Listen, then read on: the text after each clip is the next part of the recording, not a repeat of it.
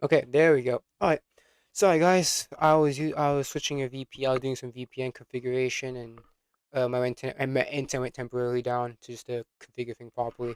All right, guys. So okay, so I'll tell you the story. I'll basically go to the gist of it. Basically, what happened is yeah. So a thunderstorm happened Wednesday. My power went out completely. For safety reasons, my power went out because the company they shut down the power for safety reasons because there's trees near the power lines, and basically they spent basically the early half of the next afternoon to cut down the trees, and I got my internet back up yesterday afternoon. So that's basically what happened. Then now, obviously, trees are cut down. Not trees are cut down. Branches are cut down. Everything's good, and now everything's back to normal. I did watch Lanterns yesterday. It's garbage. The first episode is freaking garbage.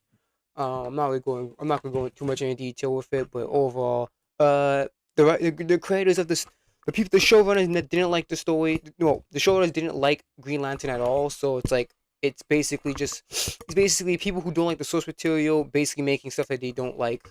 So it's basically a vanity project, and I fucking hate those. So yeah. Anyways, we're gonna go back. We're gonna resume the breakdown. I think it's better if I just go back from the beginning because obviously people could be new people coming in. Obviously, just for new people's sake, let's go back into um the original stream and let's go back right. Let's just restart for the sake of the people. So where do we start? Okay, let's go here. So let's just yeah. So we're starting. So basically, what's gonna happen is we're gonna start from the beginning. We're gonna start from the beginning. We react to some of it because some of it I didn't watch because I could have watched it on my data, but I didn't really want to. And last time I tried streaming on my data, it didn't really work out. So yeah, I'm gonna not I wasn't gonna plan on doing that again. So yeah, we're gonna react to a chunk of this and then react to the rest of it.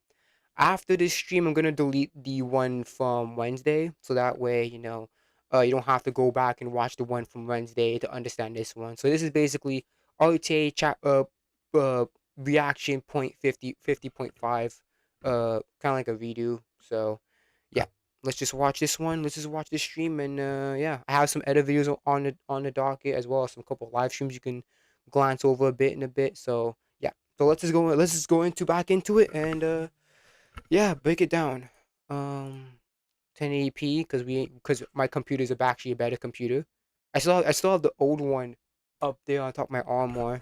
I'm still figuring out whether to sell it or something because the screen's broken. Either sell it or use it as like a second laptop or something. But I don't know where I would put it if I want to use it like a second laptop. But we'll see.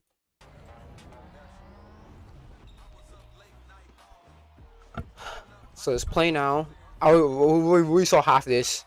I don't care about my team. I'm gonna be real. I don't touch my team. I'm not interested in my team, so I really don't care.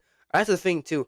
I hate when I don't like. I wish there's like different I wish there was like two different 2K editions. Like, oh, you can do the my team edition if you're more a my team guy. You can choose like the micro edition where it's like you get more VC and like skill boost, and then the my team edition you get more like cards and stuff. Because a lot of a chunk of the freaking deluxe edition is like my team stuff, and I don't care about my team. Like I have hundreds and hundreds of packs waiting to be opened, and I don't care, and I just don't care about my team enough to care to do that. How'd your back? Record gets pretty aggressive. Yeah, that's the point. Okay.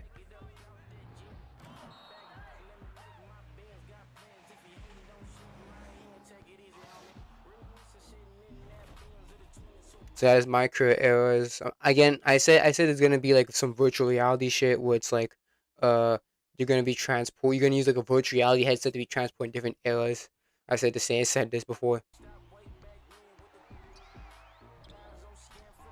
Next stop, the NBA. Say what? What? Next stop. Hey. If I hopefully this is the new haircut that most of my players can get. Again, a common thing that I want is new hairstyles and new beard styles and new tattoos.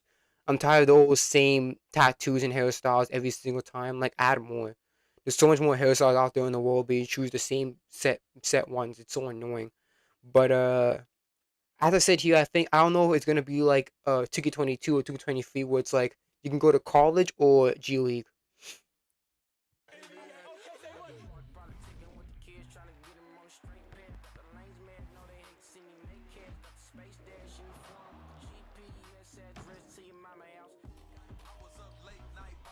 The W, I never played the W. I don't care about it.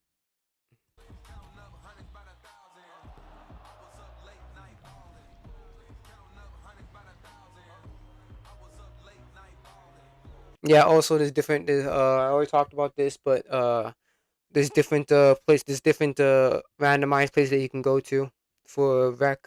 So I guess it's to get rid of the monotony of playing the same court over and over again. The theater.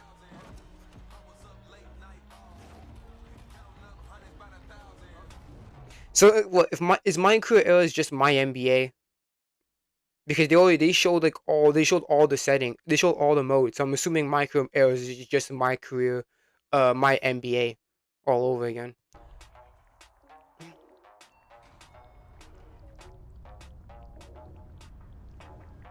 Yeah, Vic Van Leer. Yeah. I'm supposed to actually remember that guy. Well, the character.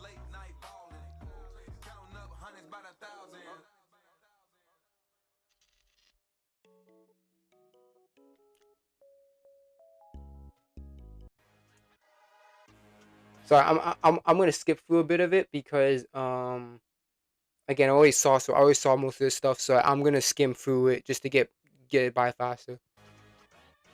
So yeah, I don't care about this. Yeah. Oh gee. Reveal. I'm your host Alexis Morgan, along with my 2K TV co-host Chris Manning. Oh, Alexis, I. From into we eat, we sleep, we breathe basketball 24 hours a day, 7 Geez, I days a can't. week, I can 52 build. weeks a year. Even Oh my gosh, I'm buffering because the video's not freaking rendering. Oh my gosh, I can't even skim through to get it fast, get a bit of it faster. Gosh.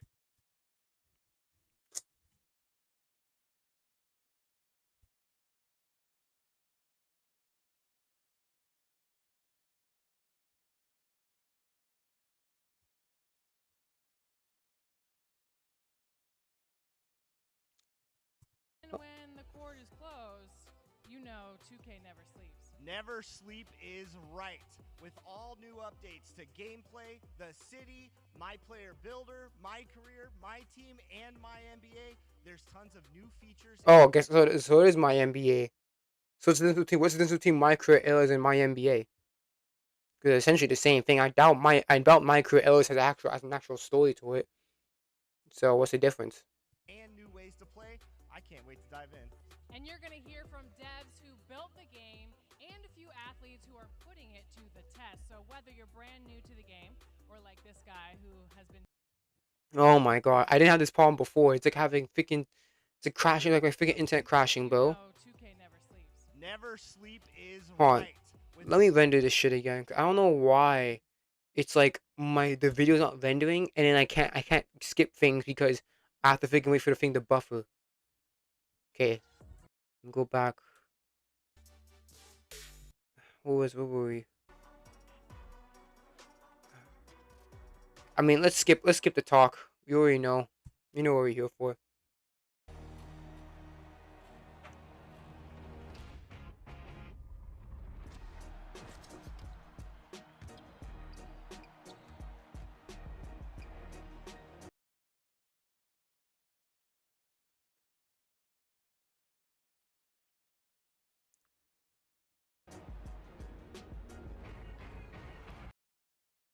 Ah, LeBron's bald. Go back there. Hold on. I saw a bald LeBron. Oh my gosh, this thing is, bro. By the time I finish the video, it's gonna be like freaking 12 o'clock, man. Oh my freaking goodness. Let's lower down the freaking the quality. 'Cause apparently can't go to 1080p anymore. Something's going on my freaking computer. We can't go 1080p. Oh my freaking gosh. What they doing? Restore my computer now? Like, give me a break. Jeez, now it's like one. Now that 144. The full courtside report will be available immediately following the show. So let's get to it.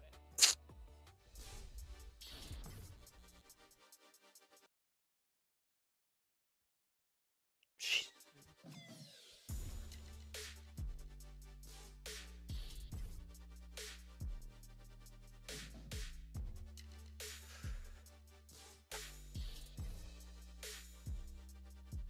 We won't waste any time then, Mike. Let's get into what everybody wants to know. Okay, sounds good. Contests in general, we feel like they're in a pretty good spot. Interior scoring is going to be a little stronger, three-point shooting a little tougher. You can get any stops when you're supposed to get stops. So good defenders are getting rewarded. We just wanted to echo real life, right? We want all the positions and all the architects that you see in the NBA to be valid in our game. There's two versions of hands up now. There's a conservative hands up. If you're holding the right stick down, that'll keep you 10 toes down, feet planted, and you'll wall up and you won't jump. No fouls. It's like a very conservative defense. But if you're holding right stick up, we were calling it the aggressive hands up. If the shooter shoots, then you'll play like a mini jumping contest. Leave your feet and try and get a hand up in his face if he's rising up. Yeah, so I remember correctly. This is in 2K. I think in 2K26 it's the same. It's context based. So for example, if someone's like posting you up, and then like you do that thing, you have to do the hands up.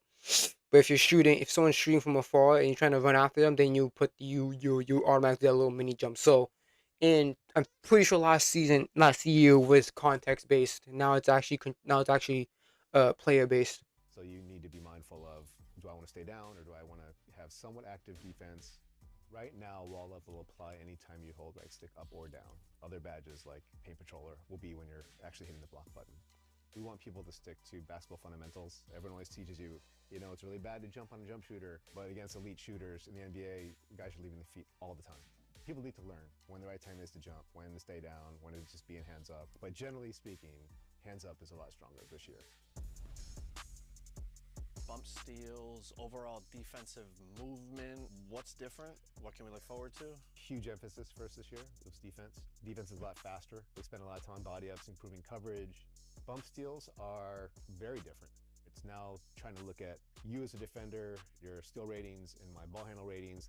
It changes the outcome of what happens when you collide with the ball. So if you're a really good defender and you pop the ball, you'll probably get a bump steal. But if you're a really bad defender, Yeah, well, it seems like the on ball steals is the same freaking thing. Because in steals in general in 2K kind of suck, especially on ball steals.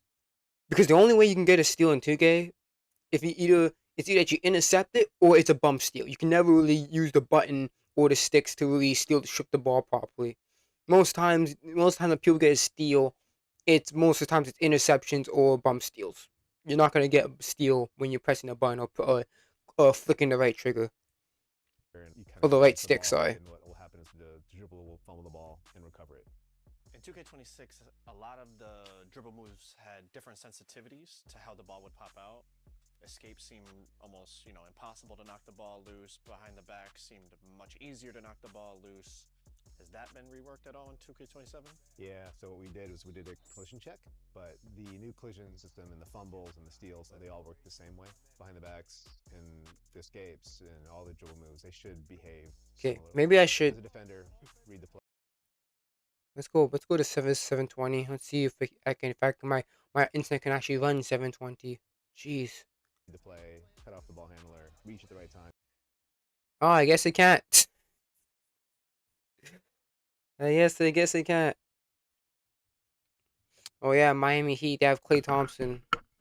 I mean, he's whatever. The ball out. They're never gonna get prime Klay, so it's like he's just a shooter at this point. He's not even much of a defender anymore. He's just a shooter. And then Denver got DeMar. I mean, he's only go off the bench. You can't put him in the starting lineup. He just clog the paint. Shifting to dribbling. A lot of the community have asked for more customization in dribble moves. As I explained here, there's some things that are new. Um, I think between the legs cross is new.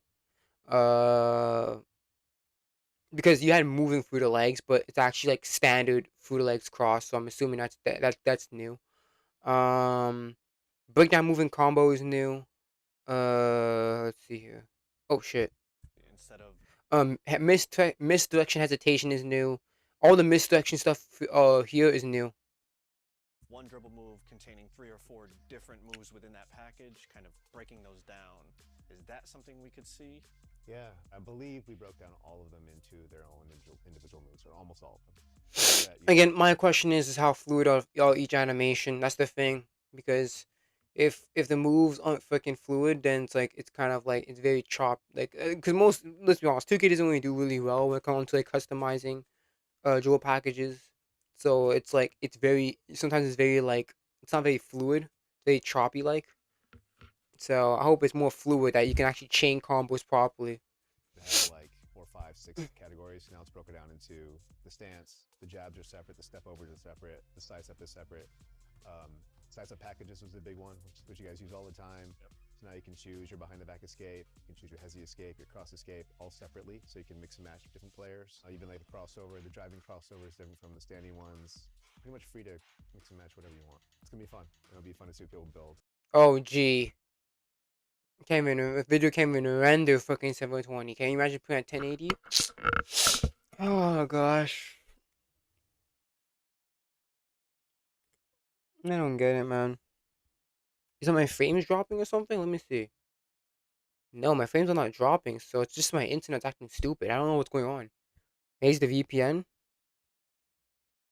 But again, I chose the fastest version. I chose the fastest mode. It's Buffalo. So I don't know why it's doing this to me. Because there's a lot of good moves in the game this year. A lot of new ones, a lot of new pro play ones. I know a lot of people are going to be excited about that. Yeah.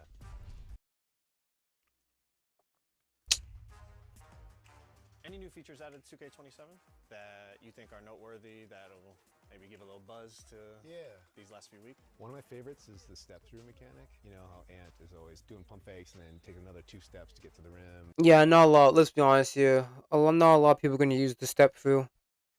Unless you're a post player, you're not going to use the step through a lot. Let's be real here.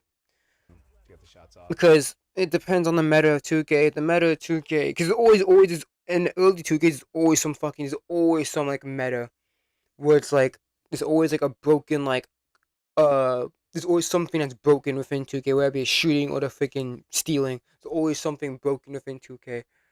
So unless the post moves on meta, step moves are pretty useless for most guards.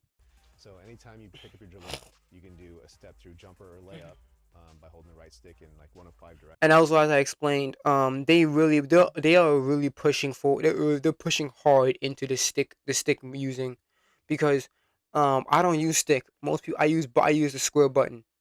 So what's the alternative control if you use square? And one thing I also complained to was that if you change your pro stick to dribble moves only, it takes away some of your dribble moves. Like you can't do like your what's that called? Like your set shot moves. You can't do that because you're freaking your pro stick to dribble moves. And I hate that. I hate when 2K is trying to force people to use stick. It's just annoying. I don't like it. Pretty cool. I don't like the stick. I don't like the stick. I mean, I've been doing the square button ever since like 2K12, bro. Like, I'm sorry, I'm not changing the stick. I'm sorry, bro. You're not getting me to change. Well, not a lot of people are using it yet, but when they see how powerful it is, then they'll start using it because it's just a cool way to score. Yeah, hopefully there's no like travel cheese too when you do it and then it's like you get travel every time you're trying to every time you do a pump fake or whatever. All right, Mike. Well, I appreciate you again having a nice long conversation with me, and hopefully we'll do it again next week. Pleasure. You heard it right there, people, straight from the source. We're talking step through up and unders captured by Pro Play, expanded dribble customization, plus There you go. redesigned Much faster. up defense and shot contest system. Dynamic layup engine. Dynamic layup engine. They didn't really go much with dynamic layup engine.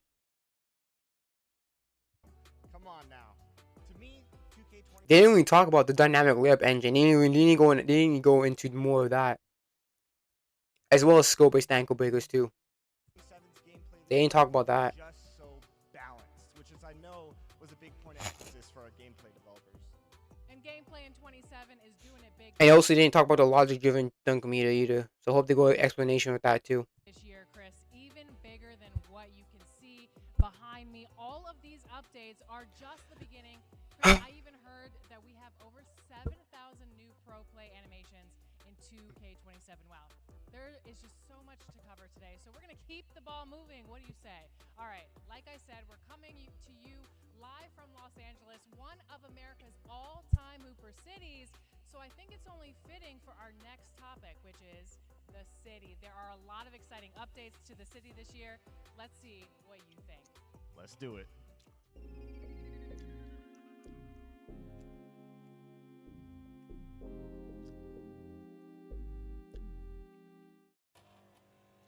Hey, what's happening? Let's go get a run in, man. Let's run it. Let's get going.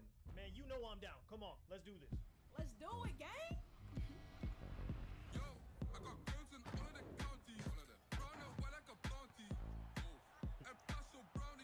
Yeah, sure, buddy. You're gonna have fucking 5'7" females dunking like Zach Levine, buddy, or Aaron Gordon. Yeah, sure, buddy. Sure.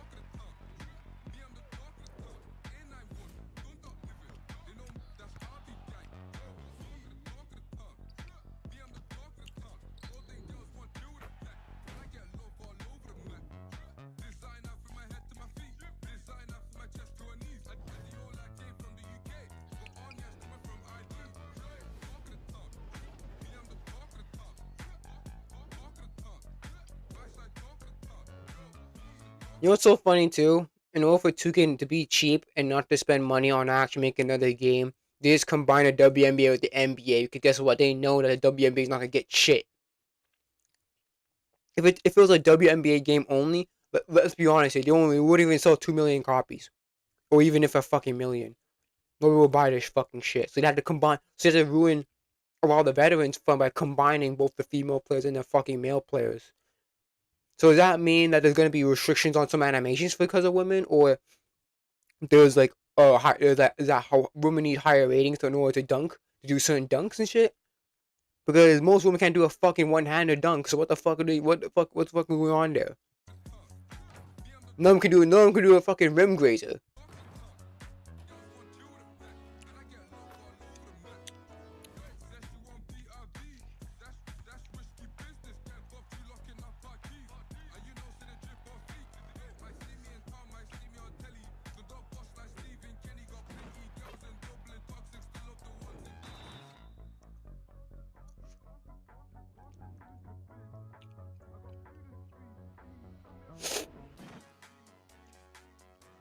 I like the crew HQ. All right, who we got next? It's time to hoop. Man, check out the ball.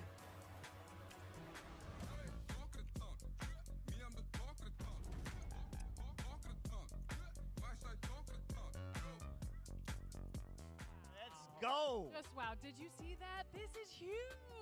And you know what? The city is truly a place where basketball never sleeps. And I'm sure the fans have some questions, and we have some answers in the latest courtside report. Take a look. Oh, sorry, my bad.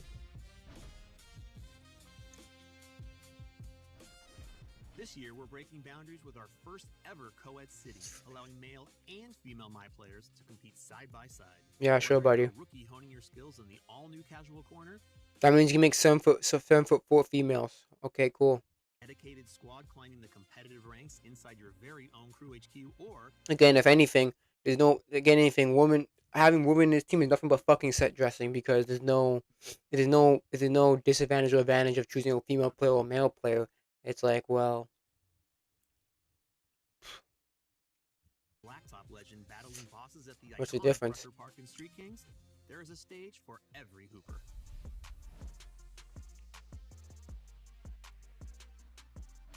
In NBA 2K27, we're introducing a fully co-ed city. For the first time, you can create a female My player and Don't compete care. in the city with our global community of hoopers. All My players, male and female, are built on the same exact framework. Yeah, so that means they can dunk and be 6'5" and have freaking 7'4" woman. Yeah, sure, buddy. Height, badges, attribute ratings, Yep. and wingspan are all determined by your build, not your appearance. This ensures that the only thing that matters is how you ball. All game modes within the city are completely co-ed with full access to the rec. Yeah, I guess they can be fucking. I guess all of them can be LeBron James then. I guess all the women could be LeBron James. Jeez, man. Kings, Park, Proving Grounds, This is definitely gonna get some of the 2K players back into the game, bro, for sure. Starting 5 and the new Crew HQ in Casual Corner.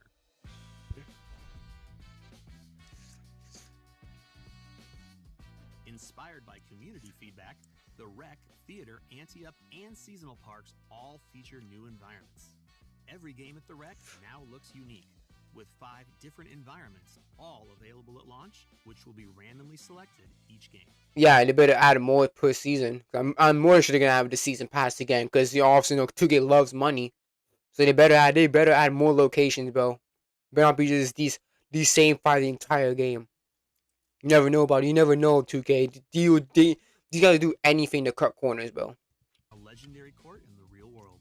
Rucker Park, the storied Harlem blacktop and streetball mecca, has been faithfully recreated in NBA 2K27 down to every last detail.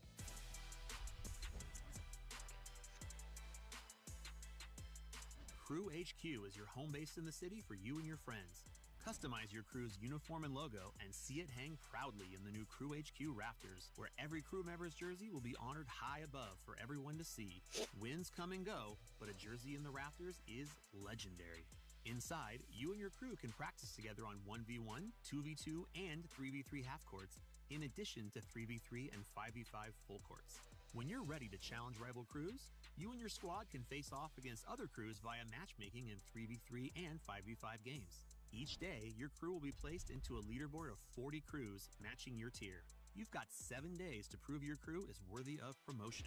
Rack up wins and climb the ranks to reach the next level, or take the L and risk being relegated. We've also upped the stakes and rewards for crews in 2K27. Barrage loadout. There are now 40 levels of crew progression at launch, which is 10 more than last year. And the hustle doesn't end there. Starting in Season 2, we're adding 5 new crew levels each season, offering you more prizing opportunities to improve your MyPlayer and crew every season. Yeah, I'm pretty sure they're gonna be cat breakers. I'm gonna be real. They're definitely gonna be those are gonna be cat breakers in there. Have to be.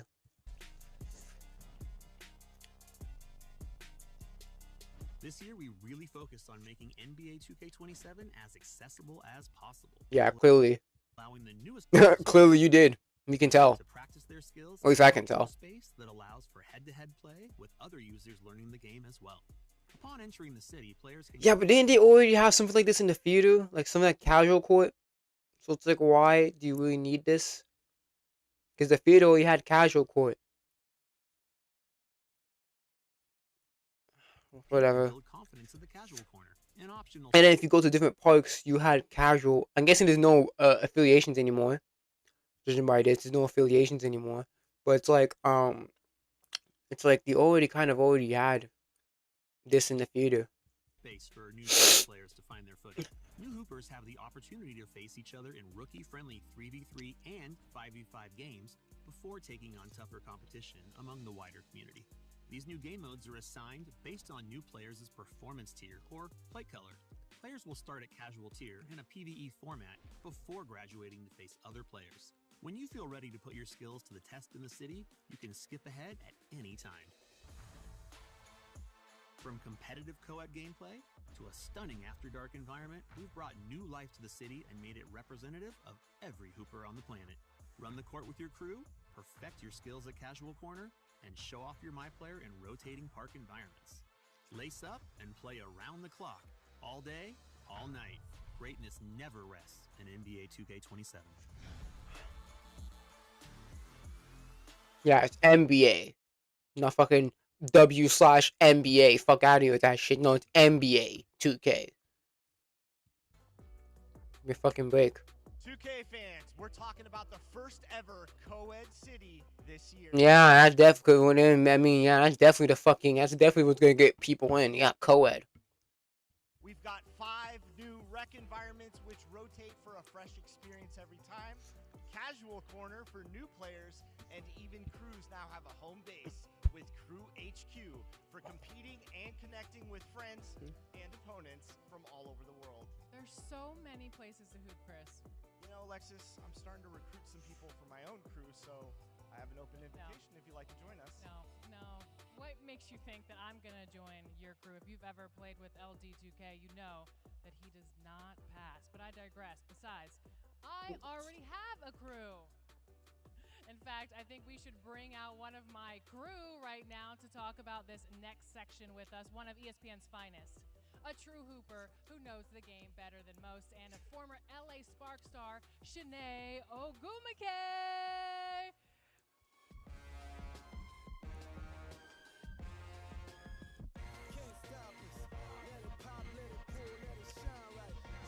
Okay, yeah. I'm doing great. How are y'all doing? We're excited, we're revealing 2K27 today, so we're just very excited about this day. And I know that you're a big 2K fan, so what's your favorite part about building a My Player? So for me, as an analyst, I love all of the little details of the game and seeing how far it has come. Now with the My Player Builder this year, it really unlocks so much more, which is so cool. A lot of potential to see what you can do on the court. So that's what I'm most excited about. Yeah, that definitely tracks. I mean, there are a few important details this year in terms of new updates because for the first time ever, you can build a female My Player. Oh, this is crazy. I love this. I mean, you could build a female My Player. It's just that it just wouldn't be in the park. That's the difference. You can still create a My Player that's female. Just couldn't put them in the park. It's not first ever. Yes, I'm here for this. All right, let's take Yeah, of course you are.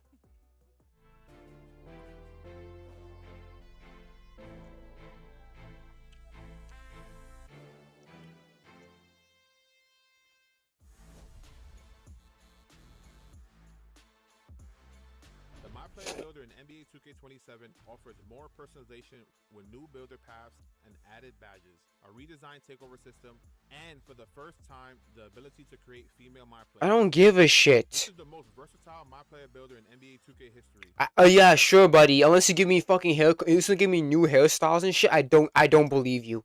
I don't fucking believe you. Give me new hairstyles and shit, bro. Give me new hairstyles and new beard styles. I'm tired of the same batches over and over again. It's so annoying. Giving players all of the tools to model their game after their favorite NBA and WNBA superstars. Sorry. I don't know a lot of people who watch who willingly who wants to model the game after that. You barely watch that shit. The Create Your Own Path My Player Builder features a badge-focused option for deeper customization. The most notable change is the introduction of badge tokens, which are used to equip badges to your build. Badge tokens are central to every decision. Yeah, it's not badge tokens are not new. It's just freaking badge points, like in 2K22. It's nothing different. They're acting like it's so different. It's nothing different. It's the same fucking shit. You make when crafting your My Player. Each build starts with 20 badge slots distributed across 6 disciplines: shooting, finishing, playmaking, defense, rebounding, and physicals. All 20 slots are immediately available when you enter the city. You just need to earn badge tokens to fill them. Badge progression in 2K27 flows through 6 meters, one for each discipline. As you play, positive in-game moments will naturally fill the relevant discipline meter. Heavy finishes at the rim will see their finishing progression rise. Yeah, sure, buddy. Shooters will increase their shooting progression. I'm gonna see 5'5" women jumping like damn Nate Robinson. Anytime if you change your mind. But tokens earned through in-game events are locked to their respective discipline. Bonus slots and tokens can be earned through progression and aren't locked to any particular discipline, giving you plenty of flexibility as you evolve your play. For some builds, you need to think strategically about the badges you choose, because not every badge can be equipped at the same time, so you have to find a combination that works best for you. Yeah, obviously. Enjoys rebirth, so we're happy to share that it's back in 2K27 with 4 rebirth tiers. Once your build reaches Yeah, it's the same thing they did for last year. 90 overall, rebirth continues to give your new builds a jump start, starting at the highest overall you previously reached. This year, every time you create a new build, it will immediately unlock a percentage of your new build's badge tokens, so you can equip more badges right away. The higher your rebirth level, the more tokens are unlocked. At tier 4, Kingslayer, what the hell? badge tokens are Is that the is that is that the unlocked. is that the is that the is that an archetype? Percentage of your new build's badge tokens, so you can equip more badges right away. The higher Kingslayer. What the fuck is that? I don't know what that even is. I'm guessing it's an all-around superstar. At tier 4, all of your build's default badge tokens are unlocked immediately when you start your new build. Unleash your full potential with the all-new Synergy system, the next evolution of badges and boosts. Synergy gives you the ability to surpass your badge limitations and reach another level of greatness using boosts. Synergy features 8 slots in total. 6 slots provide a +1 boost, and 2 slots provide a +2 boost. For example, you can equip a bronze badge and reach silver with a +1 boost, or apply a +2 boost to a gold badge and earn a max level of legend. This is how legend badges are earned this year in NBA 2K27. Synergy slots have 2 parts, Fuse and Reaction. Fuse badges receive a max +1 or a max +2 boost for the entire game. And Synergy is temporary, I know. Placing that badge beyond its current tier to maximize its potential. Placing a badge in the Fuse slot also frees up the badge tokens you would have otherwise spent to equip it. When Reaction badges are paired with Fuse badges, a boost is triggered automatically once you activated the Fuse badge a set number of times during the game. When triggered, the Reaction badge receives the same +1 or +2 boost for the remainder of the game. Yeah, as I said, fuse badges are permanent. Reaction is temporary, and in order to trigger the reaction ones, you have to do a lot of fused ones. Okay, I got it. After seeing that, what's the first build that you're going to make? Before I even start, I actually want to give love. That hoodie is fire. That's what everybody's. Oh, okay. Protect the rim, clean up I the don't care. It glass. looks like a freaking disco ball. Who I cares? mean, when we think of power forwards or even centers, I don't know if you guys saw the clip We did. of what happened between me and Victor Wembanyama. You guys, we played. I beat him the first time, but then he kicked my butt the second time. So we need to have a Yeah, how we guys play a real game. Let's see what happens. Both of you on the court on the real hard world. Let's see who's gonna win. Man, my money's on Wemby. My whole life savings on fucking Wemby. Fuck out of here. rematch. But again, I think it's people like that are beasts on the boards, that are relentless, but also have the skills to really get you a win. Sounds familiar. Man, Oh, that's funny because you going to beat him in a video game, calling a basketball. You can't beat him in real life. He'll cook your ass. You can play like a point guard and whip your ass. You can post up and whip your ass. I know. Let's I know, go. I love that. Listen, that's awesome. There's so much to be excited about. The My Player Builder this year is epic, and I can't wait to see what everyone cooks up. Did he even talk about the build specialization or the blueprints? For veteran build makers, the deep customization options you're all used to are still in NBA 2K27. The Good. team continues to refine the underlying attribute systems in pursuit of the most balanced and creative My Player Builder to date. Also, don't sleep on everything going on with badges this year. New badge tokens and loadouts, badge synergy, and even 19 new badges. Big updates this year. All right. Well, thank you, Shanae. But before you go, do you ever feel like maybe you wish you could build your My Player on the go? Oh, I'd absolutely love that. Can't say I've ever thought about it, but now you really piqued my imagination. You've intrigued Okay. me. Okay. Well, then you might want to pay attention to this next section. Oh, I guess I'll be cooking up. Oh, thanks, y'all. Okay. Thank you. Well, this is all great news, but 2K fam, I'm going to need you to buckle up because on August 21st, NBA 2K Yeah. is releasing an all-new companion app for NBA 2K27 players called NBA 2K HQ. It will be your headquarters for all things NBA 2K with many exciting features, starting with being able to make and share your My Player builds with the homies from the convenience of your phone. So, Chris, tell the people what they want to know. All right, let's get into this.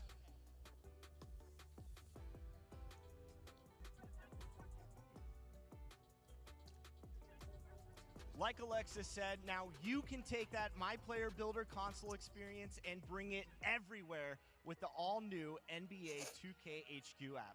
You're going to be able to access the My Player Builder, make edits, and configure your perfect build. I kind of like that. Guess what? That technically 2K. What's the people called? 2K Lab. That takes away their fucking power because what make 2K Lab like very important. What make 2K Lab different from this is that 2K Lab you're able to experiment like what certain limitations on what builds you're gonna get. But now since the 2K's already doing it themselves, it's kind of like taking a big chunk of 2K Lab's freaking money. Funny. Let's see what they're gonna do about it. I mean, they can't do shit. I mean, it's 2K's game. Not to mention, you can now share your build with others via QR code. I'm going to make you a few.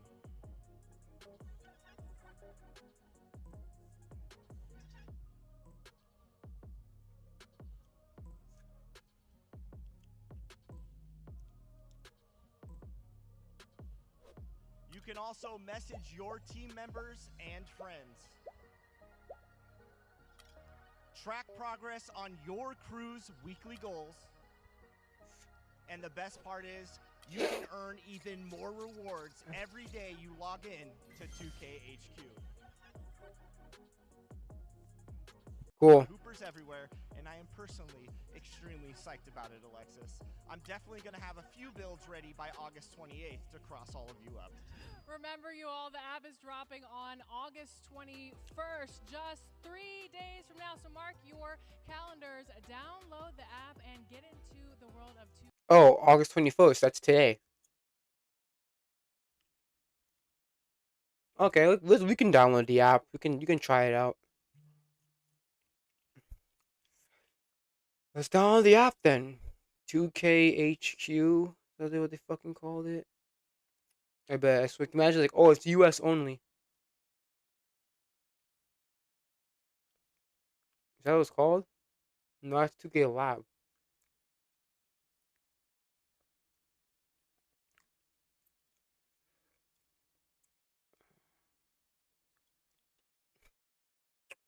I'm assuming it's US only. I don't see it.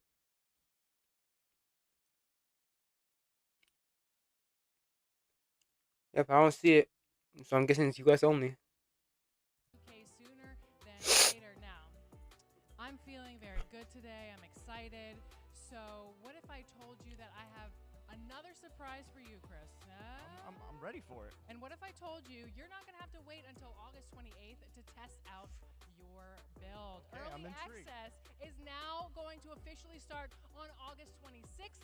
So if you pre-order the Superstar or the Ultra editions, you can start playing NBA 2K27 just 8 days from now. I know you guys are all excited. You can start crafting your build on the 21st with the app and then start putting it to the test on the 26th. Let's go. Yes.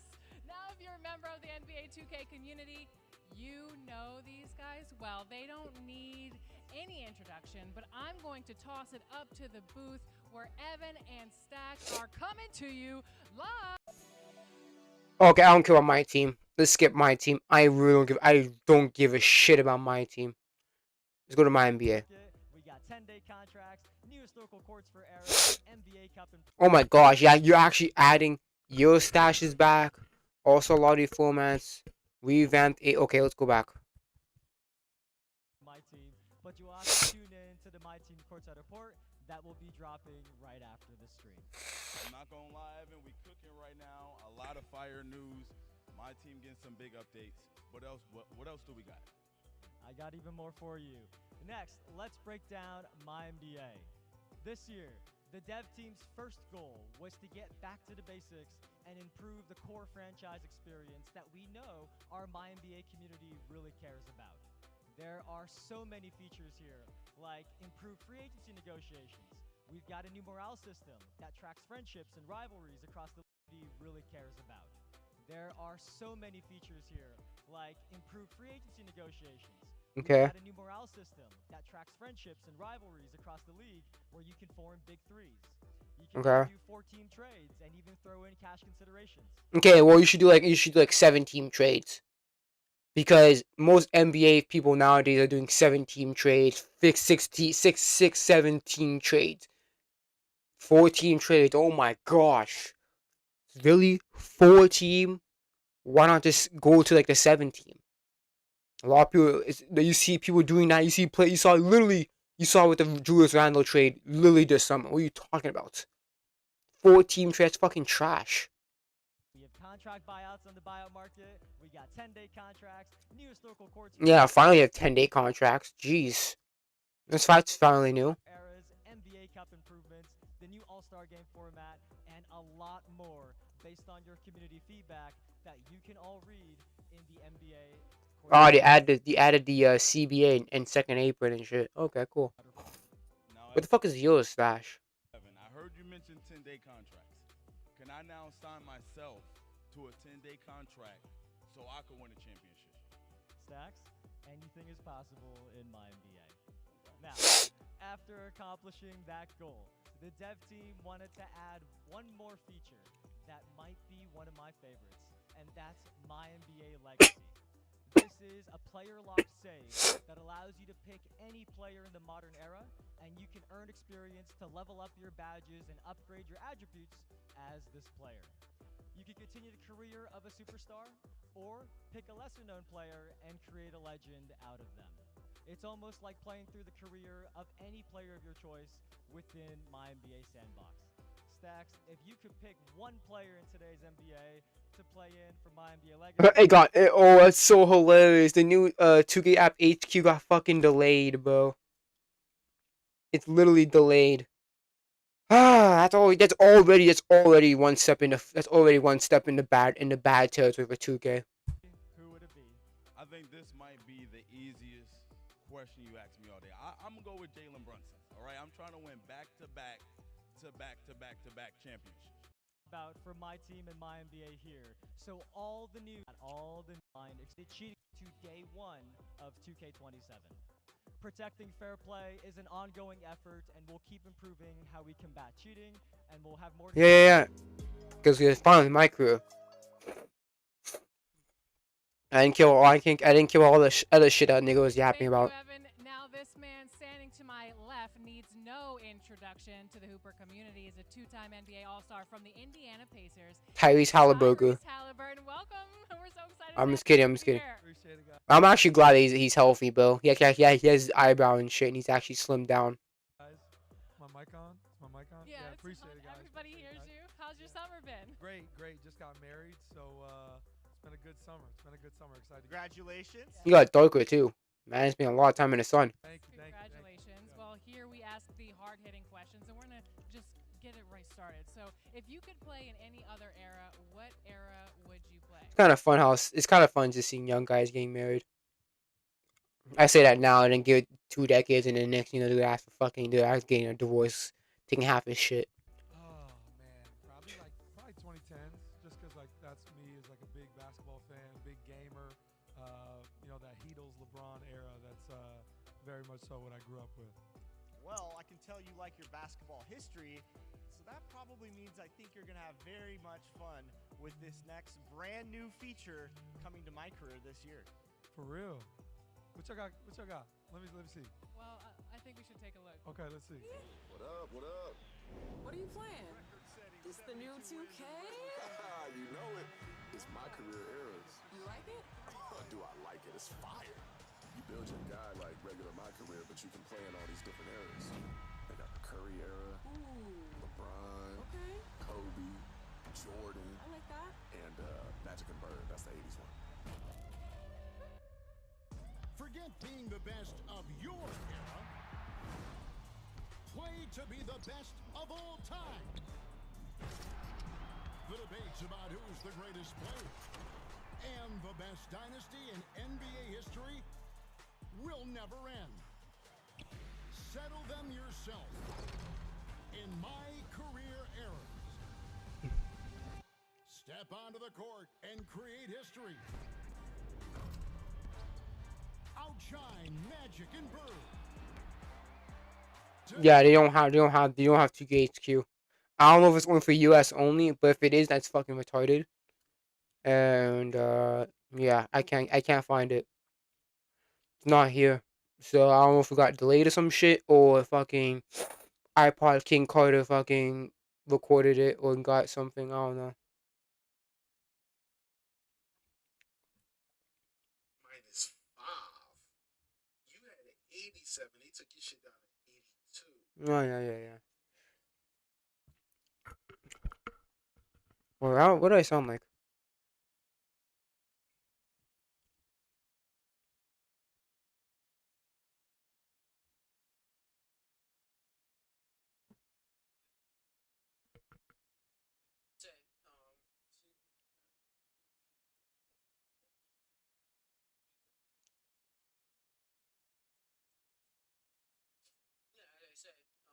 Okay, I sound fine. Michael Jordan his 6 rings. Team up with AI and stop the Lakers three-peat. Turn Miami's Big 3 into the Big 4. And rob D. Rose of his youngest MVP title. They'll question your legacy until you bury them in their prime. Put the debate to rest. NBA 2K27. Ball over everything. Is coming to My Career this year. What do you think about that? That's crazy. That's crazy. That's exciting. You know, playing many different eras. The game's officiated different. Teams are different. You get to see how guys progress, and you know how they're going to progress. So all that's really exciting. And all those what-if questions can only be answered this year in NBA 2K. Yeah, for me, that's huge. I love the idea that you can ball out with anybody. So that's awesome. Yeah, for sure. Well, you're definitely basically a time traveler, but we think you would kill it in any era, and we can't wait to see. I don't want to say that. I want to say he killed in every era. Woof, don't say that. In NBA 2K27. I don't think you'll last in Jordan's era. I'm gonna be real. Yeah, appreciate you guys. Thanks for having me. I'm excited. Thank you. All right. Eras isn't all that's cooking in My Career this year either. This is the most ambitious story we've ever seen, spanning 11 chapters and is more than twice the length of last year's. The story follows MP's career from high school through the G League and into the NBA. Okay, so there's no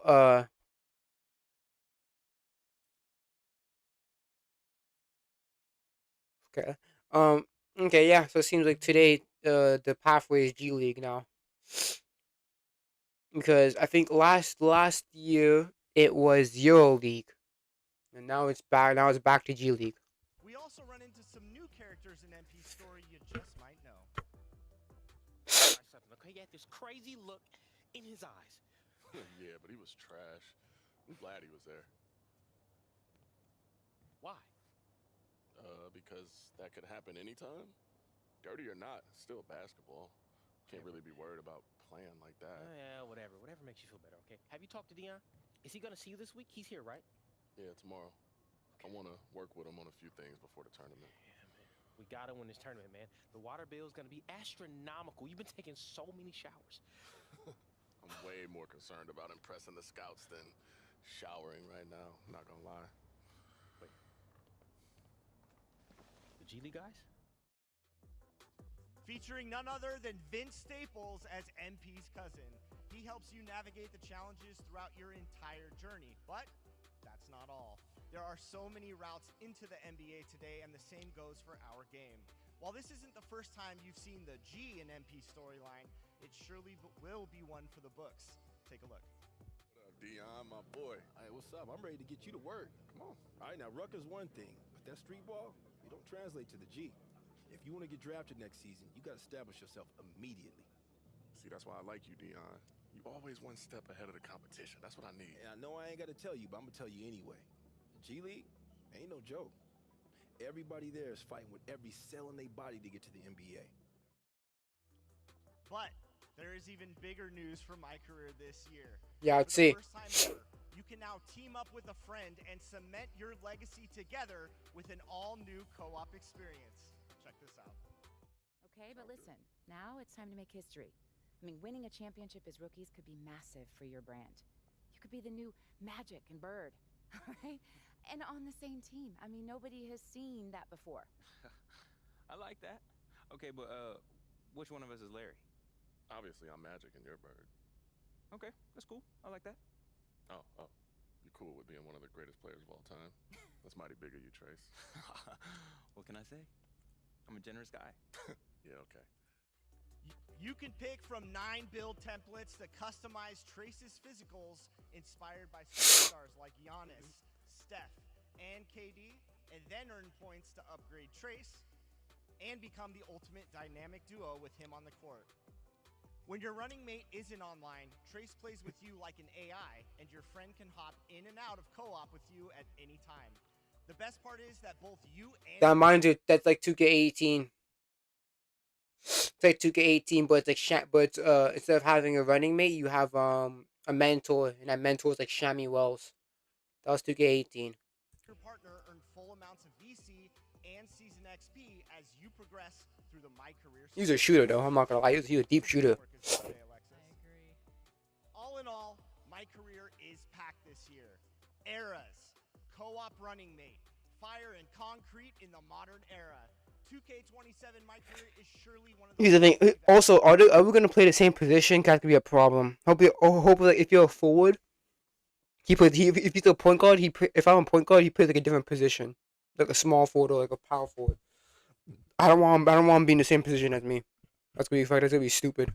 Ever done, and I can't wait for all of you to experience it. That is going to do it for us today. What a great event. All right, that's it. Cool. Let's get out of here. All right. Oh yeah. Look, I'm seeing this right now. Look. It's a 6'4" build. You see shooting. Yeah, he's doing it. I can't do it. I don't know if it's me. I don't know if it's because of where I live or some shit, but yeah, I don't fucking have it. I don't have the 2K my 2K app. Court bully. Mitch Richmond, Darren Williams. A 89 3-point and 93 midi. Okay.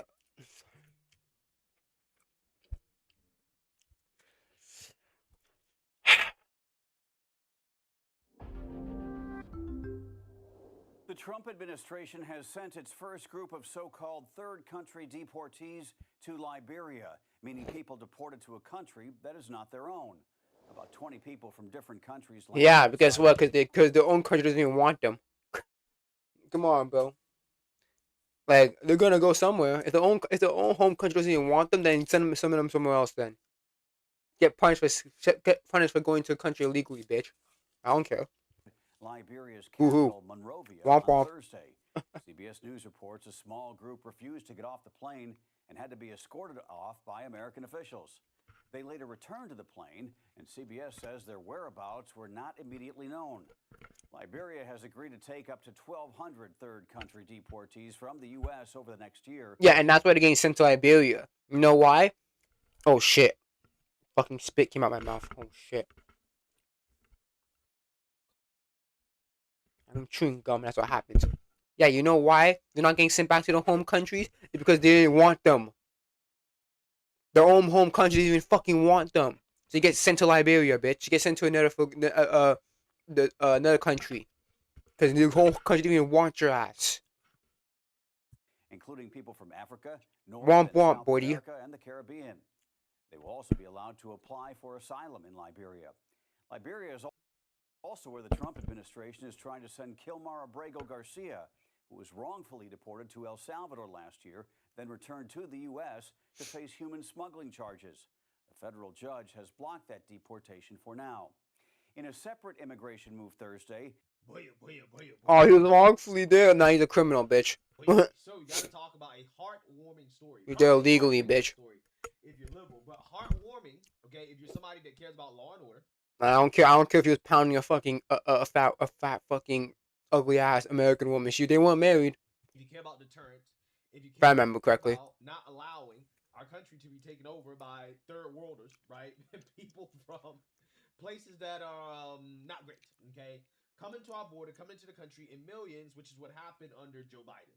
Now, President Trump is cleaning that up, and he has faced a whole lot of headwinds from the woke activists in the judicial system, the Democrat Party, the woke activists in the streets committing acts of violence. He has faced a whole lot of pushback on executing the largest mass deportation operation in American history, right? That was his campaign promise, and he's trying his best to get it done, okay? So we have some good news here, right? A good update on this, as you have Haitians now being deported back to Haiti after President Trump terminated TPS, right? Temporary protected status, which Democrats believe is permanent. Yeah, TPS, emphasis in the T, which is temporary. A lot of people think that temporary means permanent, or it's temporary until they leave until the immigrants voluntarily leave. Whereas guess what? They'll never leave. So it's like it's not it's never gonna be it's never temporary. It's fucking permanent. Haitians have found out that it's in fact not permanent, despite being here for decades. They should have been sent back a long time ago. But I guess better late than never. However, never late is better, right? Yeah, and guess what? It's stupid because they know better. They know that their thing expired years ago, but they still don't do this. They still don't renew that shit because guess what? They don't care. They know that shit. They know that shit expired years ago, but they still live in the country like as if they're a fucking citizen. Yeah, this is the Haitians getting off of the plane, right? Being sent back. Okay. Now, I don't know what's so bad about this, to be honest with you. I think this is a great thing because we've been told that Haitians are such a significant contribution to this country, right?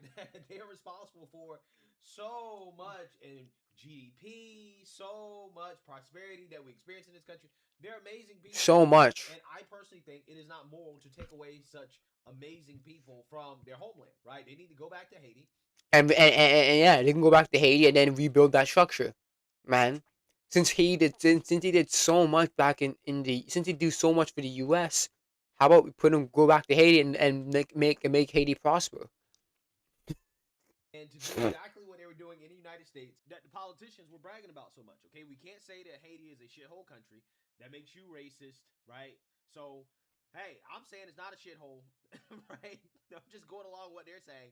It's not a shithole. And since these people are so great, right? They're amazing contributors. Then I think that it is right to send them back, right? I think it's right to send them back so that they can make Haiti great. Okay? Because apparently they were over here in the United States and they were making us great, according to the Democrats and some Republicans as well too. Okay, awesome. They go to Haiti and make Haiti great, and I'm hoping that that's what they do, right? I'm wishing the best for these Haitians, but again, you love to see it. So that being said, you also love to see other illegals get deported as well too. Some of whom are actually getting deported to a third country. In this case, you have illegals who got deported to Liberia. And apparently they didn't want to get off the plane, right? They refused to get off the plane after being deported to a third-party African country. African nation of Liberia has received the first round of third country deportees from the United States. The plane full of roughly 20 deportees landed on Thursday. U.S. officials tell CBS News some of the passengers actually refused to deboard upon landing. I wonder why. The has brokered deals with at least 35 countries to deport people to places where they have no ties. Liberia has agreed. Yeah, you know why? Because the home country didn't fucking want him. Their own hometown, their own home country, their own motherland, they didn't even fucking want them back. So you get sent to Liberia, bitch. That's why they get sent to Liberia. You know why? Because their own home country didn't even want they freaking ass. They didn't even want them. Take up to 1,200 third country deportees from the U.S. over the next year. They didn't even want their asses. Reporter Camilo Montoya Galvez joins us now. Camilo, this wasn't the smooth process that perhaps the Trump administration thought it might be. What happened with people refusing to deboard? Yes. Our understanding is that, according to U.S. officials, some of the deportees who hailed from countries like Brazil, Cuba, Venezuela. What is going on with his hair? That's spray on hair? Because like the size of his hair looked like he has this like follicles in this top of it looks like very freaking painted on. What the hell's going on with his hair? From Liberia or any other African country. Camilo, what's going on with your hair, bro? Probably because of the desperation and the concerns about being deported to a country where they have no ties, Lana, where they don't speak the language, and where they don't have any connections or relatives. And that I don't care. You committed a crime. You came here illegally. And guess what? When your own home country didn't want you back, Liberia was like, hey, I'll take them. And they took them. I don't care. It's too late. You get punished, bitch. You want to travel this country legally? Get sent to another country. I don't care. I mean, I'm trying to figure out how that's all that different than the United States, right? Let's be real. Okay, do they have any of that here in the United States of America? What's the difference between the United States and Liberia when it comes to all these things that this guy just outlined? Yeah, like the relatives, the language, all that stuff. Yeah, what's the difference? I believe that Liberia, I believe they speak English, right? I mean, they essentially at one point, they took in a lot of slaves from the United States of America. I mean, basically was a colony. So I'm just saying, I'm pretty sure there are a lot of English-speaking people there, right? Let's see. Liberia.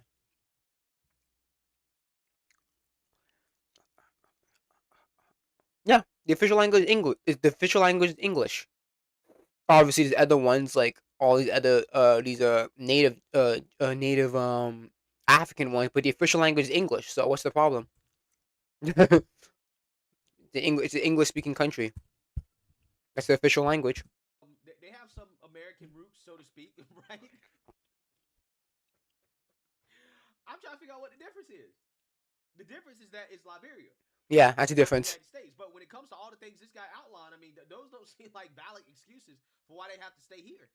I don't know why they weren't deported back to their home country, but for whatever reason, they could be deported back to their home country. So now, yeah, because either they didn't have the space or they didn't fucking want them. They didn't want their people back.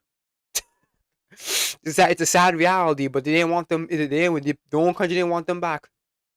Sad reality, but deal with it. And ultimately today, they should be happy going to Liberia, right? A place with less white supremacy. Facts. Okay? More so-called people of color. Yep. It is on the great continent of Africa, right? Yep, the homeland. Also not a shithole, right? Yeah, the homeland where all life began, Africa. I mean, it's facts that all humans came from Africa, but again, I mean, hey. You say that an African country is a shithole that makes you racist. So again, according to liberals and Democrats, not a shithole. Yeah, it's Wakanda.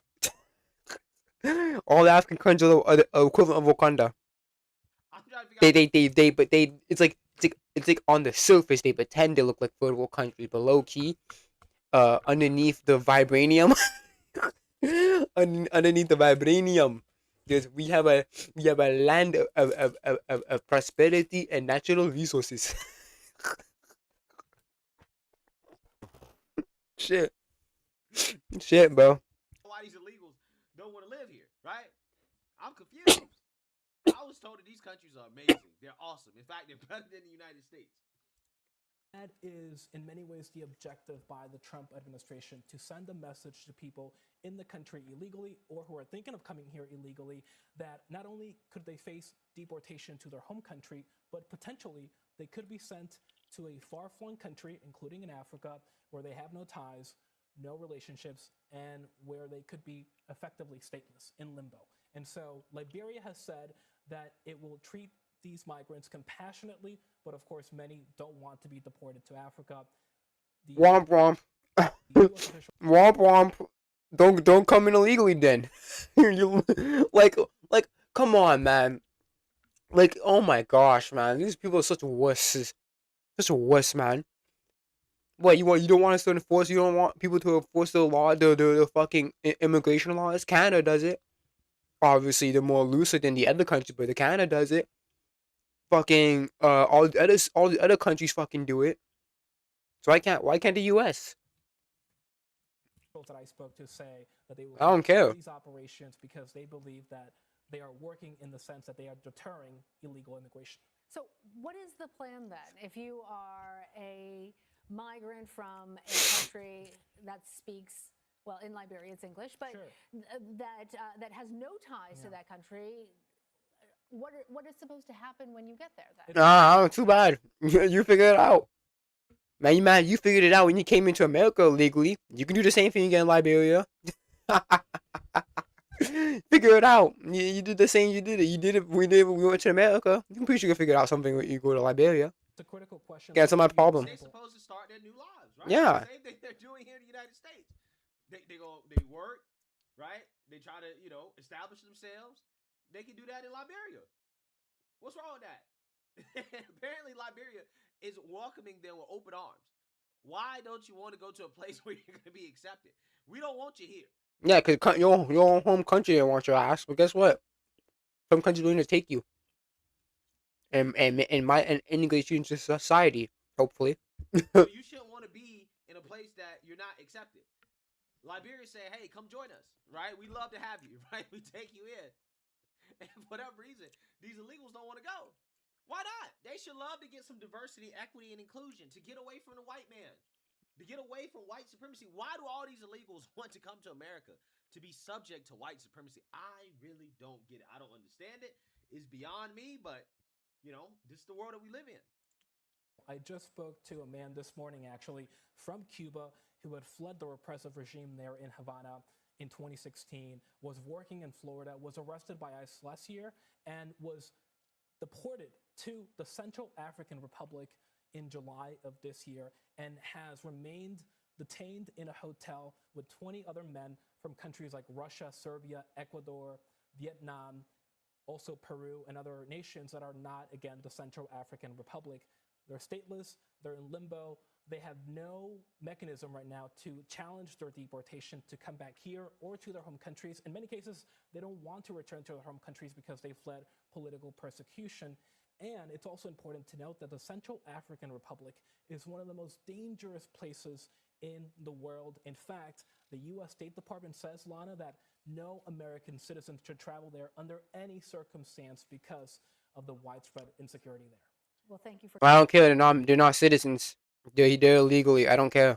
Keeping an eye on all of this. Well, it's a good thing. It's a great thing that they're not American citizens, right? So therefore, that warning does not apply to them. I love how the media has not picked up on this, right? They have not picked up on the fact that telling us, the audience, that a country is not safe for Americans does not do anything to make me feel any different about whether or not we should deport people who are not Americans to a country that is too dangerous for Americans. They're not Americans, so therefore that doesn't apply to them. And even if it is a dangerous country in general, what does that got to do with me? Facts. They got nothing to do with me.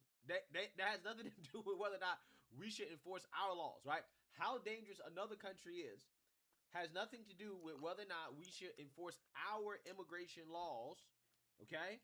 When talking about whether or not somebody should be deported. If they can't be deported back to their own home country, then we got to deport them to whatever country is going to take them. And if dangerous countries are saying, hey, we'll take them, it's not a problem. It's not a problem, right? Don't come here illegally. It's really that simple. If you don't want to be deported to Liberia or the Democratic Republic of Congo, okay, or some other, African country, the Sudan, South Sudan, if you don't want to go to South Sudan, don't come to the United States. I think that's the takeaway. Seriously. So, hey, it is what it is. I bet they wish they were back in, whatever country they was in. I think political persecution sounds better. Political persecution in Brazil sounds a little bit better than being dropped off in South Sudan or the Democratic Republic of Congo, right? Either way, not our problem, right? Not our issue. And in this case, these individuals thought that their resistance to being dropped off in Liberia was going to help them, right? But they got a nice consolation prize of being flown to Equatorial Guinea, right? I think that's how you pronounce it. So they... Yeah, bro. It's like, yo, you're not coming. It's like, but you're not coming. You're not going to America, buddy. Like, sorry, bro. You're not going to America. She said, okay, You guys don't want to get off the plane here in Liberia? All right, cool. We got another lovely African country for you to go to. Pick one, right? Pick your poison. And in the new country, they made them get off, right? They were forced off. Let's see. For Guinea, what's the language there?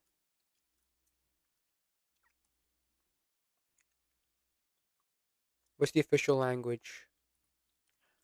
Or the spoken language is whatever. Oh yeah, you're fucked. you better know how to speak French. You don't know how to speak French. You guys are fucked.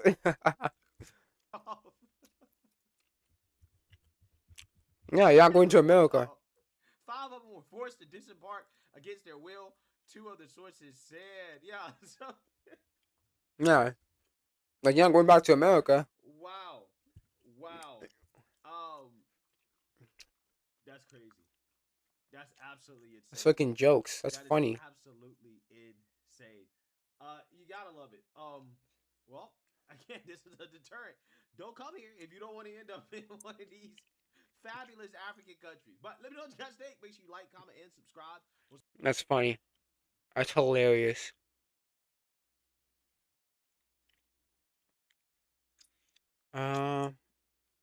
DEI drama. Okay. Let me see something. Let me see if the next video had all the docket.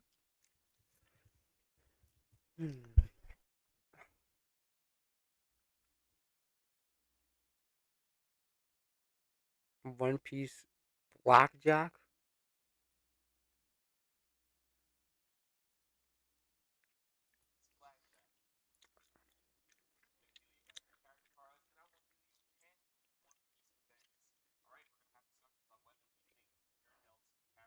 Oh, I know what this is. Basically, it's like, oh, can you character complete this task from One Piece? Yeah, I know. I really don't care.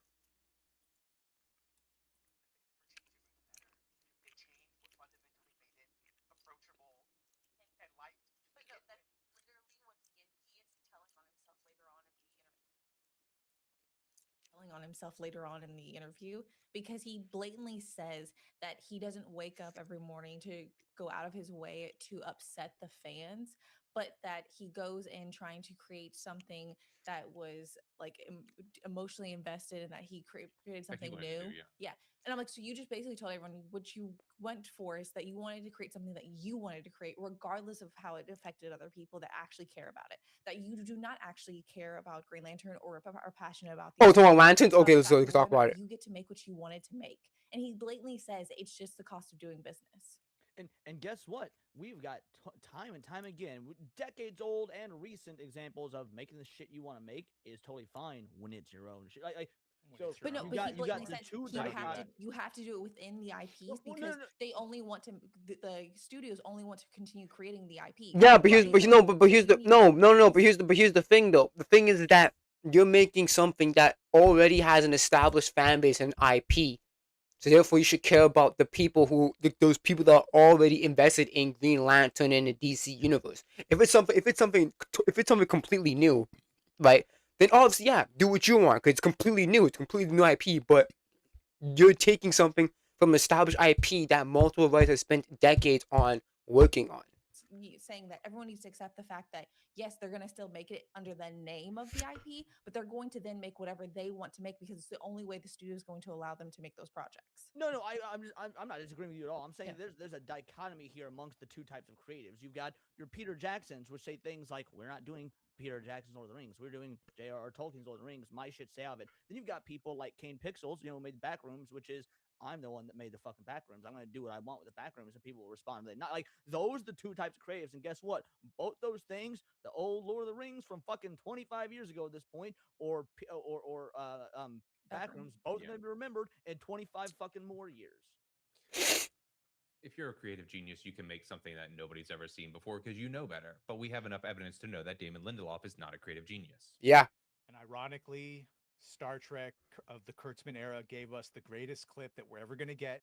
But I also think it's just as bad to say that, regardless of whether or not he went out of his way to piss off fans, he didn't care if he pissed off fans.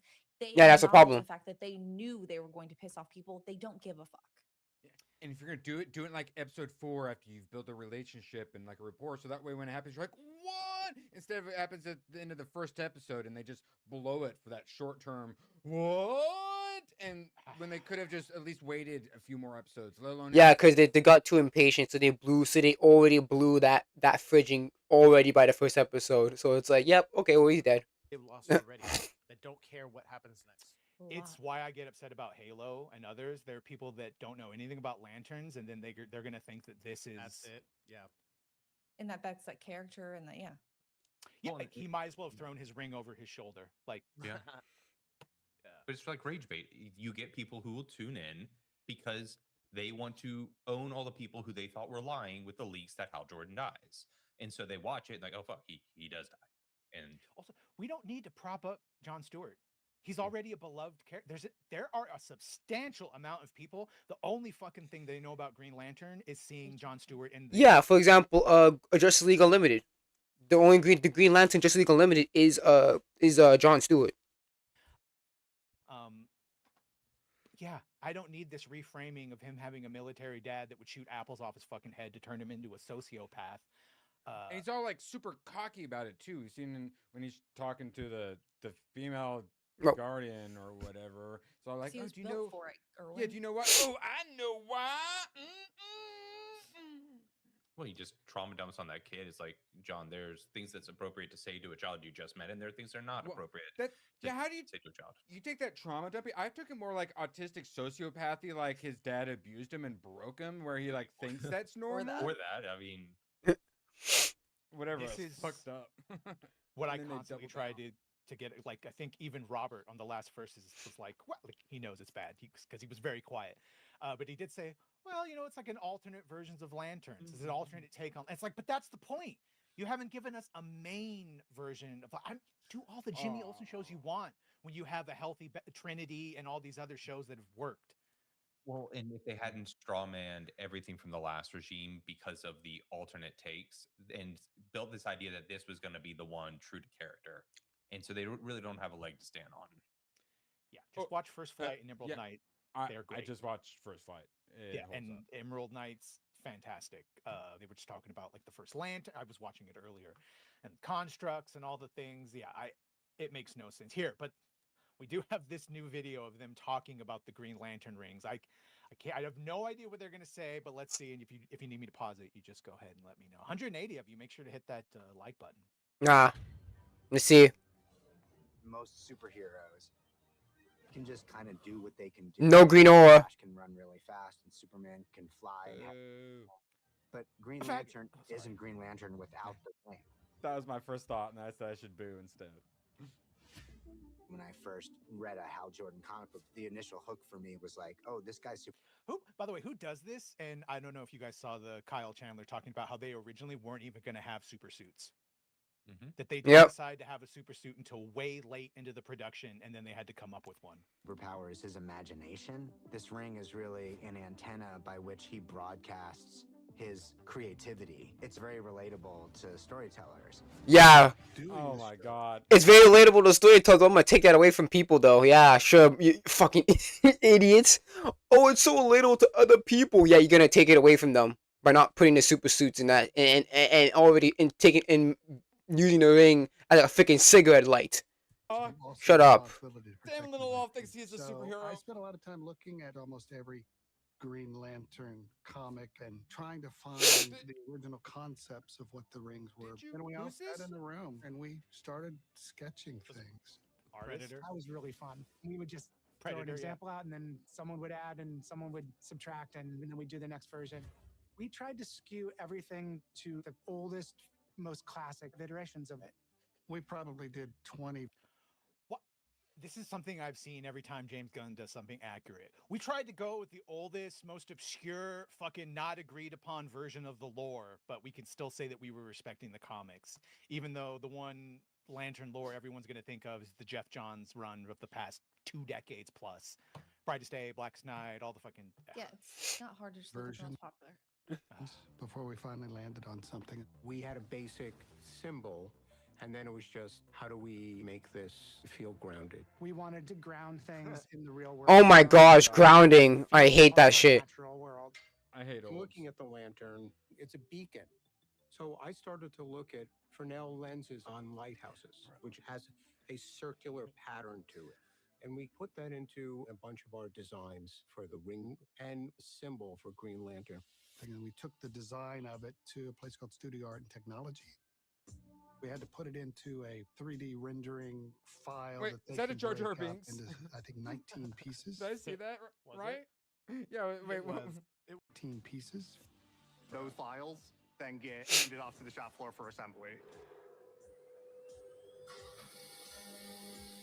There are some structural pieces that hold everything together. Those get cut on this machine specifically.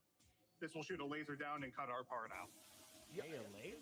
Cosplayers have done better with 3D printers. because that's going to be machine Yeah. with true. EVA foam. And Oh, then I would say I we don't pour hate out the this. center, I literally and watch we turn YouTubers who down do all this of our stuff. acrylic so that it's true Right, to whatever but then ring trying size to that like we're making. sell us this And then big we've massive assembled corporate product brass version that's of been it is laser cut, retarded. our clear parts. Yeah. And then Still we though, can like send it to this is clean like up and Lord of the paint, Rings gives the behind the final scenes. finishing Remember those touches. back in the day on the extended? Yeah, it's sad that all the work going to all this work is gonna go to a shit show. That's just so funny, man. Special features. The behind the scenes better than the fucking show. Facts, bro. Right. Can you imagine how much this actually cost them though? I do like this stuff. But yeah, the rings look fucking terrible. Detected. Like that. So after that, then we Yeah, have the correct. gem part come in with a little green candy. Basically, it is done, ready for assembly. Now that's all going to come together into one ring.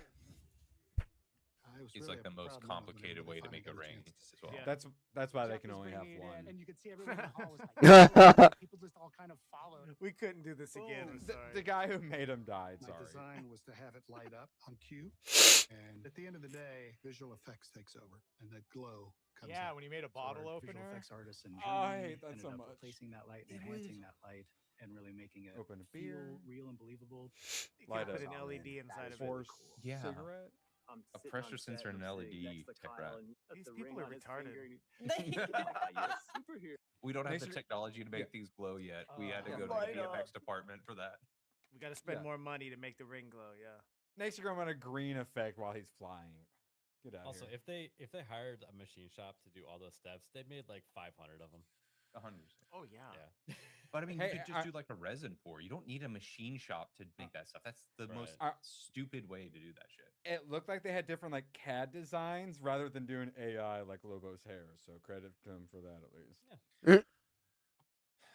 But I don't credit them for making that more complicated than it needed to be. Oh Like, yeah, and it looking that shit. Like look how much work went into making Like- this look terrible. That's what the entire point about the fucking cosplayers. And yeah, I said 3D printing, but I think it was Raz like, dude, I've seen people do like foam. I've seen people walk around. Facts, bro. I see people. I mean, I went to Otakuthon a few weeks ago, and I see people make like big ass weapons with just foam and stuff like that. It's trust me, man. You don't need to go. You don't need to go through all that length to create a good cosplay outfit. You don't have to.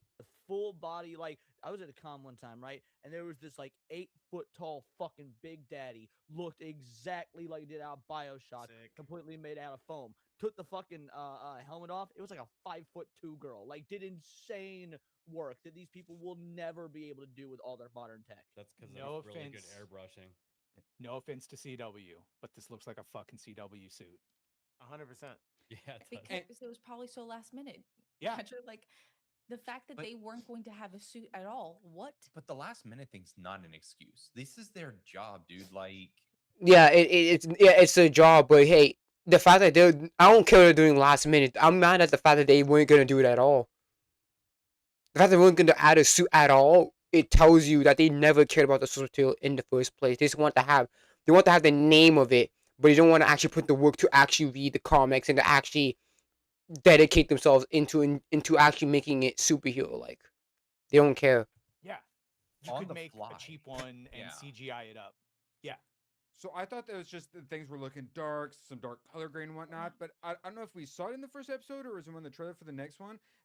Like the kid, I think has a T-shirt or something like that, and it's got the green on there, and it's that terrible dark baby poop green. Yeah.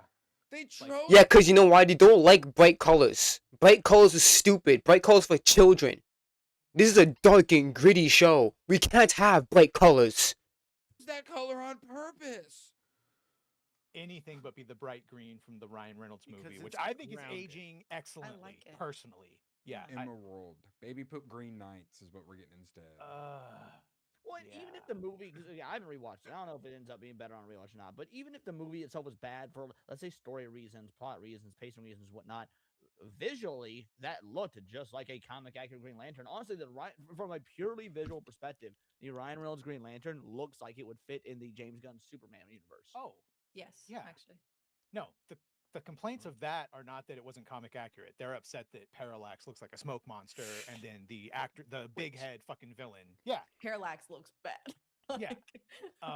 Yeah. But all the other shit on Oa and all the other Lanterns and Mark Strong as Sinestro. So good. Like, I like that actor that they have playing Sinestro in Lanterns from Banshee, where he plays like the Amish fucking mafia, basically. Like, that's a great actor, but also he's looking older, and they didn't even give him the head. They just kind of painted him pink. So old. Yeah. Because all it was crazy. People like trying to gaslight people, be like, She's "Oh, he bangs hot. a MILF." It's like, bro, GILF. And You weren't in even all drunk. the comments, like GILF. How dare you? I literally had a grandson, so just as a matter of technicality. Yeah, Gilf. 100%. Truck Okay, well, since we're on And the husband is an actual freaking cuck because he actually found he knows that his wife his wife cheated on him with freaking he knows that his wife cheated on him with freaking with John Stewart, but he didn't care. The man's a cuck. on the subject, Must do smell you have great to in be there. of a certain age to be considered a MILF, or can you just C-section scar? Retromeister for 5. Dear Ryan Reynolds, on behalf of all pop culture and comic book fans, we're sorry for harshly judging your role as Hal Jordan. Yeah, someone tell him he doesn't have to apologize. Look, George Clooney, I forever want him apologizing for Batman. That's not getting any glow up. Oh, Green Lantern's getting a glow up. At the same time, like Deadpool, 2 or whatever, the end credits when he goes and like blows Yeah, his brains out. that's after what I'm getting saying. skipped. That's so good. That's funny, but that's not needed anymore. That's still going to be the more accurate Hal Jordan we're ever going to get, unfortunately. People appreciate Man of Steel. They appreciate Ryan Reynolds, Green Lantern. At the We're end, back, Hal baby. That so much. Yeah. It's not that they all feel fear. They just have the will to overcome it. Courage, yeah. Because kind of means nothing if you have no fear. What do you? And they're all Guy Gardner assholes as well. Don't forget that part. Every Green Lantern's Guy Gardner now. Yay! Except Guy Gardner. He's not very Guy Gardner-y. Oops. Okay, well, let's see if there's anything. This is this season on Lanterns. Something is off here. I can feel it. We got 4 dead aliens on a football field. Another one just blew up half the sheriff's station. But we got a case to work. Such a stupid Christ premise. almighty. I'm gonna clinch. A small time yeah. football game riot.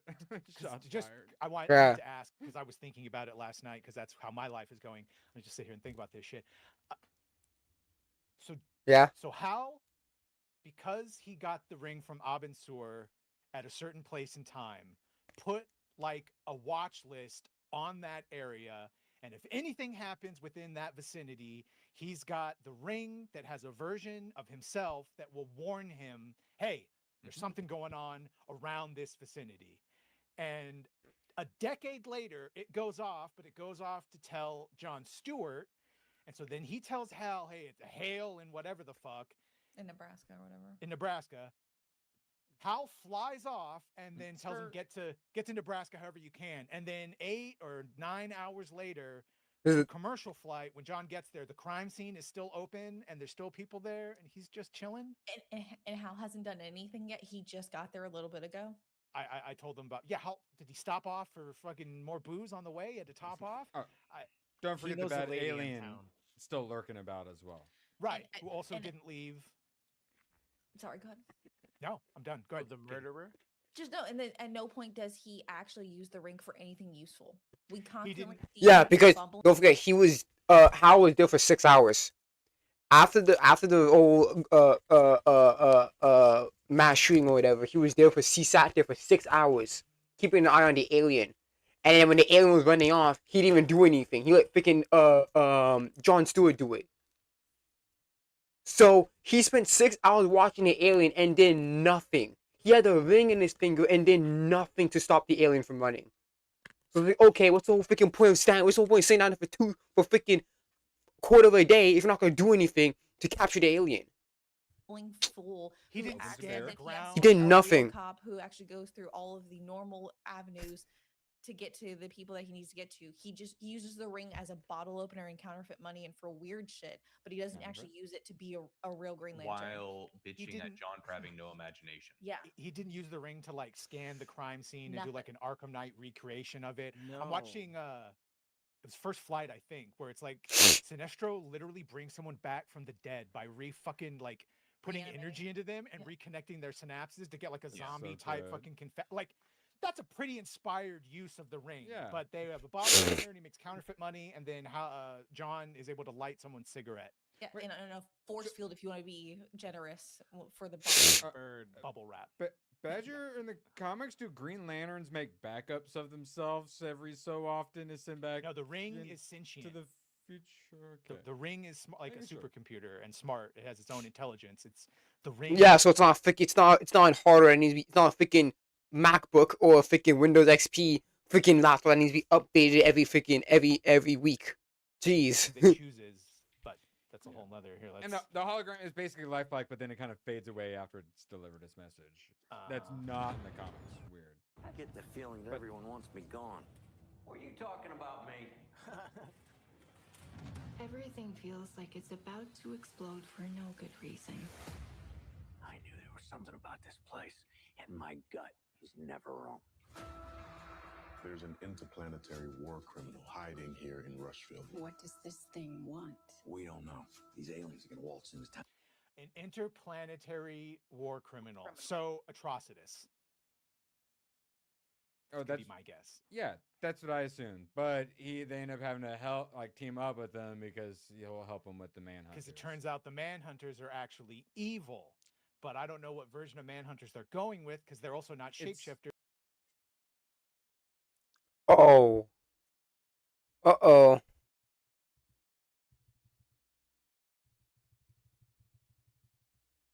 Uh-oh, what happened? Oh. They got cooked. Oh, that's funny. They got cooked. They got cooked. Depressed last time. Okay, single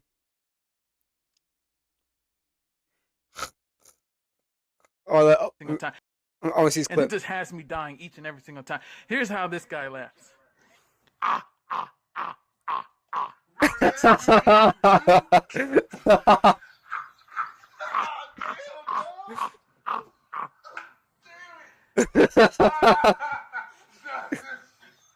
It's so fucking funny, Russ.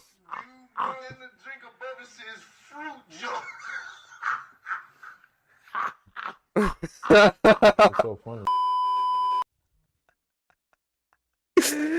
That's true. Dub does fun. The dub does laugh like that. It's actually hilarious. It's funny that he does laugh like that. Okay. Okay, so I wanna go to a little VOD that I have. Let's see if he still has it. Is it still here? Is it here? Is it here? Is it here? Yes, it's here. Okay, good.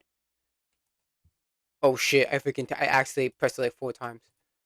Okay, let me get in. Let me get back in. So, when did he start talking about freaking things?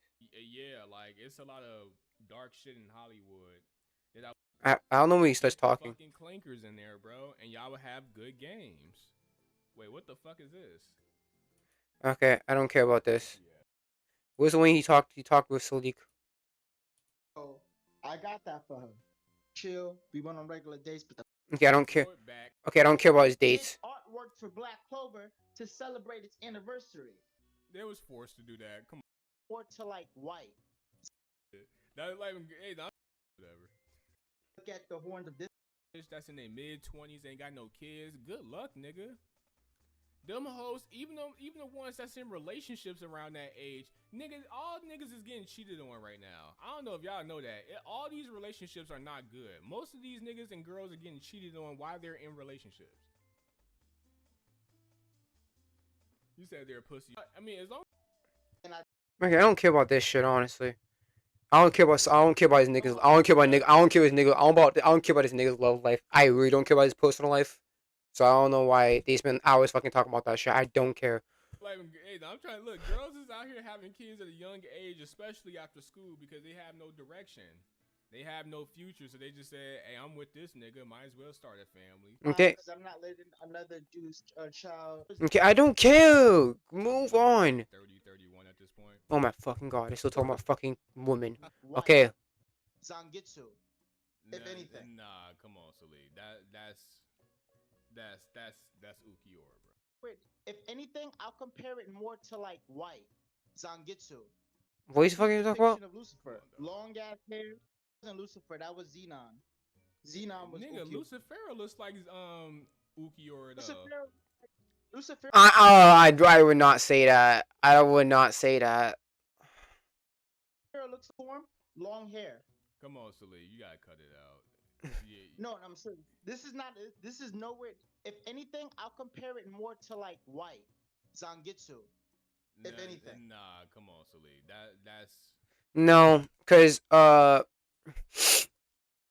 the two wings. First of all, horns are different colors. Hair is different colors. The pattern, the upper body pattern is much different than the one on Ukiora. I think I finished Black Clover, so I know about Lucifer. Yeah, the pattern on Lucifer's body is much different. The only similarity you can maybe make is maybe the darkness. Both have dark bottoms. Like the lower half is like completely shadowed with black, but besides that, they're not very similar. Even like the irises are different too. Like if you look at I can't fucking zoom in. If you look at Lucifer's irises, they're like black. Not the irises, but the white part. I don't forget what the white part's called. It's black. And obviously, there's still patterns on his face and shit. I would not say that they're similar. I would not say that. That's Ukiora, bro. That's not. I don't know how you see that Ukiora. Even the horn curves are different, bro. Lucifer has more horns. I think he has 4. He has the 1, 2, 3, 4. He has 4 horns. He has a two protruding on his forehead, and he has the one on the sides of his head. That's not Ukiora, bro. I don't know where you get this from. And plus, they're not even the same fucking type of race. They're not even the same race. This one, I'm pretty sure Ukiora is an Arankar, and fucking Lucifer's a demon. Not the same fucking thing, bro. Not even the same design. They're barely similar. The only thing I can give you on is probably that the lower half is shrouded in darkness. But besides that, like, the upper body is different. Even, like, the physique is different, too. Because Lucifer is, like, skinny, but he has, like, no muscle mass, while freaking, Ukiora is leaner. Yes, he's slim, yeah, but he still has, like, a decent amount. You can definitely, he still has some, like, visible muscle mass. But then again, this is a close shot versus a far shot, so I can't really compare too much of the bodies. But, if you just look at the pattern, the body, like, the patterns is completely different. I would not say they're the same. Nah, this is not Ukiora. Pull up a picture of Ukiora and Xenon, and then put Lucifer next to it. I got a picture of Ukiora and Lucifera right now. Yeah, they're not the same. They're not the same. But they're not the same. Don't look shit like Emu. Huh? Lucifera doesn't look nothing like Emu though. The only thing I can say about Emu is that their hair color. The hair color and that they have 4 horns. But even then, Emu's horns on his head are more thicker than the ones on Lucifero's head. So I can't even say they look exactly the same. Again, and plus, Emu's physique is not the same as Lucifero's, and the patterns on his body too. So the only thing he can even say is maybe the hair and the horns. But besides that, and the number of horns. But besides that, you can't. There's nothing really there. You can really say. Enmu has the exact same horns, right? With the black all over, and then the what's it called, the white hair. The exact same. Okay, look, but I mean, look. It's not the exact same. Don't say the exact same. You say similar. Because when you say exact same, you mean that they're 1-to-1 similar. They're 1-to-1. You can't. Don't say that. Say similar. This horn shit ain't new. Like horns existed since Bleach, my nigga. Like, Horns existed for before Bleach. Fuck you talking about? Horns did exist since Bleach, but if you notice, there's different horns.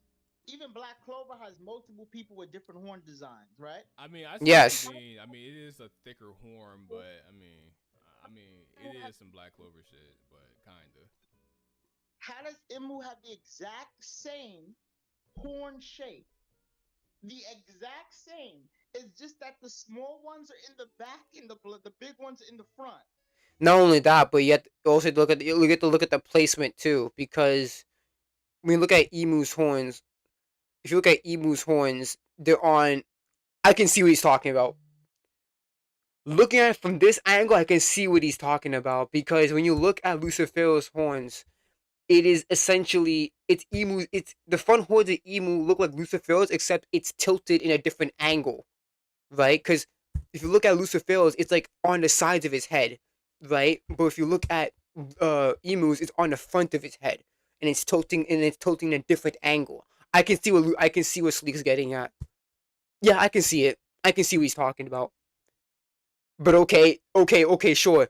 His horns are similar. What else? Oh, his horns are similar. Therefore, he copied. He copied. He copied. I forgot. Tabata, because he just the horns on his head. Oh my goodness, bro. Same horn shape. The exact same. It's just that the small ones are in the back and the big ones are in the front. This is how you know the design is good. Everyone trying to claim it. Nah, I think it's just one of those things where authors are taking inspiration from Japanese culture, because it's a bunch of Japanese. Oh yeah, I'm saying right now, a lot of manga bite off each other. It's kind of how it is.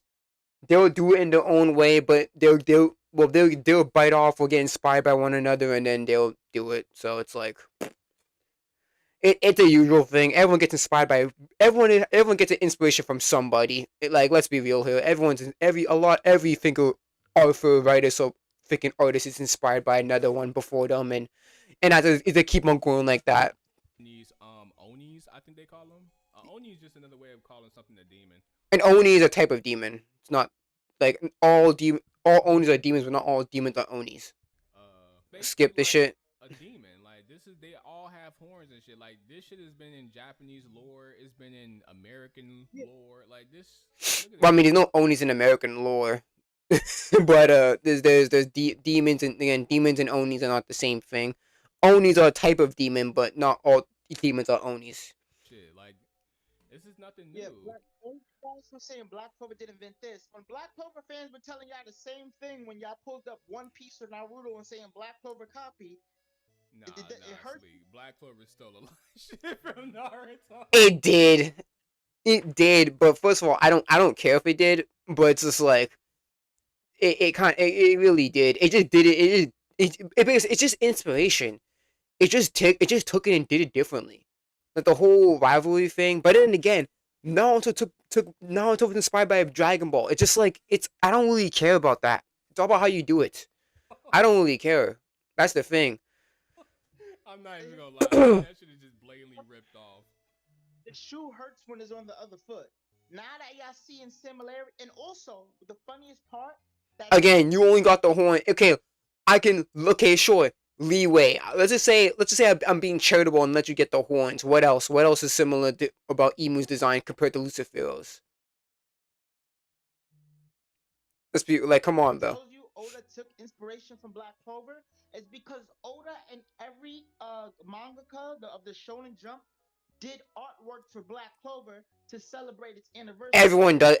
Every mangaka does that. They did that for Dragon Ball. They did it for they're basically forced to do it out of respect. They do it out of respect, or they're kind of forced to just to give a good rap. That's not a good argument. was forced to do that. Come Yeah, on, that's you know stupid. damn well no one gave a fuck about Black Clover anniversary. Niggas is like, oh shit, that's a thing. Yeah, I'm gonna be honest. I did not care about the anniversary shit. But again, every manga does that shit. They did it for Dragon. They did it for Dragon Ball. I think they did it for one. They did it for. I think they did it for the ending of My Hero. So it's like again, it's not anything. It's not new. They do it all. They do it all the time. They was forced to do that. Like when Dragon Ball was having its 40th anniversary, each month was a different art respecting Toriyama. So it's like it's nothing new. It's just out of respect, or it's just like for it's just for like PR. It's nothing new. If you look at just the, like how only- Homeboy was forced to draw that picture for that pedophile nigga who drew Rurouni Kenshin. Like, you already know that's what Shonen Jump be doing, dog. Come on. Yeah, I know. But at the end of the day, now since it's on the other foot, One Piece fans and Naruto fans and Boruto fans can accept it. But the thing is, there's a difference between, right, how, like, the Oni designs that you're showing right now, the horns. There's a difference with those horns, and then the fact that literally the dude has the exact same horns as Lucifer. No, but what I'm saying is that a lot of these mangaka, they take a lot of shit from Japanese culture and they add their own twist to it, but they still try to stay true to the source. And again, who fucking cares? Okay, again, let's be charitable and say he did take the horns out. He did copy the horns of fucking Lucifer or whatever. The rest of the design is completely fucking different. There's so much to a design besides just one aspect, bro. That's what I'm saying. Oh my gosh. Like, we cracking jokes, but it's like we cracking jokes and it's funny, whatever. But we being dead ass, and that's most likely what it is. Oh no, but the thing is, Black Clover with the demons, none of them is based on Japanese culture. Actually, this is the first time they're actually based on like Judaism, Christianity. So all the demons are literally just demons from Christianity. He does not look like a Naruto character. What are we talking about? Hunter x Hunter's trash. The devils in Black Clover are not based anything off Japanese culture. They're all based off Judeo-Christianity. That's why you got Adremalak, Belphegor, Astaroth, Lucifer. Literally, they're all actual demons. That's true. I think there's also Beelzebub as well. So yeah, he's right. He's right on this one. I'm so tired of people saying One Piece is peak fiction, even though the story is repetitive. The character designs after the time skip were terrible. Luffy lacks development, but yet has so much plot. It doesn't even have any. You can argue if One Piece even has a plot, to be honest. Here's the thing. I think One Piece fans don't like to admit. It barely has a plot. Shit. Don't like to admit, but besides your couple of characters that had good writing, the rest of your story is trash. The art design, like I'll say this, One Piece does have unique character designs, but but unique is not inherently good. I'm tired of that. You acting like it's unique. You acting like that's a praise. Being unique is not inherently good. It's trash because all of them look goofy or weird as fuck. Body proportions are stupid. I mean that's literally the art style of One Piece. If you don't fuck with it and it's good, then that's good. But it's just like that's kind of how it is. There's a saying: if something's not broke, don't fix it. I would take Bleach's art design over One Piece's art design any day. I'm pretty sure anyone for right brain would choose Bleach's design over freaking One Piece design any day. Nobody's that stupid enough to actually say the other one. Everyone knows that out of the big three, Bleach is the best character design. Everyone knows that. It's such a lukewarm. That's such a lukewarm take, bro. You acting like that's such a hot take. No one is going to disagree with that. Yeah, no one's going to disagree. Yeah, again, it's such a lukewarm take. No one's going to fucking disagree with that. Come on, bro. Don't say the obvious. Thank you, Captain Obvious, for your. Thank you, Captain Obvious. Bleach Tai Kubo draws better than Oda. Everyone knows that. I mean, Kubo loves fashion and shit like that. So Kubo loves fashion, so he's gonna prioritize a lot on character design. That's how his Kubo is. So obviously Kubo's gonna focus a lot more on character designs and fits and stuff like that than someone like Oda, who's not as much of a fashionista like that. So it's like, yeah, obviously. Again, it's a lukewarm take. I'm pretty sure the majority of anime fans will agree that that Bleach has the best design. Not just comparing to One Piece, but they compare to Big Three.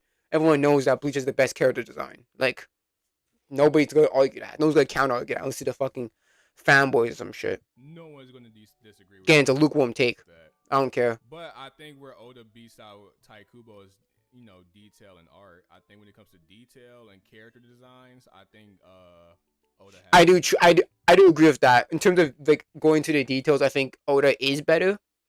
But sometimes it's not always best to add so much detail. Sometimes just being simple is good. But again,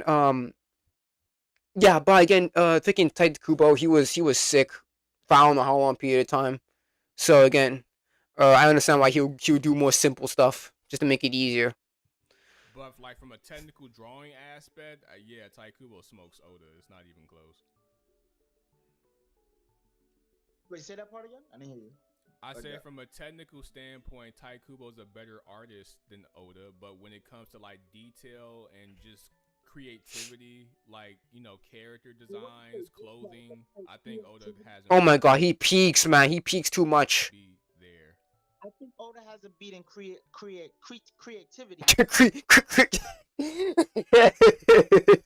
but not character. Not character detail, because when Bleach gets in his bag with detail, I think Oda has him beat in detail. Character detail easily goes to Oda. Like, wait, if you just when I say from a what he means is that it's the effort that's put into character, the adding character, like Oda went like adding all these accessories on Emu, like the body shape and all these eyes and all that stuff. Like that's a lot of detail that Oda put through. So I would say in terms of detail, like the hair, also I would say Oda is better with detail for sure. Huh? What do you mean by detail? Because when I'm thinking detail, I mean like when I say detail, I'm talking about how much of that character's design kind of. How much of that, like, because when you look at a character, like, you can look at a character. You look, for example, if you look at somebody, if you compare Lucifer's design to somebody like Emu, you can definitely tell that there's a lot more effort put into Emu's design than somebody like Lucifero.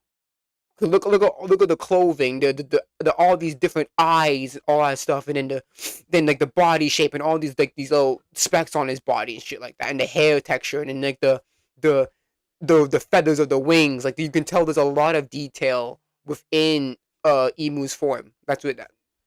But if you compare something like Lucifer, there's not really much to him. Right? He just has like the swirls on his body and then like his hair. It's not really much. It's not really detailed like that. But yeah, Oda has a lot more detail into his shit, which can sometimes be a little too much and make it feel all cluttered. But he's a lot. And I would say Emu looks fine in this one. He looks pretty. His new form looks pretty good. I'm not caught up with One Piece. I am still like near the end of Egghead, so I'm not caught up to, the giants and stuff like that. So I don't design and be like, oh shit, like they put a lot of, sweat into that shit. Like the design has character. Like say for instance, like you can draw a picture and it technically looks good, like everything is sharp, it looks clean, blah blah blah. But if it doesn't have any character, then it's just like like for example, look at the accessories and all that stuff. It is more like the accessories, the ore and all that stuff, the sword, like the scabbard, how much details in that in the scabbard, and then the wings, and then you can see like each individual like feather. So it's like you can definitely tell. Well, you can you can't see each individual's feather, but you can see like different. You can see like the different like feather separation, all that stuff. So you can definitely tell that Oda put a lot of work into the creation of the design of Emu. Like say for instance, how someone just said that Lucifero looks kind of simple. Yeah, look at that. Definitely. You can like it's hard to explain, but details mean like you're adding more to a character design, like accessories and all that stuff. And like drawing each, like you can look at the neck and muscle and all that stuff, and you can definitely tell. But Lucifer is much more of a simple design. And again, simple is not bad. Detailed is not good. It's just how you do it. He looks kind of just, just like a little too simplistic. Like the art is good. Like everything is sharp, clean. Like this is technically a well drawn picture. This is a well drawn panel. But when you start going into like the details of like, okay, what really makes this character stand out? Okay, I see what you're saying. Yeah, that's what I'm saying. What character detail is to me is the expression that you could get of the character. For example, What? when the drawing has very sharp and like defined and definitive lining, where you could see every detail in the character. Like for example, not One Piece, One Punch Man's art. That is detail. That's what I'm talking about with art. Oh, okay, When he yeah, does you right. But I mean, that's Well, like something like Invincible, where you get to like every like muscle fiber or stuff like that. I mean, that is detail, but even then, Emu has better detail than Lucifer, as we can see. because for me, One Piece has this very like inky feel. It's like very light. Like the only times that they add a lot of detail is in the black. Like for example, in the designs that they're showing. But in terms of the face, it feels very like lacking of detail. It lacks detail. you said Oda is a cartoonist, but the paneling of Oda, like Oda's paneling is ass. Like, Oh yeah, sure, I agree with that. Oda, because that's the thing. Oda crams a lot of, because Oda has a lot of story to tell, so he crams a lot of shit in. He tries to cram a lot of shit in, and it makes the paneling very feel squished. I definitely agree to that. His paneling is not good because he has so much story to tell within such a small amount of time. So he crams in as much story as he possibly can within one chapter. can't really even read One Piece without coloring. You have to read that shit with coloring. I don't need coloring, buddy. If that's you, that's a you problem. If you need coloring to read One Piece, that's a big you problem. Because if you read it in black and white, it's a fucking nightmare. It's a nightmare. It's a lot of shit you're gonna overlook. Some of that shit you probably not even gonna read. You just gonna skip over it because it's just like picture vomit. You know, and that's where Taikubo comes in and washes this nigga because it's like everything just looks clean. Like before, niggas was like shitting on Taikubo because he doesn't add any backgrounds in his panels, but he said that the reason he didn't do that is because he wanted the character to stand out, which is a good point. Because to be honest, like niggas really don't care about the background that much. They really just care about the character design. Like that's been shown throughout history with like Super Saiyan and shit. Like niggas never really cared about the background unless it's like anime or some shit. So or unless the background fits with the character design. Like if the character is doing some like crazy attack, like I'll give JJK some credit. There are certain times where they show Sukuna and the design of Sukuna is very fucking good and the background fits with it. Other times, drawing sucks. JJK's drawing is really trash. Except for like brief moments. You said Black Clover and One Piece having the ass off. Clover come back, it's gonna be kind of nostalgic. Cause For me, I don't know. I'm very hesitant on watching the anime because I read the manga. I read the entire manga of Black Clover, so it's like I don't really have much motivation to really watch the anime unless they're gonna do unless they're gonna they're gonna do some big additions into the anime. But for me, I have no reason to really watch the anime because I already read all the manga. So it's like, what's really in it for me besides just enjoyments? Because if I want to do proper analysis or whatever, I can just go reread the manga again. If I want to do if I want to do like some long form analysis video. So it's like for me, I don't really have motivation to really watch the anime unless it's obviously for like clip farming or fucking whatever. I have no motivation to make videos whatsoever. The Freerun fan base, I'm off them now. To be honest, the ReZero fans, I have no interest in going back and forth with them. Yeah, well, I think the reason why he's not talking about Fearing is because I think season 2 is done, so there's no way that he can hop on to talk about Fearing. Black Clover has done a lot, even with all the hate it's got. What do you mean by what it's done a lot? What do you mean, like impact, popularity, quality? What do you mean by it has done a lot? Is so much, and it still did popular in over 80 countries. It was still the most watched anime on Crunchyroll for a time. Oh, you have. I'm not gonna take that as proudly because you have to compare what anime was coming out at the time. if there was nothing else, if there was no other battle shonen coming out at the time when Black Clover was popping off, then that's not really a good argument. Because you need to come with some evidence. You need to come with the context of what anime was popping during the time when Black Clover was out. What other battle shonen was there? Because obviously, let's be honest, most normies watch battle shonen, so you have to talk about battle shonen. But like, you have to say what battle shonen was popping off at that time when Black Clover was popping off. Because if it was popping off when nothing was popping off, then it's just like, can I really say it really did something? If there was no other competitor. And then the fact that you haters are attacking it when the anime is not even back yet, what do you expect is gonna happen when the anime? I don't care that the anime is back, because guess what? Every single anime has that shit where it's like people who read the manga, they dunk on the manga, right? And then the anime comes out, they either change their minds or their opinions stay the same. 'Cause let's be honest, most normies watch anime.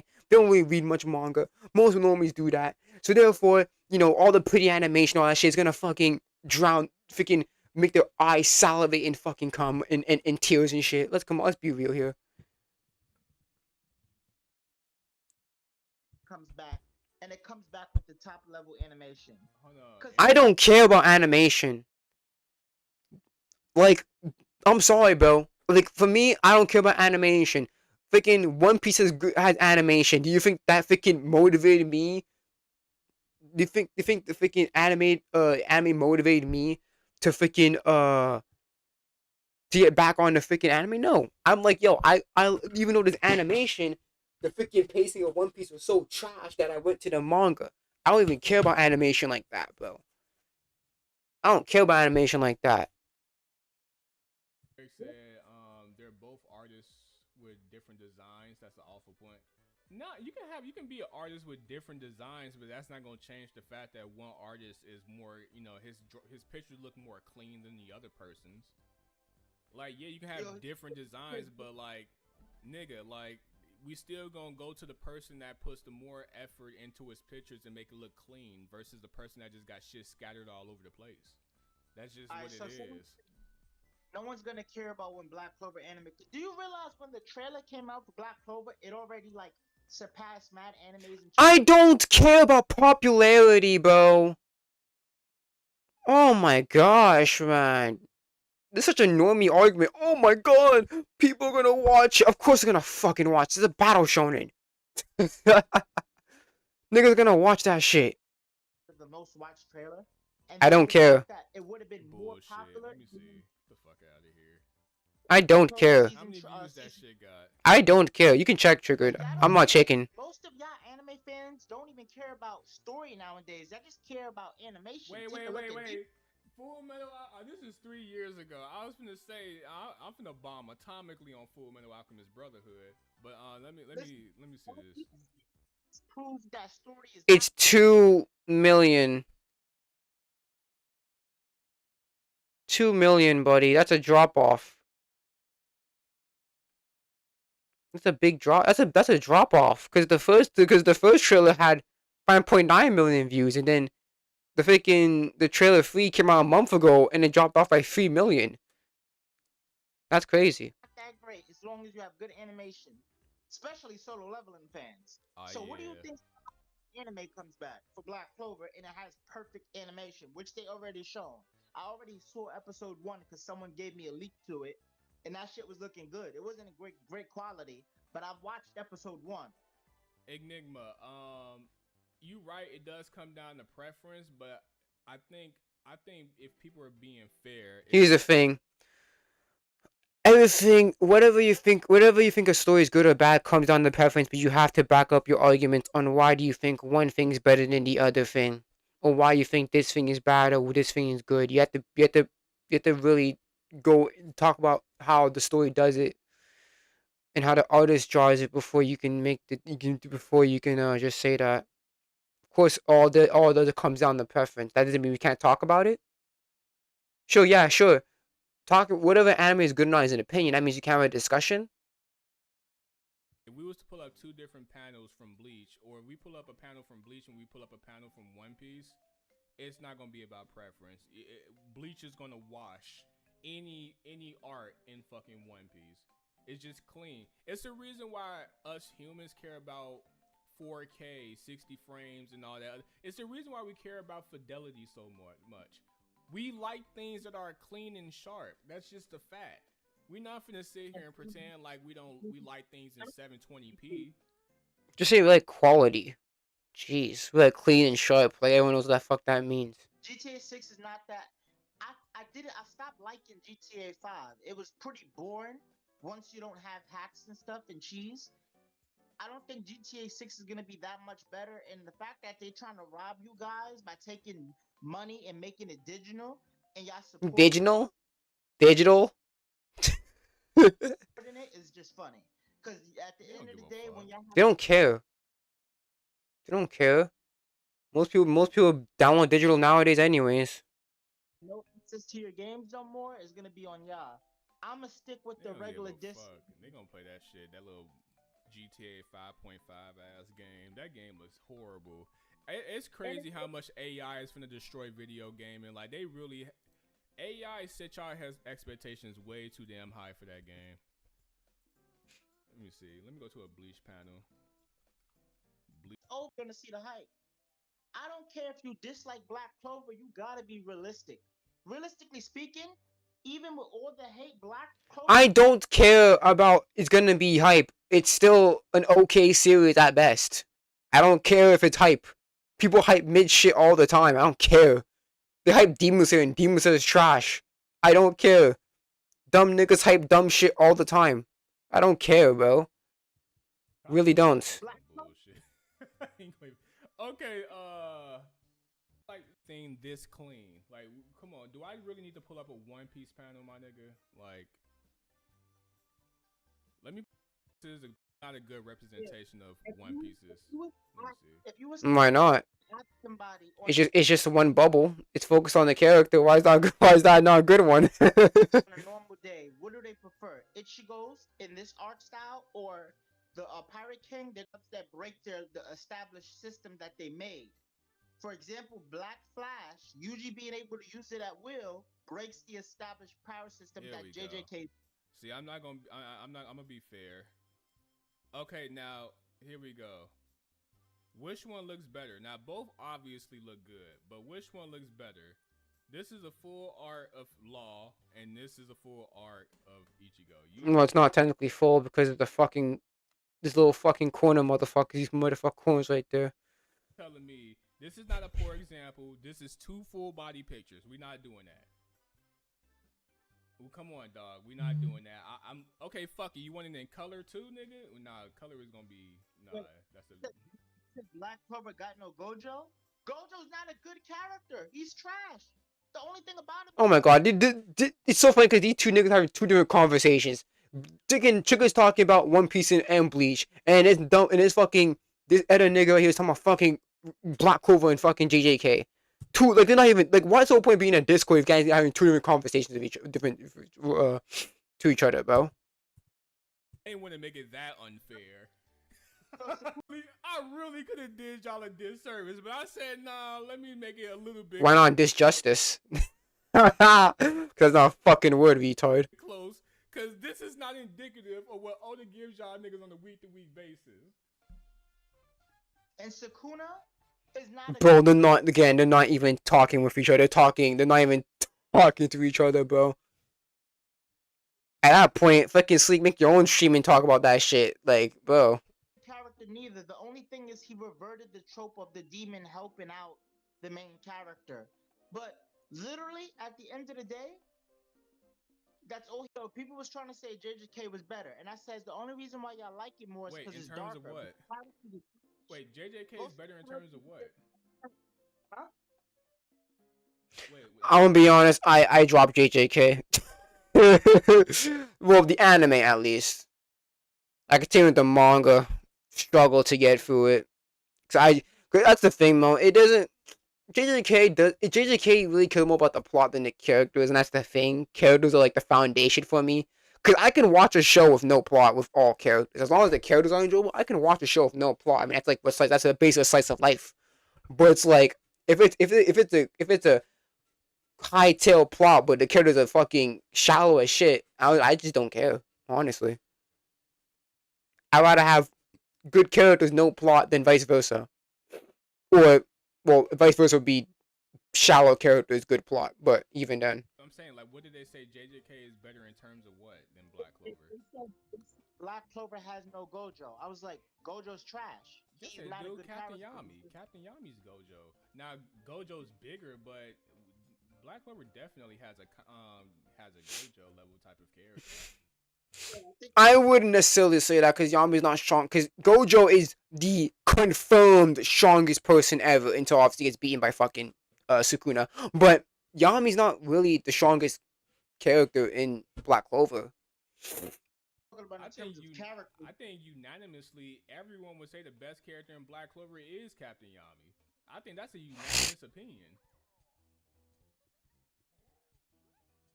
Like for example, like JJK doesn't have good character writing besides Yuji. Most of your characters. I'm not too sure about Yuji, buddy. He's okay at best. I would say the best characters are the best character written Rise is probably Gojo. Everyone else is kind of meh. I can't even say Yuji. I won't even say that. He's okay. He's fine. I haven't read Modulo. I have no motivation to read Modulo, so I don't know how his writing is in there. But from what I've seen in the main series, he's fine. He's okay. He's average. That's the average at best. I wouldn't say he's good. Exactly the same. All the females are written exactly the same, with the same problem. I wouldn't say that. I would say that the female killers are pretty much useless unless you're Maki. Like, let's be honest here. The most female characters in this series are pretty much useless in the grand scheme of things, except Maki. Different way. No, this nigga's Eric Johnson. We're not. You talking about any panel from Skype is better than that? We're talking about character. Well, I put up the character design, and I've already said I think Oda is better when it comes to world building. But if we're talking about, a nigga just locked in on a character, but all of y'all like Denji. Obviously, again, I would always say, what's his fucking name again? Kubo. I would say Kubo is better because again, Kubo focuses more on characters. That's what he does. He focuses a lot more on fashion shit. That's just who he is. So of course, I would agree that his character design is overall better. Because Oda doesn't really care about like fashion like that. He's more loosey-goosey with his shit. But fucking Kubo really does care about like fashion and like physique and character design and all that shit. Who was also annoying. All of y'all like Deku, who was also annoying. In fact, I'll take Asta off of half of the characters that y'all actually end up liking who was annoying. Because at least Asta puts in the grind mindset. He actually works the fuck out and does what he says he's I mean, every main character fucking does. Even Deku does. Don't. What do you mean? I think in terms of storytelling, I ain't gonna lie. In terms of it might be JJK. Asta's your main character with the Naruto copywriting. Asta's a better character because Naruto got his character ruined by becoming demigod Jesus. But Asta got his character ruined with the whole discrimination thing by literally being given the most OP magic power in the entire story. No, because it wasn't OP. For most OP. Of the series. We're not doing that, Salik. We're not doing that in the Big 26, nigga. Anti-magic in the world where everything runs on magic. You telling me that's not OP? That's a concept thing. That is not actually how the power works. We're not doing that. We're not doing that. We're not doing that. No, let's have a quick conversation. Let's be realistic here. If I have a power, right? Conceptually, it might be broken. But if you ask me, how many times did I get my ass beat with the power that's supposed to be overpowered? That means it's not overpowered. Asta got his ass. That doesn't because the power itself is OP, but I mean I can understand what he's saying because it's basically what Sleek is saying is that it's not just the power that makes the person OP, is the user. It's how the person uses it. Beat more than Naruto has lost any fight in Naruto. Okay, One Piece fans, here's a better picture with color. Oh shit. Let me see if I can find a better picture. Why don't you just show the Zoro standing? Like when he takes all Luffy's pain, just do that. It's the easy. It's the most. That's I'm pretty sure that's full screen. That's a full page. That's the easiest one to do. Quirk strong at all. Okay. Who was overpowered because he was given one for all, even though he broke all his limbs. And I don't even like my hero like that. He was given the most strongest quirk, but he couldn't use it well. Asta's not overpowered with anti-magic. Is it a strong in concept? Yes, I agree. But was it strong at all? No. I mean, I think just storytelling. I think it might go to I think JJK has a more interesting story than Black Clover. I agree that is more interesting, but if you ask Yeah, it's more interesting, but what's the overall better story? Just because something is inherently interesting doesn't mean it's overall the better story. me about the characters from Black Clover versus JJK, I'm taking. Oh, Black Clover, definitely. Black Clover actually cares about characters. Really, Tabata actually cared about freaking fleshing out every single Black Clover member. At least he actually cared about doing that. Can't say about JJK. Fake man, Nobara had a little brief flashback about a character that went about for freaking good didn't make any fucking appearance. So it's like, who gives a shit? I would definitely say that Black Clover. I would say Tabata definitely cares more about his characters more than Gege. Black Clover characters every day. Oh yeah. I think that's the only thing Black Clover beats JJK in is his character writing. But Black Clover's character writing isn't even that great, to be honest. It's just cool. It's like bare minimum shit. Yeah, and don't you think that's a problem that Gege. If you think Tabata is the bare minimum, do you think that the problem that Gege doesn't reach that bare minimum? It's JJK. So what does that tell you about JJK's character? All right, here's a better one. That's true. Because if you're saying that I said it before. If you think Black Clover's character writing is bare minimum, then JJK's character writing is not even a bare minimum. That's not good. For all you whiny ass, makes Goku, Naruto, Mary Sue, Ichigo lose the fight. Okay, I don't care. So Reaper spiritual pressure after do a training arc for 3 days.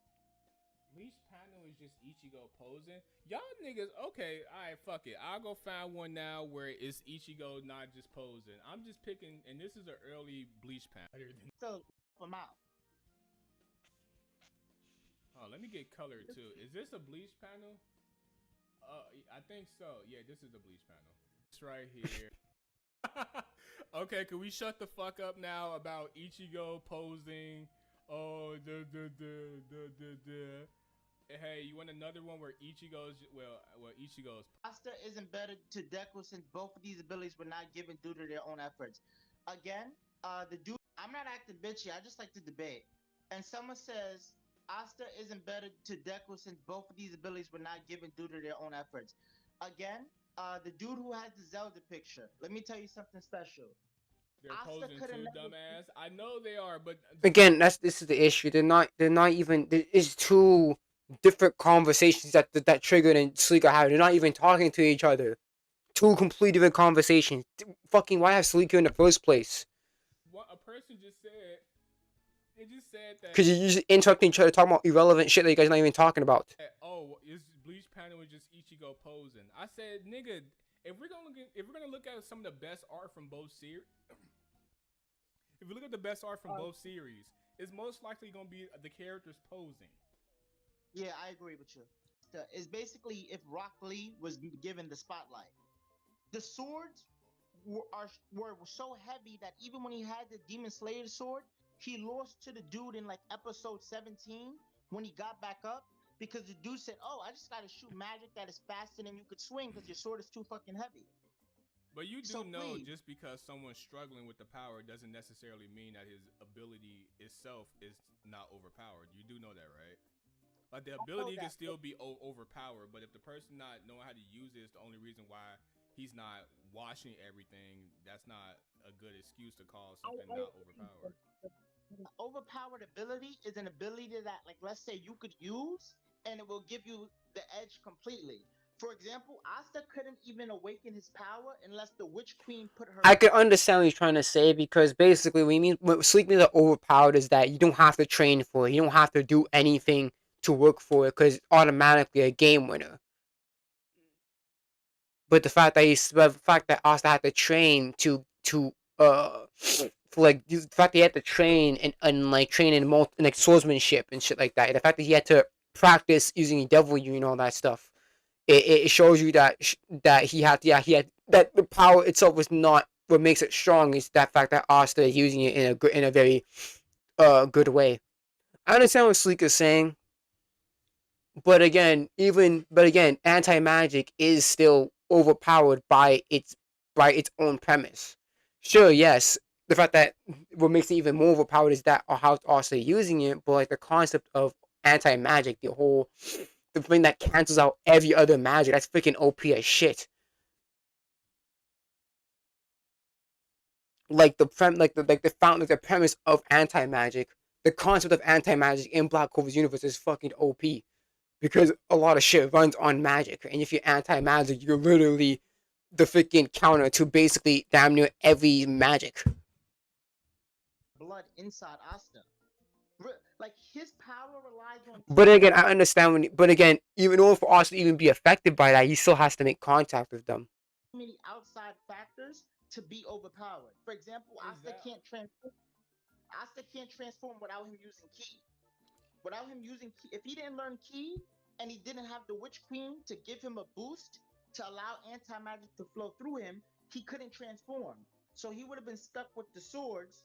That the swords, if you're faster than him, would Listen, I don't want to hear you. I don't want to hear Salik complain about Luffy's gear fifth. Who he's gonna defend. One Piece has it with the world building, but when we talking about character designs, bro, like or not. Again, it's two different conversations, man.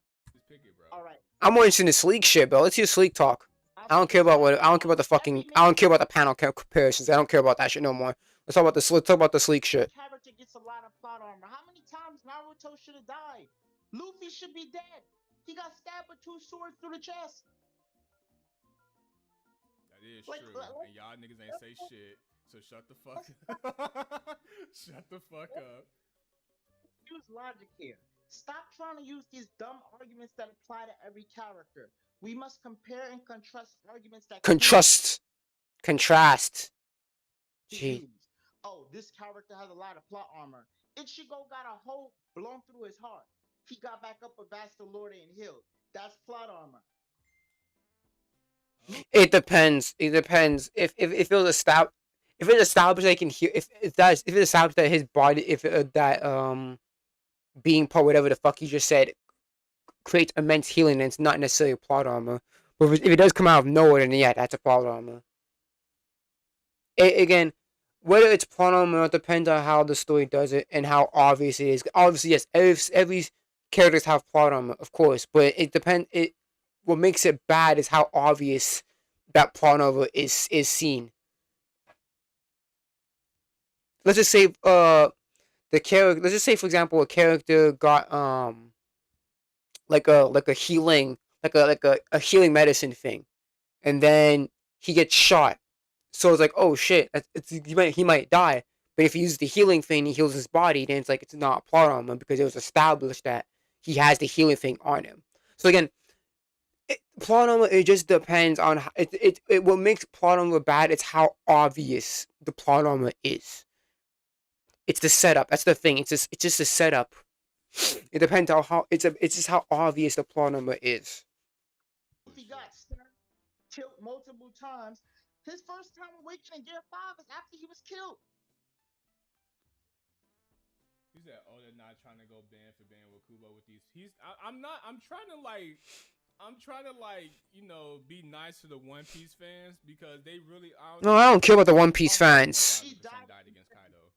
That third time they fought before he turned into Joy Boy, he 1000% died and he died. They literally stated it. His heart restarted because Joy Boy. Yeah, and hell, not even that shit. Crocodile killed his ass. What? I ain't gonna say he killed him because it wasn't confirmed, but I mean, he stabbed the chest. He took all the moisture out his body. How the fuck do you survive something like that? Because Luffy had a water barrel gun.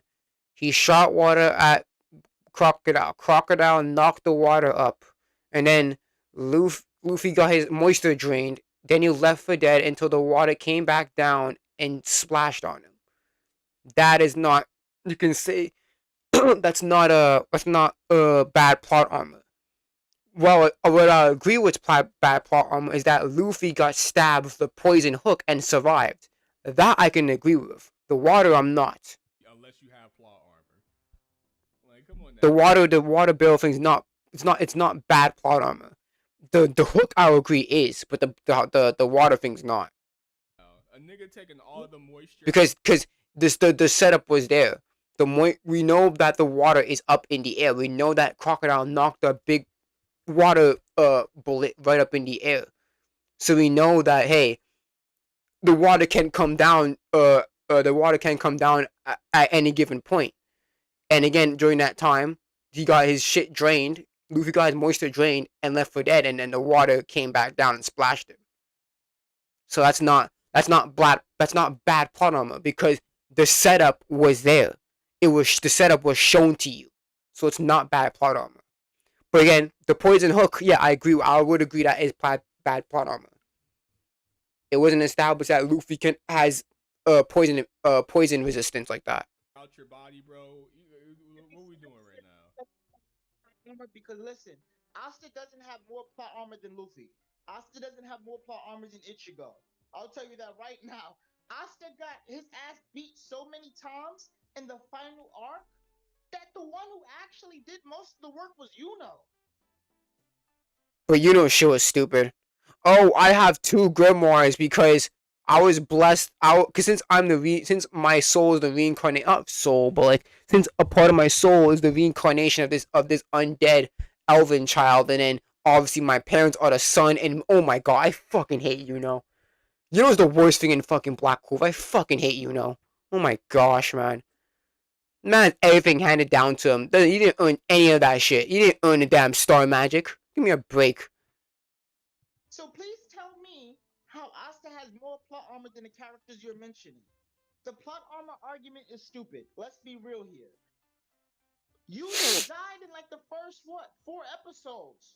Yeah, his heart got ripped out. Sukuna literally ripped out his heart, and then he can't. I think he got reverse curse energy, then he can't. His heart he had a new heart.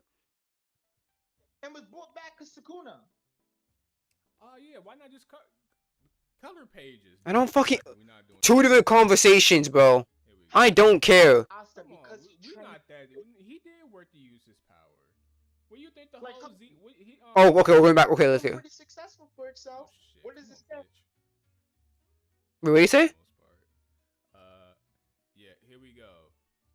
It's called Black Clover ass, but it's doing pretty successful. I don't care if it's things can sell and be trash. Demon Slayer sold well, immensely well, and it's trash. I don't care how much it fucking sells, cause by that logic, Avatar,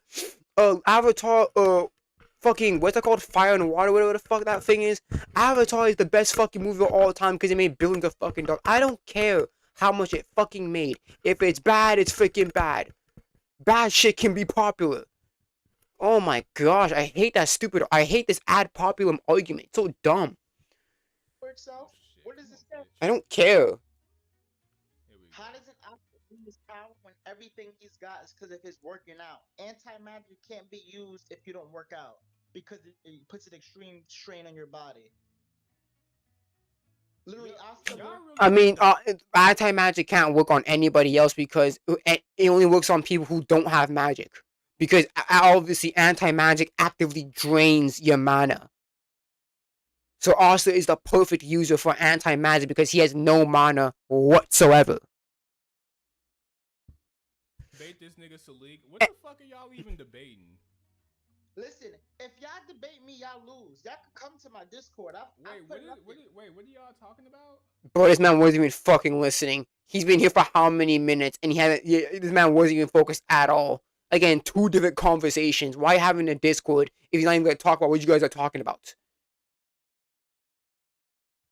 He said that Asta doesn't work for his power. Didn't work to use his power. When literally Asta... I mean, I understand when because... fuck. How did he even get... I forgot how did he even fucking get the fucking... Let me research it. How did Asta... Oh, let me switch on my phone. Better for me. How did Asta get his grimoire?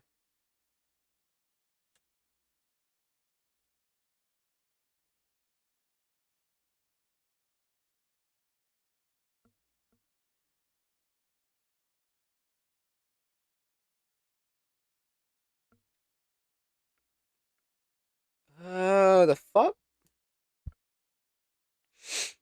It's hidden.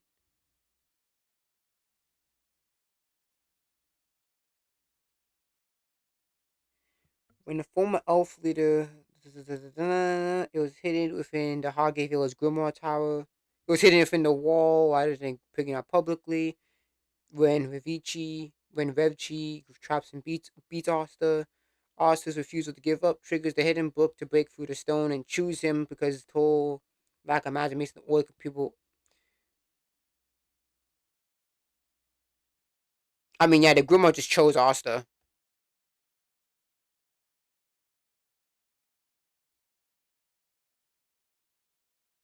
The Grimoire just chose Asta. The Grimoire just chose Asta.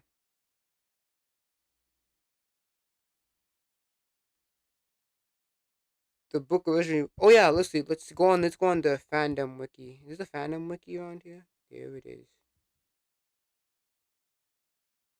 There it is.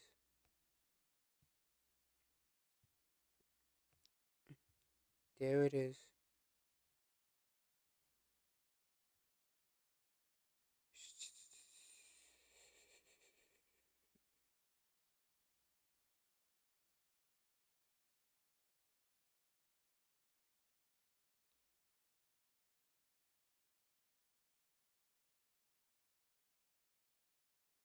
Yeah, so just the Grimoire just the Grimoire just chose him. The Grimoire just chose Asta. How did wait? That's a question I had. How does Grimoire just choose people? Like what like I don't know. Like does genetics have something to do with like what Grimoire element you get? Because Yuno is the son of a sun user and a moon user, and he has a star. So how does the Black Clover like Grimoire thing even fucking work? It's just passed down to you. It's passed down to you, yeah, but what's the details of it? It's like, is it depend on your genetics? Like, is it because your genetics you are more leaning towards one element than the other? Like, how the fuck does that work? Yeah, that's one thing about Black Clover, man. Like, the world building's kind of eh. Because it is only going into detail of how does the Grimoire choose you.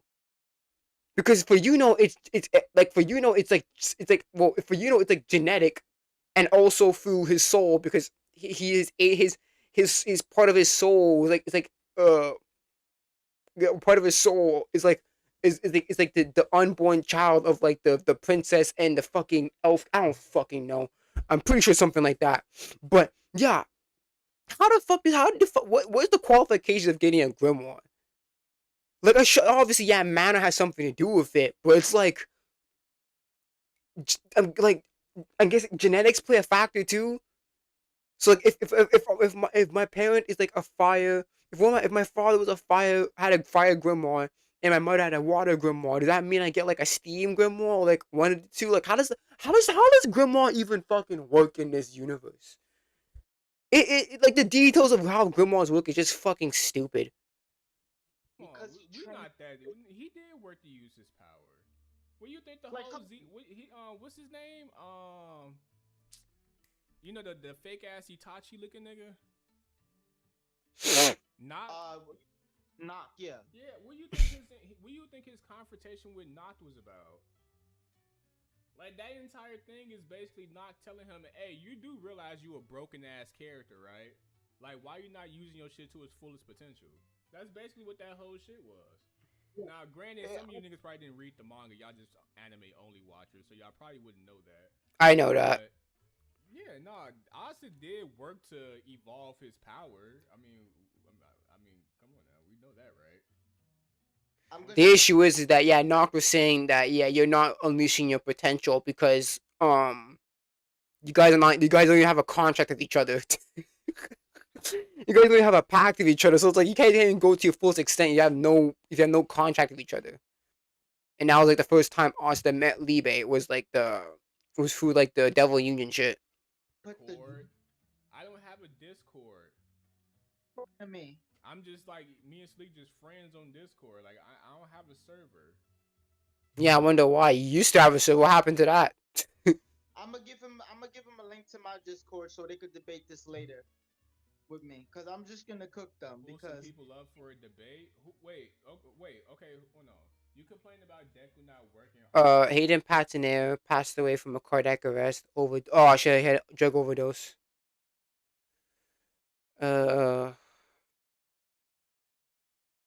What's so funny? It says here, she passed away for following apparent drug overdose, but official cause of death is pending toxicology results. So I'm guessing that. Oh, so I'm guessing they're just thinking about what drugs did she take.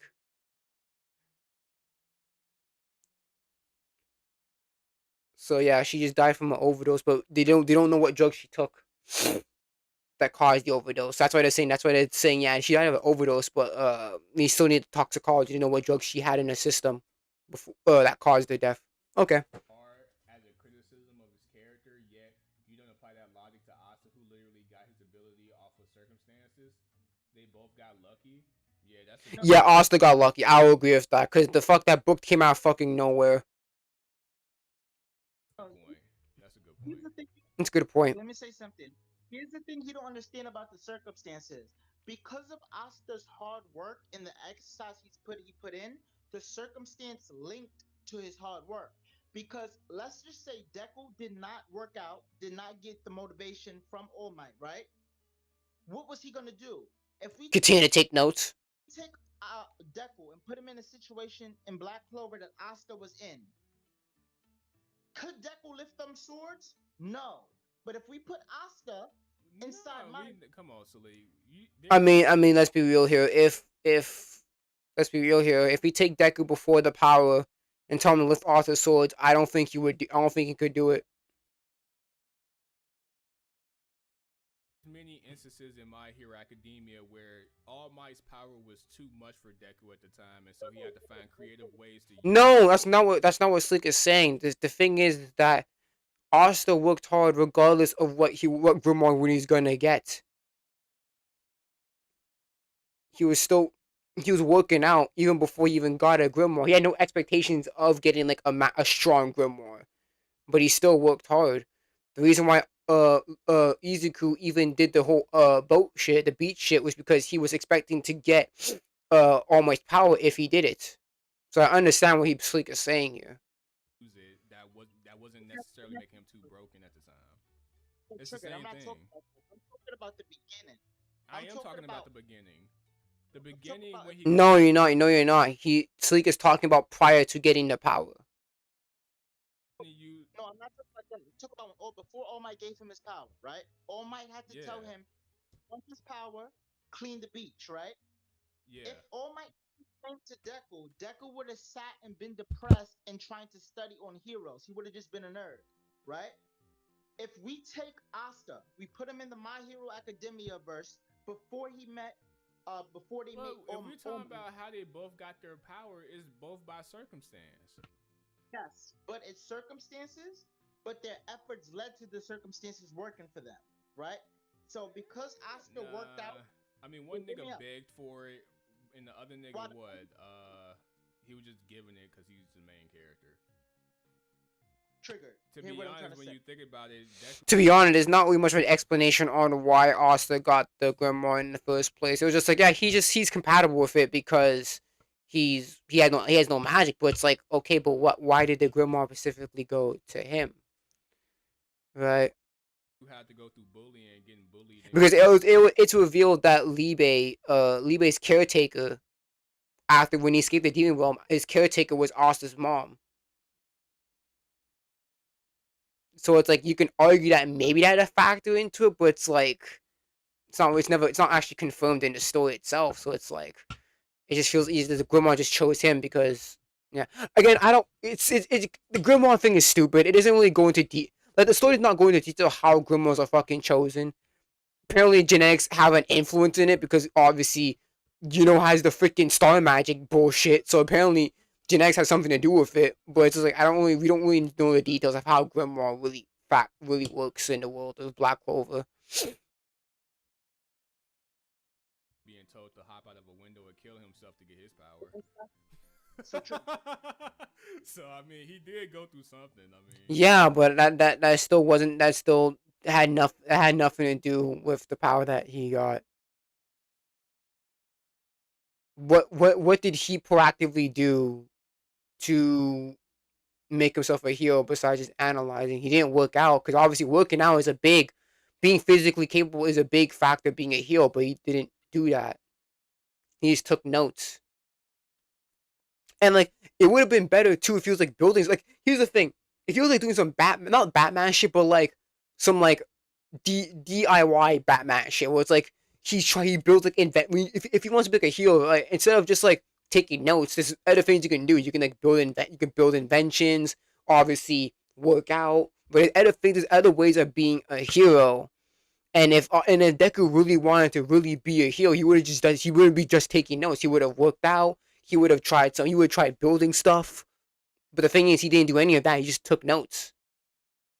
That doesn't. That, like, I understand you want to be a hero, but there's more. There's more. If you really want to be a hero, you got to put in the work. You have to really put in the work. And Izuku didn't do that until All Might was like, "Yo, I'm gonna give you the power. Just clear up the beach," and that's what he did. But did Deku actually try to get physically stronger prior to that? No. Even though being a hero, when actually being a hero is having the physical capability of being a hero as well. Like, being physically capable, tools, they're important. You told me that Deku taking notes, but he never thought of, maybe I should do some workouts. Like, you telling me, because obviously heroes in this world do like sponsorships and shit like that. So you're telling me he didn't gain any motivation? Like, oh yeah, I should do some workouts. Oh yeah, what's the best way of muscle building? Like, he didn't think of doing any of that. He's thought of, yeah, let's just just take notes. Like, oh my goodness, there's more. Like, actually, Deku wasn't fully motivated to be a hero like that. Because if he was very motivated to be a hero, he would have worked out. He would have tried building stuff. He would have tried more if he really wanted to be a hero that badly. But he just took notes. So it just makes it seem like, yeah, he did want to be a hero, but he didn't try his hardest to be a hero. You know what I'm saying? School bullying. Here's what I'm saying. I'm sorry, Asta went through fucking bullying too. Come on. Asta was working out, and due to the fact that he was working out, when he got Deku was studying. No. Yeah, but how did the studying really aid for him to be a hero? Let's be honest. That study did nothing. Like, I'm sorry, bro. That studying really did all the notes that he took prior to him getting off one didn't really not off one one. I can't mix up prior to him getting one for all. Didn't really do much. What notes did he take from like episode 1 that incorporated into his future shit? Studying, but that studying is not gonna. If anything, it just helped us know about his character. But those notes that he wrote down didn't really do much for him. Help him be a hero. It did. It didn't.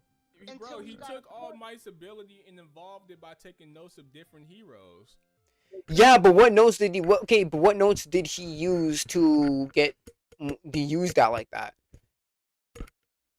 For example, like the whip shit, I can say, yeah, he definitely took that from Floppy when he used it to shoot fucking whips out of his tendrils out of his mouth. Like, I saw that's definitely from Floppy.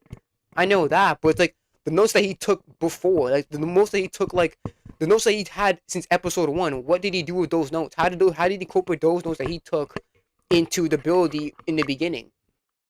You can say, I can argue later on, yeah, for sure. Yeah, I'll argue the later on shit, yeah, for sure. But in the early part of in the early part of My Hero, what are the notes that he took in episode 1 that he incorporated in his early style of One for All? About before we give him the quirk. Before he got the quirk, he was taking notes on different heroes. What heroes? Because you know how many heroes there are in the Hero Society? What heroes was he taking notes of? And what was he writing about those heroes? have to say. Why? We know from the side novel, right? That if you work out, you could be super. Oh shit! I don't know anything about the side novel. I don't read that shit. I don't read that shit from the novels, buddy. I don't tend to read light novels. I read the manga and that's it for me. That's that. Like the manga should tell the foundation story. I shouldn't have to read other side shit to understand more about the world, buddy. Sorry. Human and beat the shit out of villains, as long as they're not too overpowered. Knuckle Duster. Oh, he's talking about vigilantes. Yeah. Knuckle Duster doesn't have powers. I didn't read vigilantes, but I do know that Knuckle Duster, one of the characters in the main cast doesn't have powers. His quirk got taken. But you know what? We know what Knuckle Duster used though. He uses his tools. Like, let me show you. I'm more sure Knuckle Duster uses tools. I can't spell Knuckle Duster. I'm stupid. Let me see. Yeah, I'm pretty sure he's quirkless. Yeah, he had overclock. Let me see.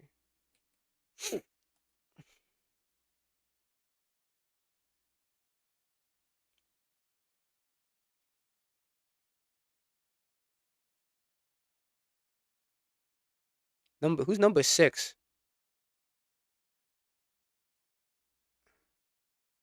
Don't fucking care. Let's see. I'm pretty sure he has that's his appearance.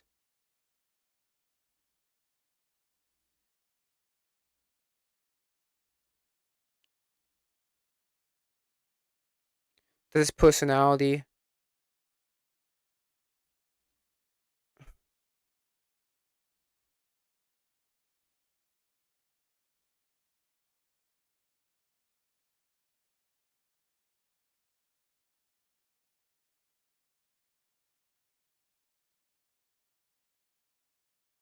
Yeah, but look, okay, there he is. Look, he has equipment.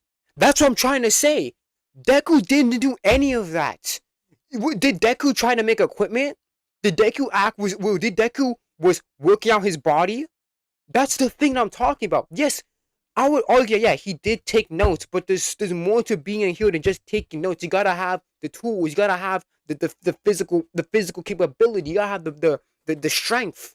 And that's the thing. Deku didn't do that. Deku didn't work out before he met before he talked with All Might on that shit. He didn't build anything before talking with All Might.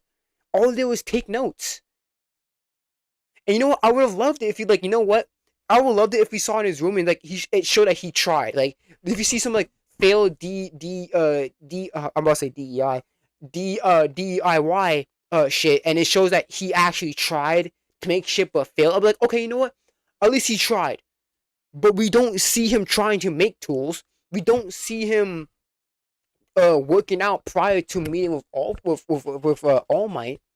So it's like, sure, he wants to be a hero badly, but how badly did he want to be a hero? Clearly not if he didn't want to work out or try to build any tools.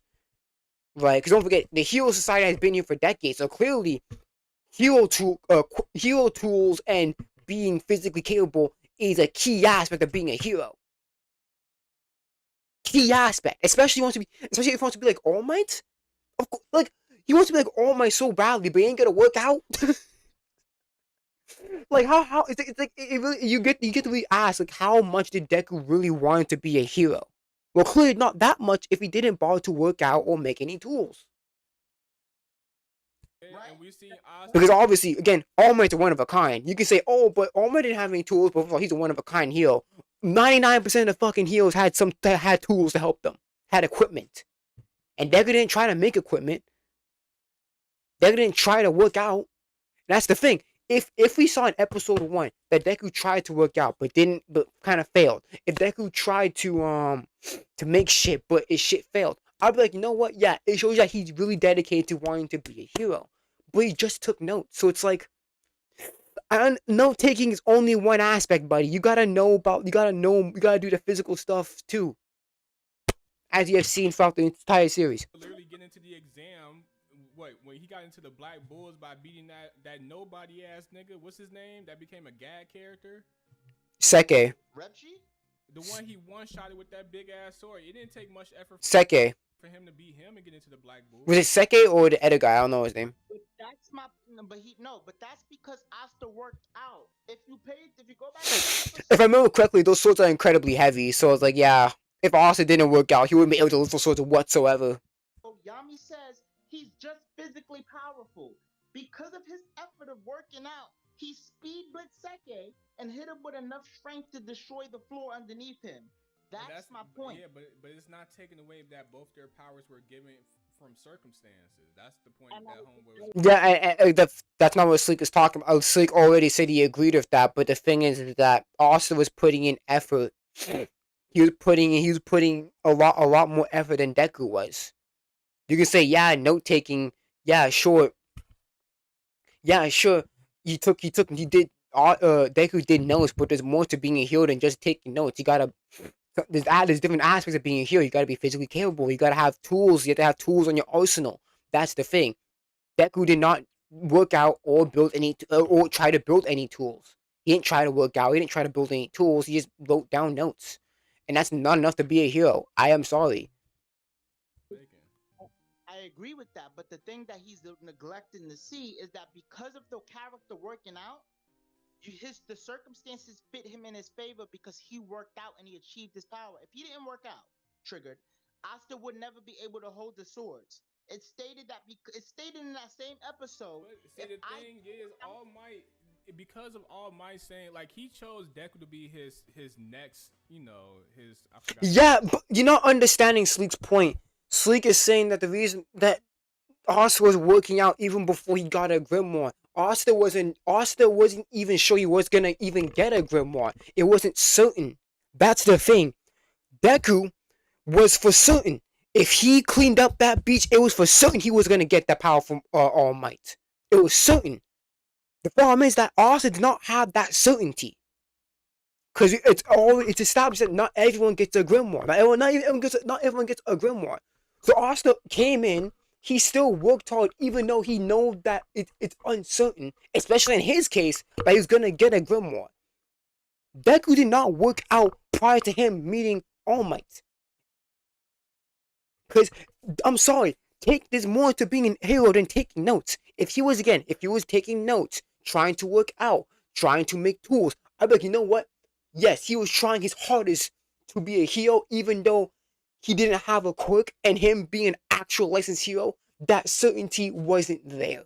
And that's the problem.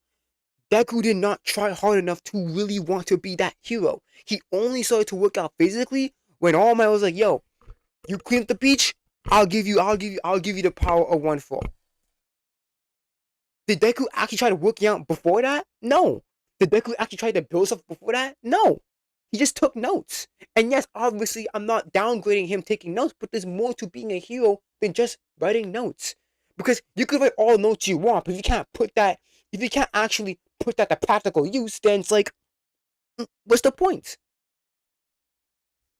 And if he knew he didn't have and obviously Deku already knew he didn't have a quirk, so why doesn't he try to build tools? Because again, tools are very important in the hero society. A lot of most heroes use tools. Let's be real here, bro. Even when it comes down to the suits have tools within them that like regulate temperature or slow down the negative effects of using the quirk. But Deku did not do that. He didn't try to build anything or work out. He just wrote down notes. The thing is that yes, Deku did try. He did put in effort, but he didn't put enough effort. That's the thing. His successor, but he also had to earn it by doing like pre-workouts. Yes, he did. But if he didn't get that motivation from All Might, he would have sat there. That's my point. He still did it though. So what's your point? Okay. It's the same with Asta where he didn't have magic, because you could say the same thing for Asta. If he had magic, he wouldn't work out as much. No, the story says that it's the opposite. It says if he had magic with his mindset. No. Come on, Salute. No, the story goes out of its way, so you can't argue with that truth. Here's my point. Let's say yeah, Asta be fucking OP. Asta be basically another Maybe he might be stronger than Because at least when it comes up, if his mana is down, he can like, okay, let's go fisticuffs, ball hand to hand. Let's see who wins this one. Looking for a job, right? And I'm doing everything. I'm trying to make connections. And for some reason, I run into the person coincidentally, and he's like, "Oh, I like your work effort. I could offer you a job in this big company." That is circumstance, but it also plays into the hard work I put in. That's my point. In the beginning, but Deku also worked hard to get. His body needed. Sleek is phrasing it wrongly. Again, I guess what Sleek is trying to say is that Asta was working out constantly, even without the certainty of him ever getting the grimoire.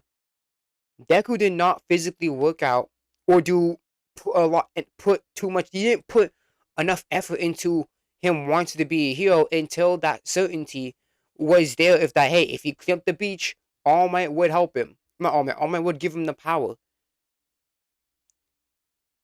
That's the thing. It's that certainty. Asta did not have that certainty that he was ever gonna get a grimoire, but he still worked out. Prior to him going to the Grimoire Academy acceptance thing or whatever. But Deku, all he did was take notes. And again, I'm not downplaying him taking notes, but the thing is, there's more to being a hero than taking notes. You gotta be physically capable. You gotta have the tools. And Deku did not try to make tools or to physically work out to increase his likelihood of being a hero. So I understand what Sleek's trying to say is that Asta's putting in a lot of work. Asta's putting in work even before that he even gonna get a grimoire. He didn't know he was gonna get a grimoire or not, but he still worked hard regardless. But the thing is that Deku didn't put that much hard work, physical hard work in until All Might came to him and was like, "Yo, you clip the beach, and then I'll give you my power." Be fit before he can even eat All Might's hair. Yeah, but here's the thing: did Deku work out prior to that? Because again, he wants to be he's inspired by All Might. So wouldn't it be one of the best aspects of being inspired by All Might is to try to work out, to be just physically strong as All Might? He didn't do that, did he? He only started to work out when fucking All Might was telling him, "Hey, you will clear the beach. I'll give you my hair." He didn't work out prior to him meeting All Might. That's what Sleek is saying. that's why I said I agree with you there. But my point is, if All Might didn't give that motivation, Asta had motivation from the beginning by himself. If All Might never met Deku, motivation is motivation. What are we talking about? Like he still has. Oh my god, you're not you're not understanding. You're just not understanding. Had to do it. Like it's not like it was one of those things he was gonna get regardless. All right. Let me give you a world scenario. A fat dude sitting in his chair, triggered, right? A fat dude is in his chair. No one tells him to work out. He's gonna stay in his chair and be fat. But he meets a dude one day, and the dude tell him that you could do better, you could work out, you can get yourself back in shape, and he works out. Without someone being an outside factor to come. No, here's the thing. Let's just say I'll give a better example because that's a bad example.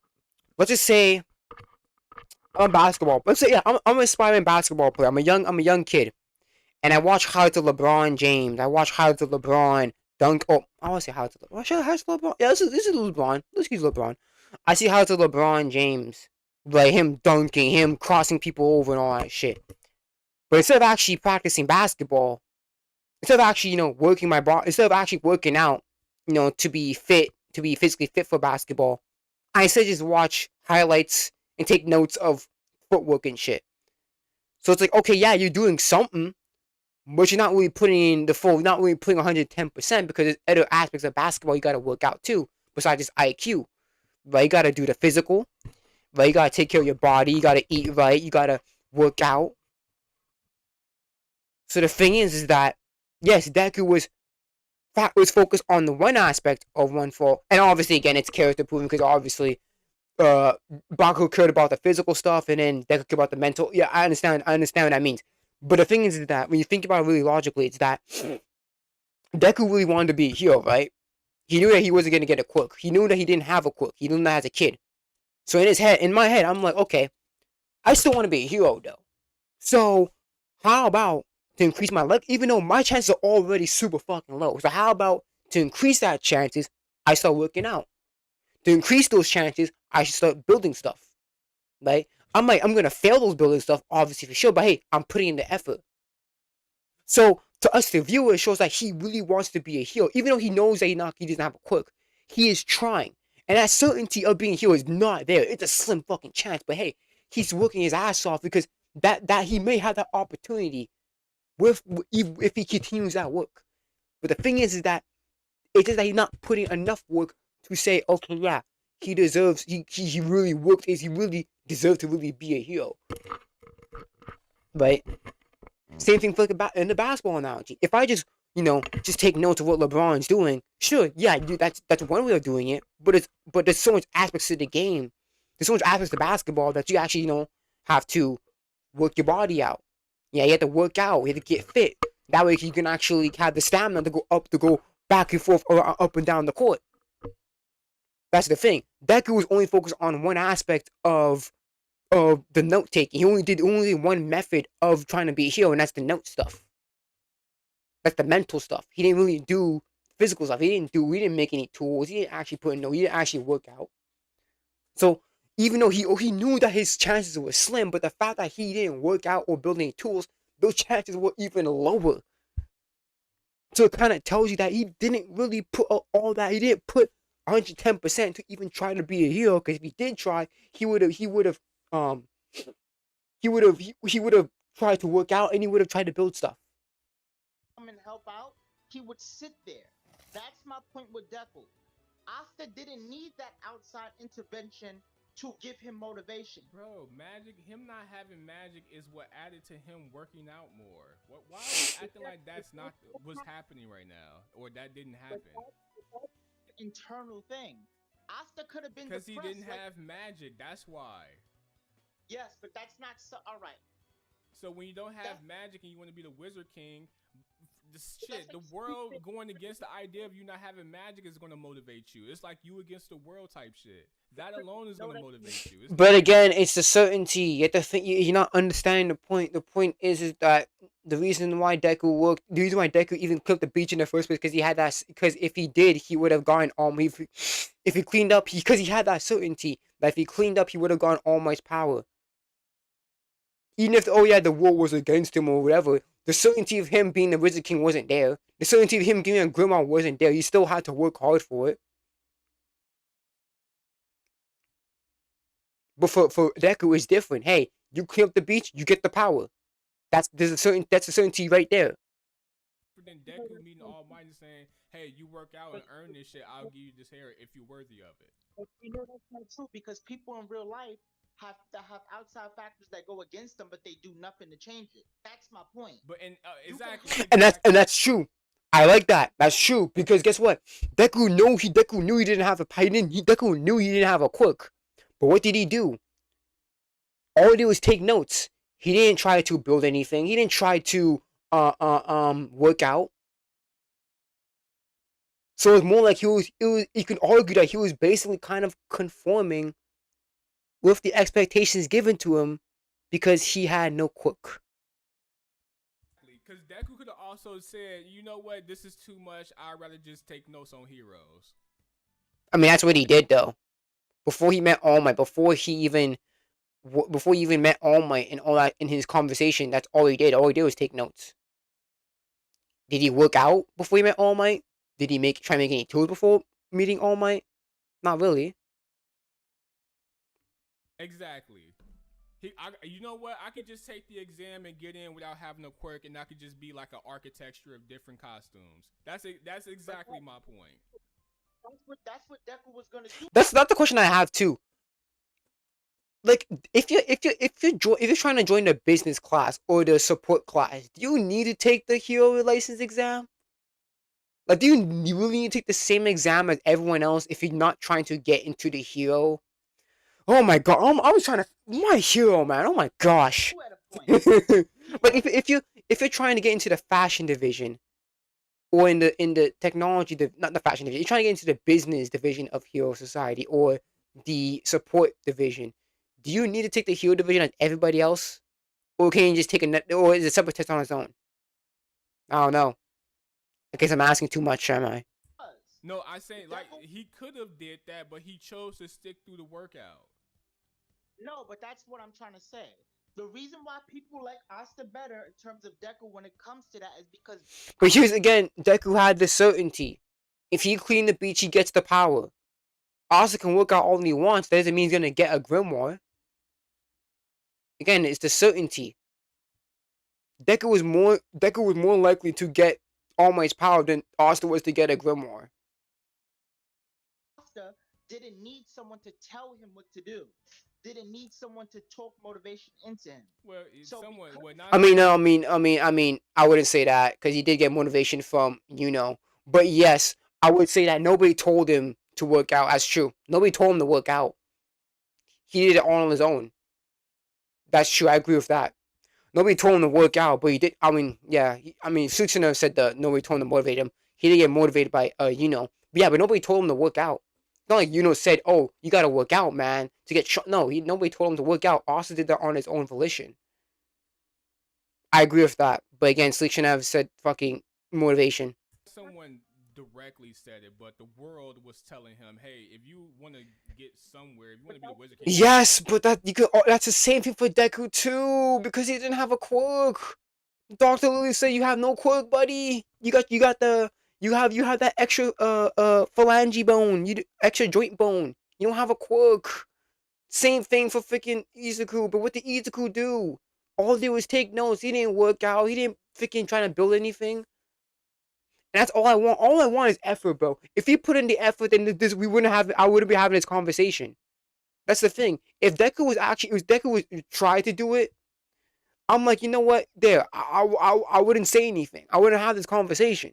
But Deku didn't try to work out. He didn't try to build anything. All he did was take notes. There's more to being a hero than just taking notes, man. You at least have to do something. I know, but that is different. Like that's not the case at all. Like whether someone physically tells you or. I'm trying to say, but it's different because it's not like someone's coming to help you. You don't know if someone's gonna come to help you, right? That you just being born in a situation where you have a defect. Like let's say you was born with one leg. Yeah, for example, Lee Lee cannot I don't say Lee had no chakra. He does have chakra. Lee cannot properly. There's something I don't know what body defect he has, but he can't properly form chakra to create ninjutsu and genjutsu. So he makes up for it by being extremely good at taijutsu. That's the thing. Deku, he knew he had no quirk, but he didn't make up for it. He didn't. Oh, I said he didn't make up for his intelligence, but he didn't make up for as much as he can. Because he knew that he had no quirk, so he'll make up for as much as he can. Working out, building shit. He will do everything in his power to have at least to narrow that disadvantage. But he didn't do that. All he did was write notes. And that's not enough. And you want to run a marathon. Most people just give up on that dream. That's the outside world against you. But Deku had someone that's what I'm saying.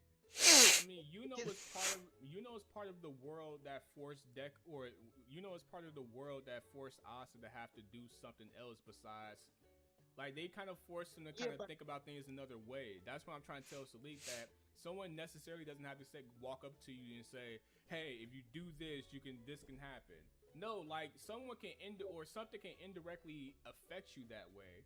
Like if you're like, say for instance, huh? I agree. I'm just saying. But here's the thing. It's just that Asta did it his own way. Even if he did get motivated by it's not like told him to work out. Asta's like, okay, I'm not best at magic, but I'll be best with physical stuff, so I'm gonna do that. Did freaking give him the idea of doing that? No. That's the thing. That's why I understand what Sleek is saying. Asta had more proactive into it. Yeah, he was more proactive into making up for his lack of magic. Deku didn't really do that. Yeah, sure he did. He did freaking do sure he did freaking write notes, but there's more to being a hero than just writing notes. You gotta have tools, you gotta have sometimes you gotta have that physical body too.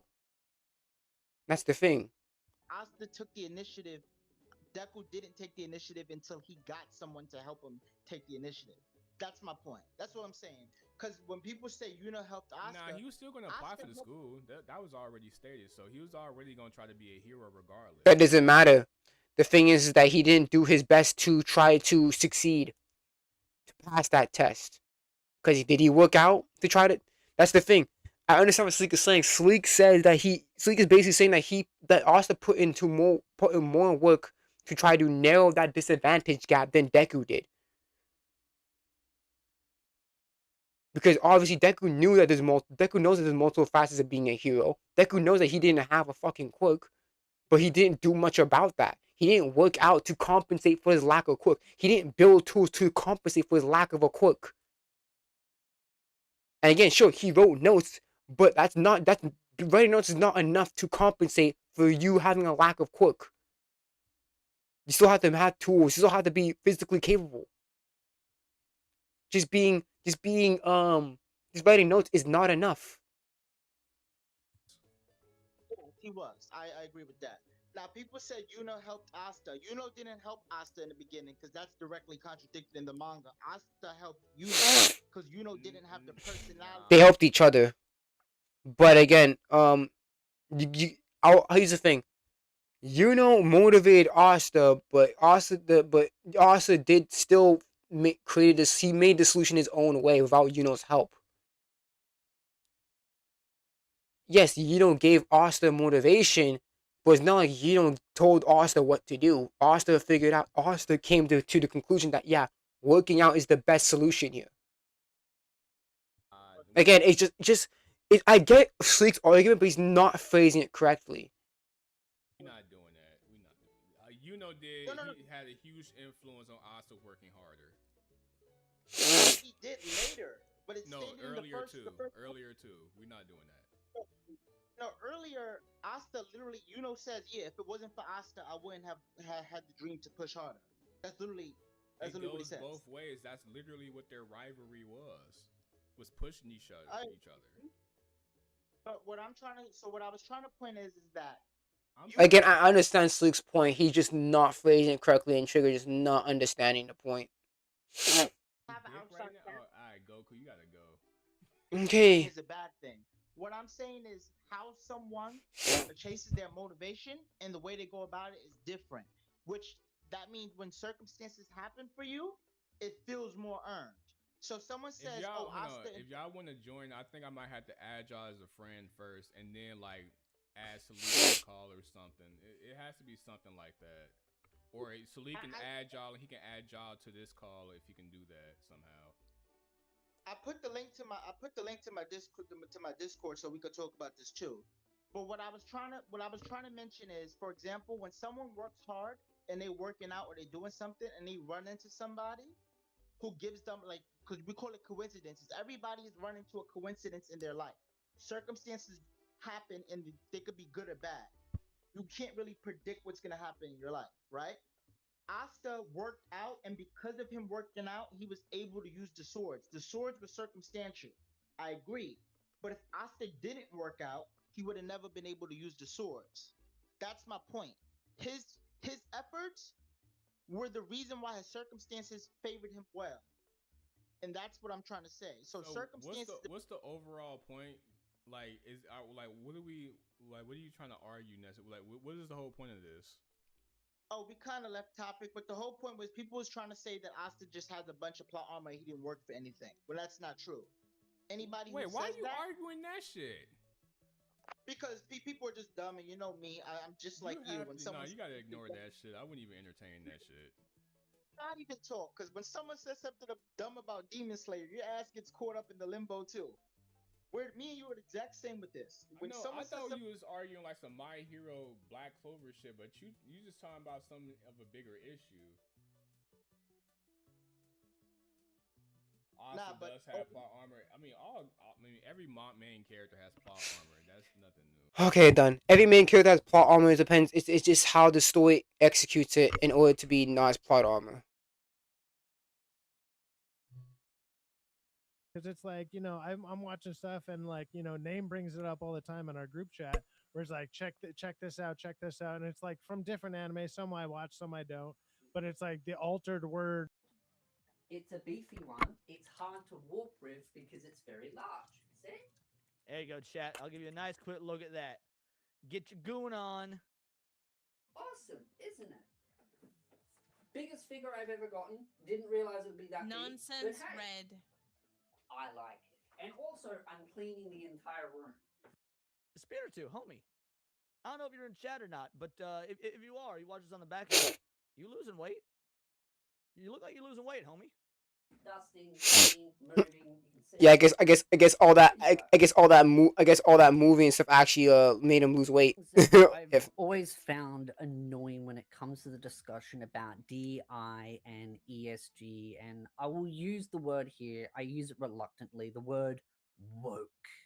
And the reason why I find some aspects of these discussions annoying is because of the fact that a lot of people will whinge about DEI, they'll whinge about ESG, they'll whinge about the woke games and all the rest, but they'll still buy and purchase stuff within those games, whether it's.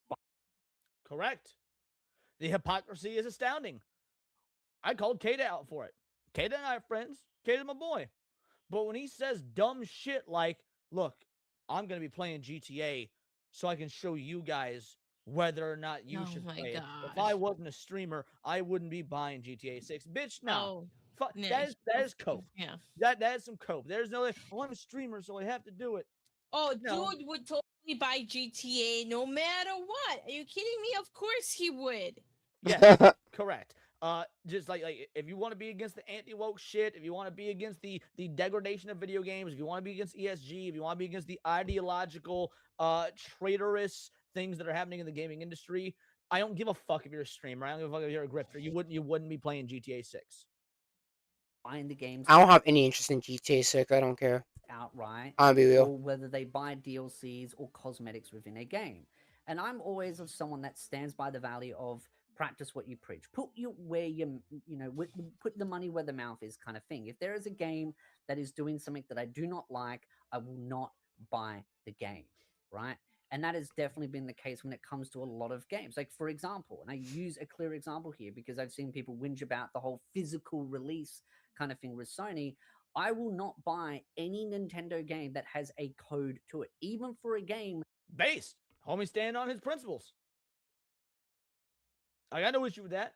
People tend to think that like the whole being against digital media or being against the no dis no buy means that like everything needs to be released digitally or everything needs to be released physically. So no, we just need the options. It shouldn't be one or the other. You need the option, and cutting out physical media is an attack on your freedom. That I really like. I will refuse to buy it if it is a digital code and that I do not have the game on the actual cartridge and can play it offline without needing it online, always connected to a live service, because at that point you no longer own the game, it's controlled by the corporation. Exactly. So what a true physical ownership is, because I know people will argue technicalities, and I really get irritated at those that try and play the technicality game of what is real physical ownership compared to a physical game that you install, but it still is controlled through. If an outside source can take it away from you after you purchased it, then you did not own it. Mm-hmm. If an outside source, if anything, you just rented it for a certain period of time until whatever. You basically just rented it until somebody just fucking cancels it. Can legally take it away, I should say. If an outside source can legally take it from you after you have paid money for it, then you do not own the thing. You basically paid for a rental period with an undisclosed rental time. An online mechanism. And so I always believe in practicing what you preach kind of thing. And I do think there are a lot of content creators out there that love to do the whole preach, but they don't put where their money mouth is. And I think there are a lot of viewers out there just out in the internet that love to whine about DI, ESG, and all this other crap, but none of them will actually stop purchasing these games. And a great example of that is recent dramas going on, especially with stuff like with Stellar Blade and all that. and me just saying, hey, let's stick to facts, let's not rage bait, let's not lie within the titles itself.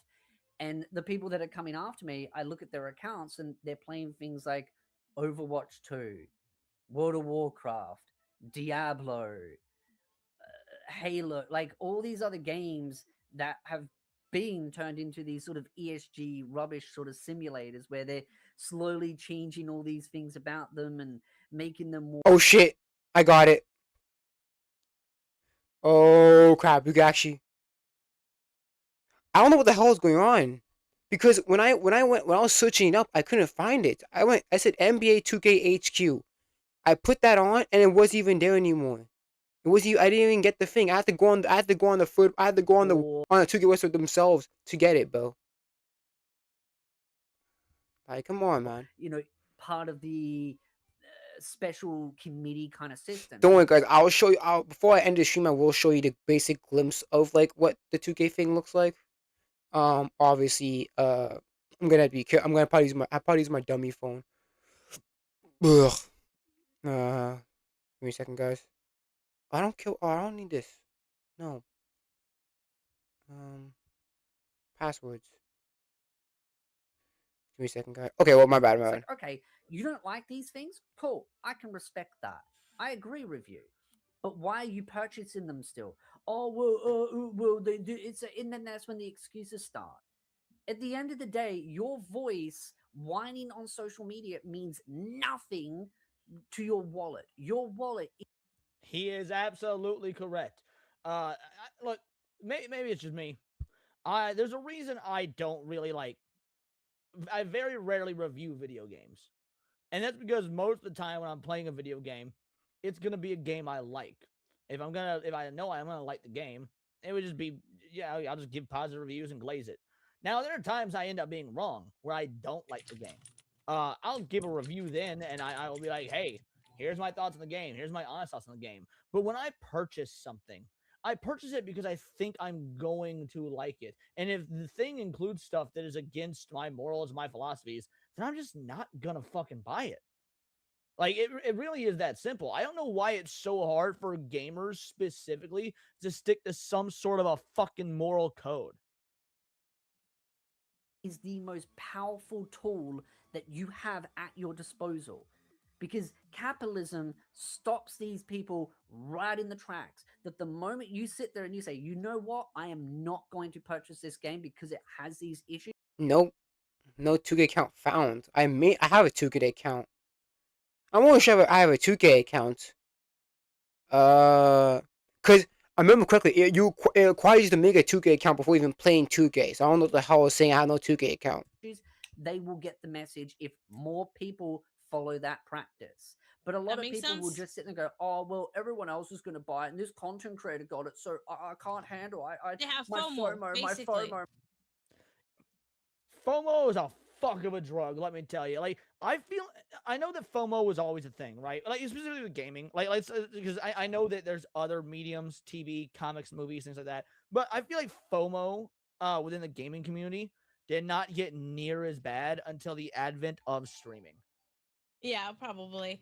But I mean, like, I guess, like, in from my perspective, is like, you really want to see a game, you can always find it, but it's just, you don't need to play it. There's so many games out there. You really don't need to. Couldn't agree more. My FOMO, and there exactly is the problem. People. There you go. He just said it after you did, babe. FOMO. Have no self-control, but they want to sit online and preach this big speech all the time about how they don't like this and they don't like that, but then they're off buying the game the next day because their favorite Of course they are. Yeah, of course. Oh my god, that's exactly what we were talking about earlier today. Of course, yeah. On Twitch or YouTube or Kick or Rumble or whatever, and straight away they've got to have that game, right? It reminds me of when the Switch 2 came out, right? And so many people were whinging about certain things that the Switch 2 did. And then people went out and bought the Switch 2 and all the games with it. And their excuse was, oh, well, yep, all 3 games. All 3 games. Mario Kart, Donkey Kong, and Pokopia. All 3 games for the Switch 2. I don't like the look of the characters because I feel like they've kind of removed a bit of that Nikkei kind of aesthetic, you know, the cake, as people like to refer. it feels like they've just flatlined their butts more than what is in the official release of the actual Persona games. And so to me, I'm like, you know what? I won't purchase them. I send a clear message that if you don't make the game the way I want, well, then I don't have to spend the money on it. It's my money. I'll spend it on things that I like and want. But a lot of people will whinge and whinge and whinge, but they won't practice what they preach. And so Yep. that's why I get irritated at all these, I would say, virtual signals, right? A Mm-hmm. lot of people whinge about the left and how they virtual signal, but I do think a lot of virtual signaling happens on the right. Devil, same here. I haven't bought a Switch 2. And it's not even like as a boycott to Nintendo. I don't see value in it, and I'm not going to purchase something I don't see value in just due to FOMO. That's true. There's not enough games I'm interested in to where I want to buy a Switch 2. I'm gonna be real. Like I don't have enough. There's not enough games I'm interested in to I want to buy a whole nother console. Cause Switch 2 is mad expensive. I don't feel like I'm not unless it goes on sale or some shit maybe. But it's just like I don't have more. It's not games that I'm like mad interested in to get it.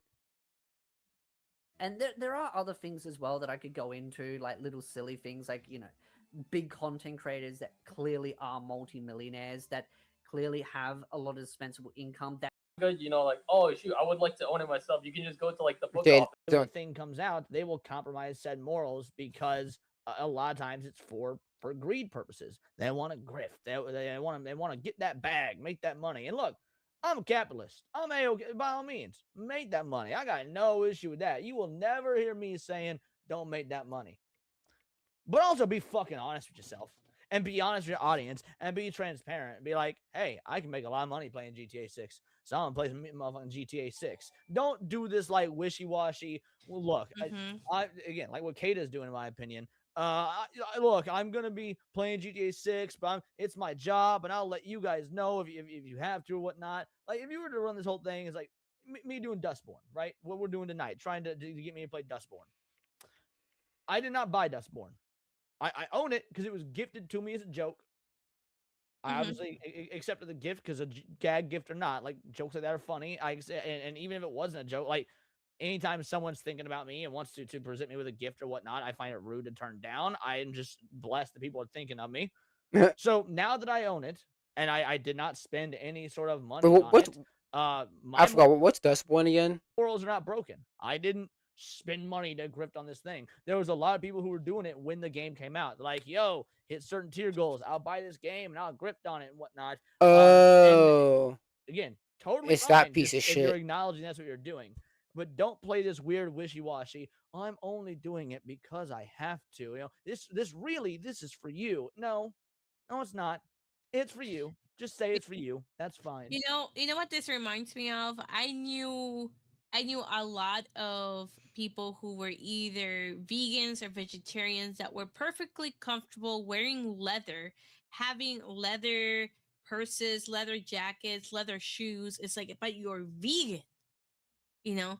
Or they're vegetarian only too, but then they also eat Fish. fish. Yeah. It's like, no, if you're vegetarian, then you're vegetarian. You don't need any meat. Or if you vegan, Or if you're a vegetarian that eats fish, you're a pescatarian. That's just the person being stupid and not understand what a vegetarian is. It's the same as mine going to the same company for a single copy. That except that that's not my moral line. You said yourself earlier, people have lines. I will not spend my money on things I do not agree with. I will not stop other people from spending their money, minus giving my opinion on whether they should or shouldn't. But if somebody is going to do it, I'm not going to impede on their freedom to do so. That to me, that's foolhardy. So yeah, no, the idea that money was spent is completely irrelevant. Okay, fair enough. You say that's fair. Yeah, that's my moral line. Against certain things, they can push certain things. There are ways that multitude of different people can fight these certain things. I talk about like gatekeeping, right? Where gatekeeping, there's many different layers to how you can gatekeep, whether it's through active communities that you control or just actively calling out bad actors or promoting certain content creators that promote the mindset that you believe in. I think it's the same thing when it comes to consuming, right? whether it's that you make sure that you don't buy the DLCs or the expansions or the cosmetics or the actual base game or the consoles for companies that do predatory actions. You put your money where your mouth is. It's the same way when it comes to other things like bigger people that have much more dispensable income, big content creators or the multimillionaires that will constantly harp on about DEI and ESG is bad. And it's like, okay, then why don't you do something with all that power and all that wealth that you have? Oh, you're just going to sit there and whinge in a video all the time. And it's like, I understand, talking to an audience, rallying people behind it, that's important, right? Sitting there in a video and saying, hey. But not if you're not going to practice what you preach. And that's the thing. Like, if I would be such a fucking hypocrite if I was to tell people, like, hey, do not buy GTA 6. It is advocating for the destruction of the gaming space as a whole.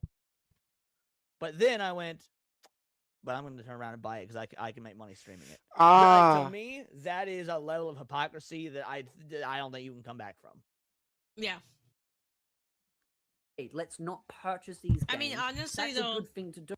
I knew that there was going to be people in my community that were going to gift me GTA 6, and they were going to gift you GTA 6 because they told me about it. And I told them not to. I said, give me any other game except that one.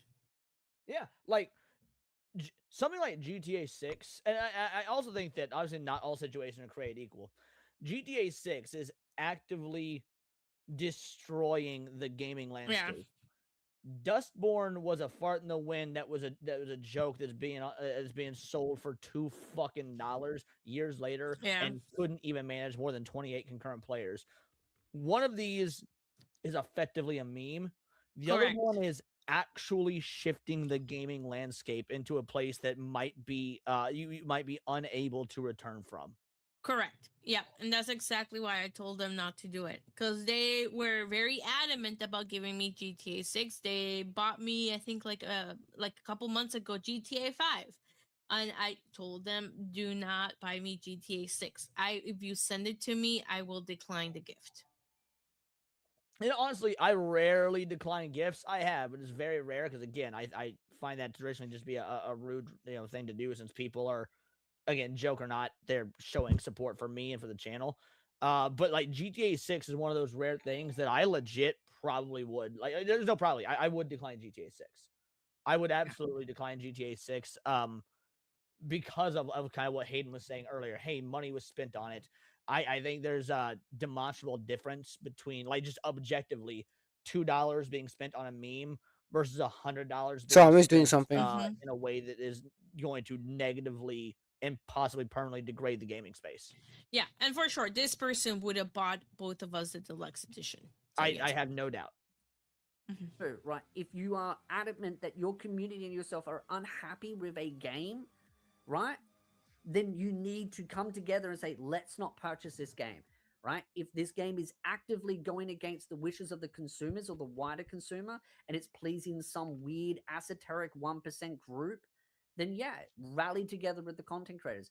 But there is some part of me that sees some of it and feels like a lot of it's a little bit more empty words, right? They're not really practicing what they preach. And a lot of people in those communities also don't practice what they preach. I'm not saying making videos is not a good idea. I do it, it'd be hypocritical. And I think there is an importance of having content creators show their voice and dissent against these issues. But yeah, and I completely. So here's the thing. I think there's a difference between actively knowing that something is bad, giving the company money anyway, and then showing it to everyone else that it's bad, because you can do that. You can show people how bad something is without giving the company money, versus versus something turns out to be bad. You didn't know it was bad, and now you're like, hey guys, unfortunately, here's the reality. I'm gonna have to I wanted the Backrooms to be a 10 out of 10 movie. I spent money on the Backrooms. Now, I knew it probably wasn't going to be 10 out of 10 because 10 out of 10, I mean, that's so fucking rare. Almost no movies 10 out of 10. My point is, I expected the Backrooms to be a masterpiece because I'm a huge fan of the Backrooms. I walked away from the Backrooms thinking that was a good movie. I'm happy with that movie. And so it's a fine movie.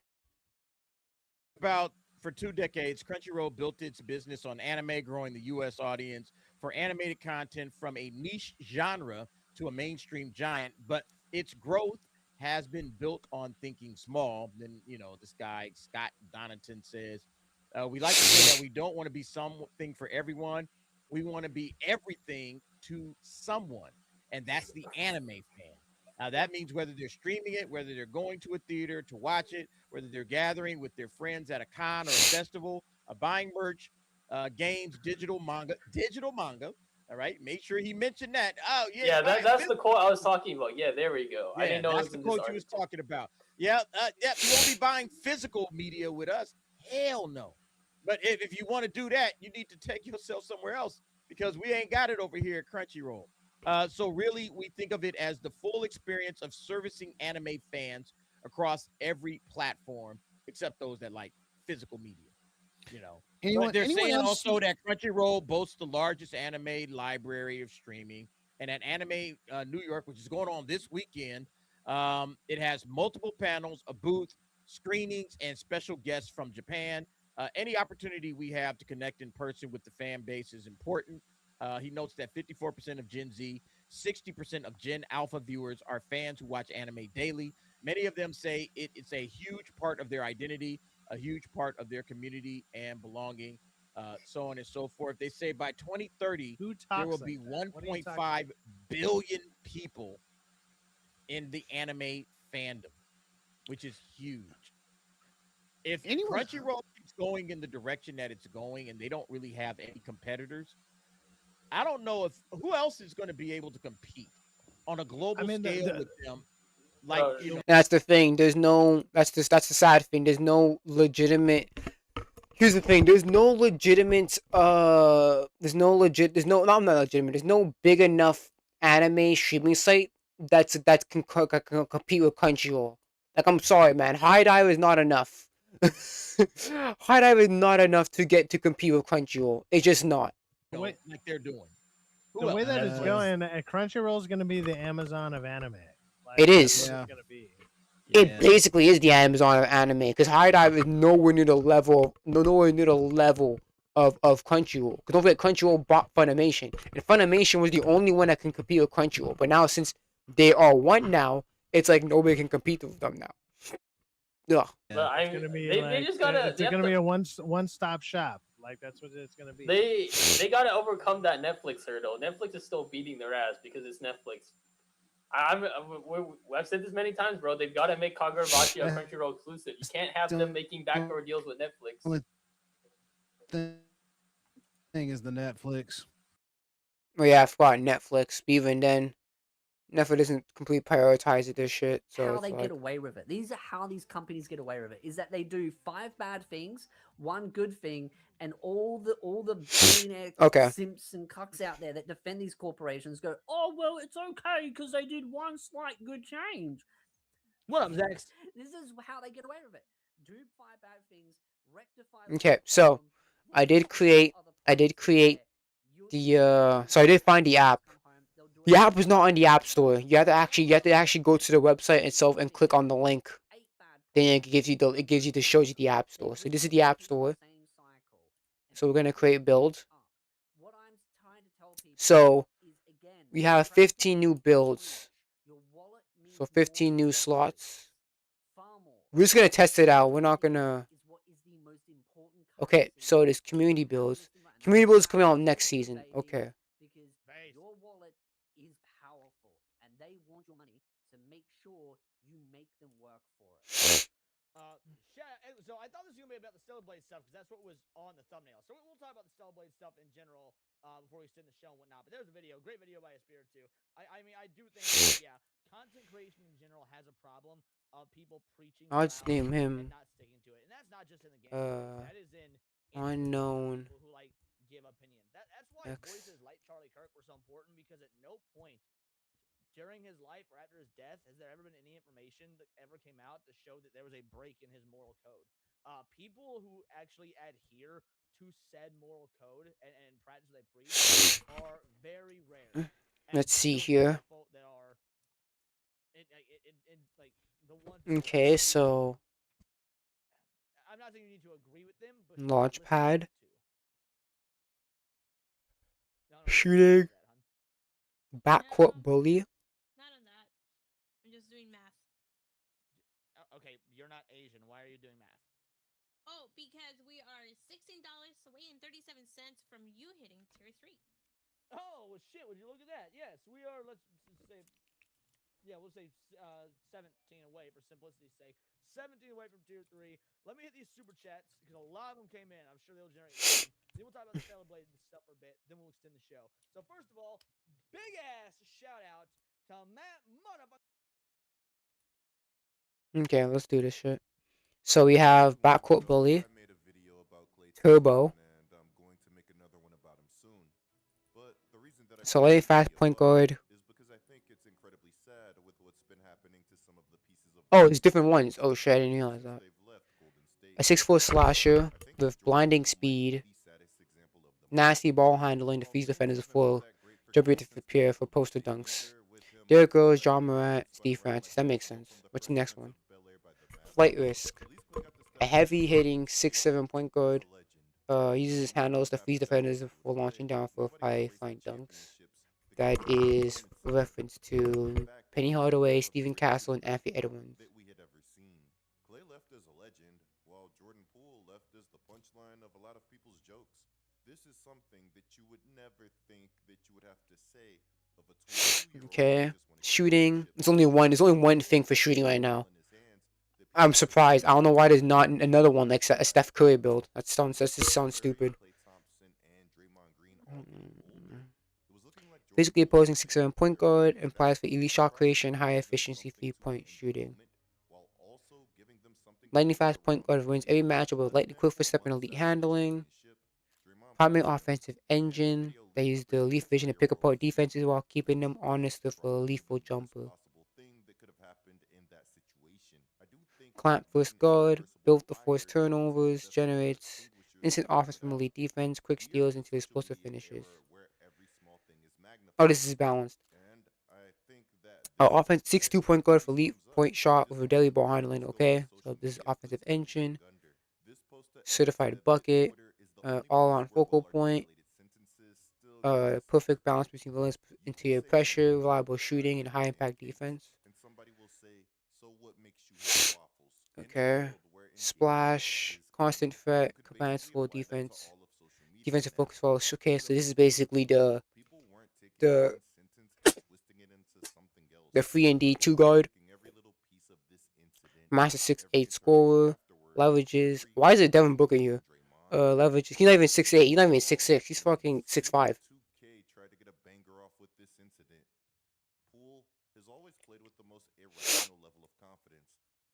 Leverages. There's only so long that you can have the entire internet talking about you like you're a joke. Dominant for all 3 levels. Dissector. Perimeter 6'8" guard utilizes elite passing to control the floor while maintaining hitting deep freezes and smooth layups. Why is Austin Reeves here? He's not even that tall. He's 6'5", not 6'8". Why is he here? Boxed up. Absolute defensive anchor. Suffocates top perimeter guards. Okay. Rebounding. Utility snags heavy boards. The balanced prototype. Combo guard. Shit, why am I sneezing now? Versatile 6'10" wing.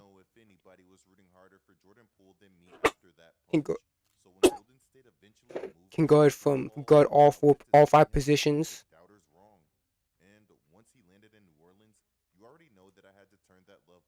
Virtuoso. Dynamic. Jeez, why is all these lightweights, bro? 188 pounds, 200 pounds. Like, why most of these freaking things lightweight, bro? And LeBron. But before we get into what comes next, if you are enjoying the content, then be sure to drop a like, subscribe, and turn on notifications so that you never miss an upload. Yeah. If you go back and watch Okay, scoring machine. championship run, the whole story sucks so much more. Defensive blueprint. Oh yeah, 'cause you can create 6'8" fucking. You can create 6'10" females now. Apparently. You know, those are like super rare. But who cares?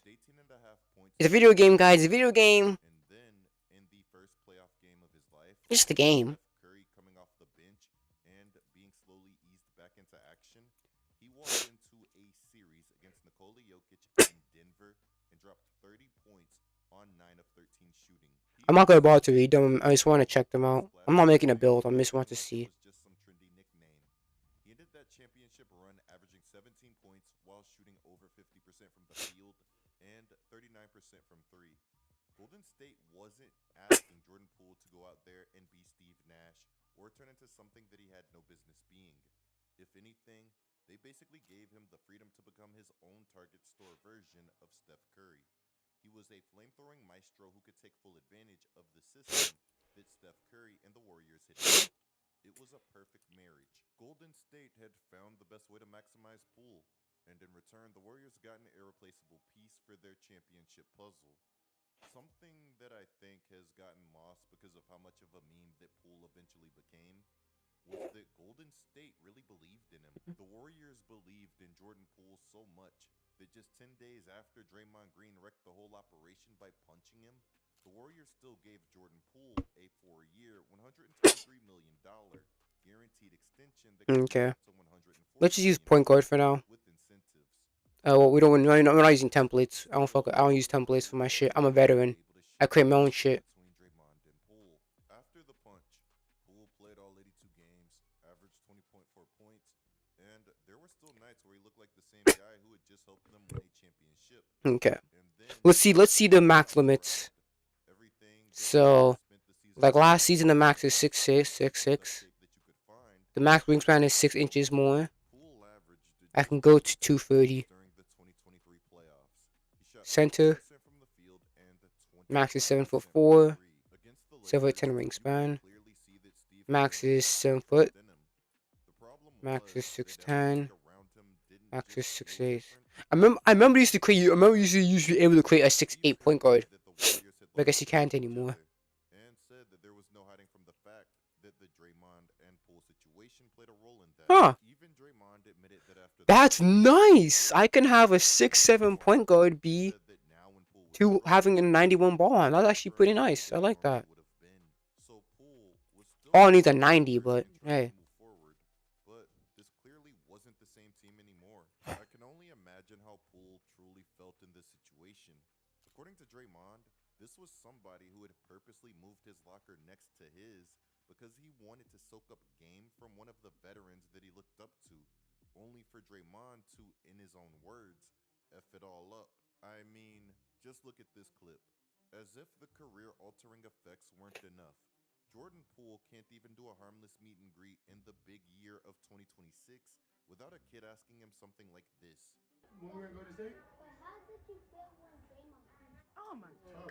Obviously, I don't see the full exchange here, but just from this clip, it looks like Jordan Poole handled this about as well as he possibly could have yet again. About a month after the Warriors season. Yeah, how can you? How can you?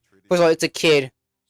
We can't do much when a kid asks you that question, but like, all you can do is just say, "Hey, man, it was devastating." That's it. But a lot of people are using it. Every time I go on there, there's more and more pages being read. So yeah, a digital manga service that's a paid subscription and you got to buy stuff. Forget about it. All right, forget about it. It's over and done with. Your thoughts on this particular site going down, and you know how things are really just shifting over. We've been covering Manga Million. I'll bring it up right now. We've been covering it for the last couple of weeks. I think this is where digital manga is pretty much going to be. But your thoughts, guys? It's a sad reality. Long time coming. The minute that Manga Millions made its appearance, the clock was ticking, and for Manga Mirai, time ran out. Yeah, it's kind of I'm not gonna say the entire business model is gonna erupt, but it feels like this might be the start of the subscription bubble bursting because you know, like it's like the pendulum swinging back because back in it's kind of Manga Million kind of feels like Netflix back in the day where everything was all like on different cable networks and then Netflix came in and centralized everything. The fact that Manga Million has such a huge library off the bat, and even if like they said, even if it becomes priced, I think it's still going to be worth it to a lot of people because like I don't have to pay multiple subscriptions just to view just like the handful things that I want. Look, it's the goat, bro. It's the goat. They got the taco P shirt on, but I think this is the start of the pendulum swinging back as slow as it is. These a lot. You're gonna see a lot of you know So you have to have a a lot 99 of to get people a versatile visionary on Hall of Fame. because once they start putting it all back into one big entity, it's gonna cause a lot of the competition to die out because you just can't keep up. It's like how much how Wait, what does what? manga Mirai have that Lightning launch is manga 6, million won't? 80, 80 at Like a 86. niche title for sure, but I don't unless you have a really really dedicated niche fan base. Jeez. That's not enough to sustain the platform. I think like last week, this number was at 133 million. And Yeah. so they picked up another 33 million or 34 million pages read in a week. In a week. That's crazy. So, Bet that. yeah, this thing is going to Well, continue to I'm one grow of and them. I blow was up. on there. I bet that Yeah, me number's. too. I've been on there all week. I've been on I this bet thing that all number's week gonna be long. like. I bet that number's gonna be about 200 million next week.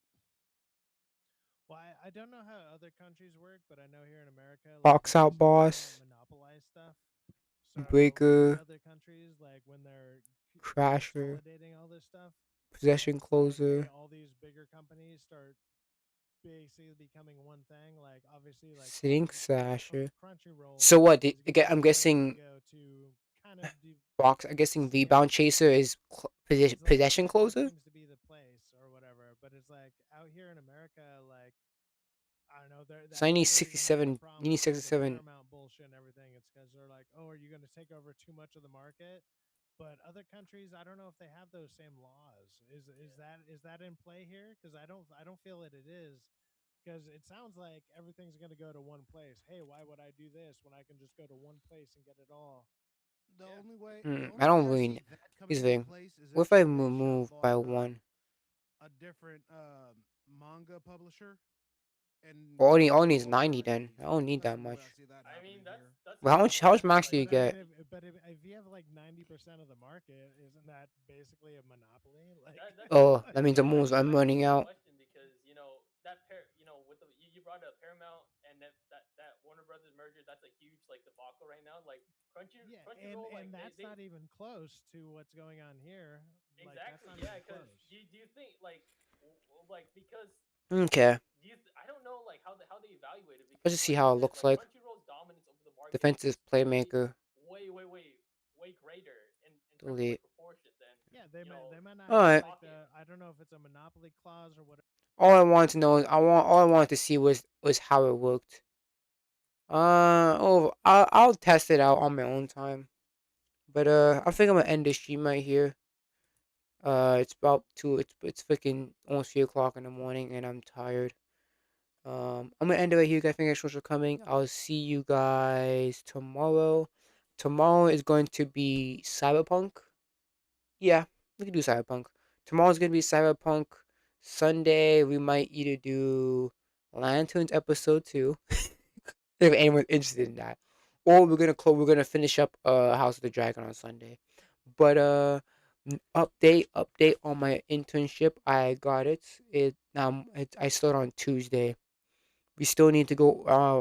Well, obviously we have the weekend to go over the details of like what's the schedule and all that stuff. So we're gonna go over that. But yeah. So yeah, I'm starting on Tuesday. So after Tuesday, I'm not gonna be streaming as much anymore. Unfortunately, I'm probably gonna be streaming Fridays. I'll probably be streaming Fridays, Saturdays, and Sundays. Not even Sundays. Maybe not even probably not even Sundays. Honestly. But yeah, we'll see though. We'll see. We'll see when we get there. Right? It's Friday. We still have a couple more days before it hits Tuesday. So I'm gonna end right here, guys. Thanks so much for coming. I'll see you guys tomorrow for the Cyberpunk stream. So enjoy that. So yeah, have a great day.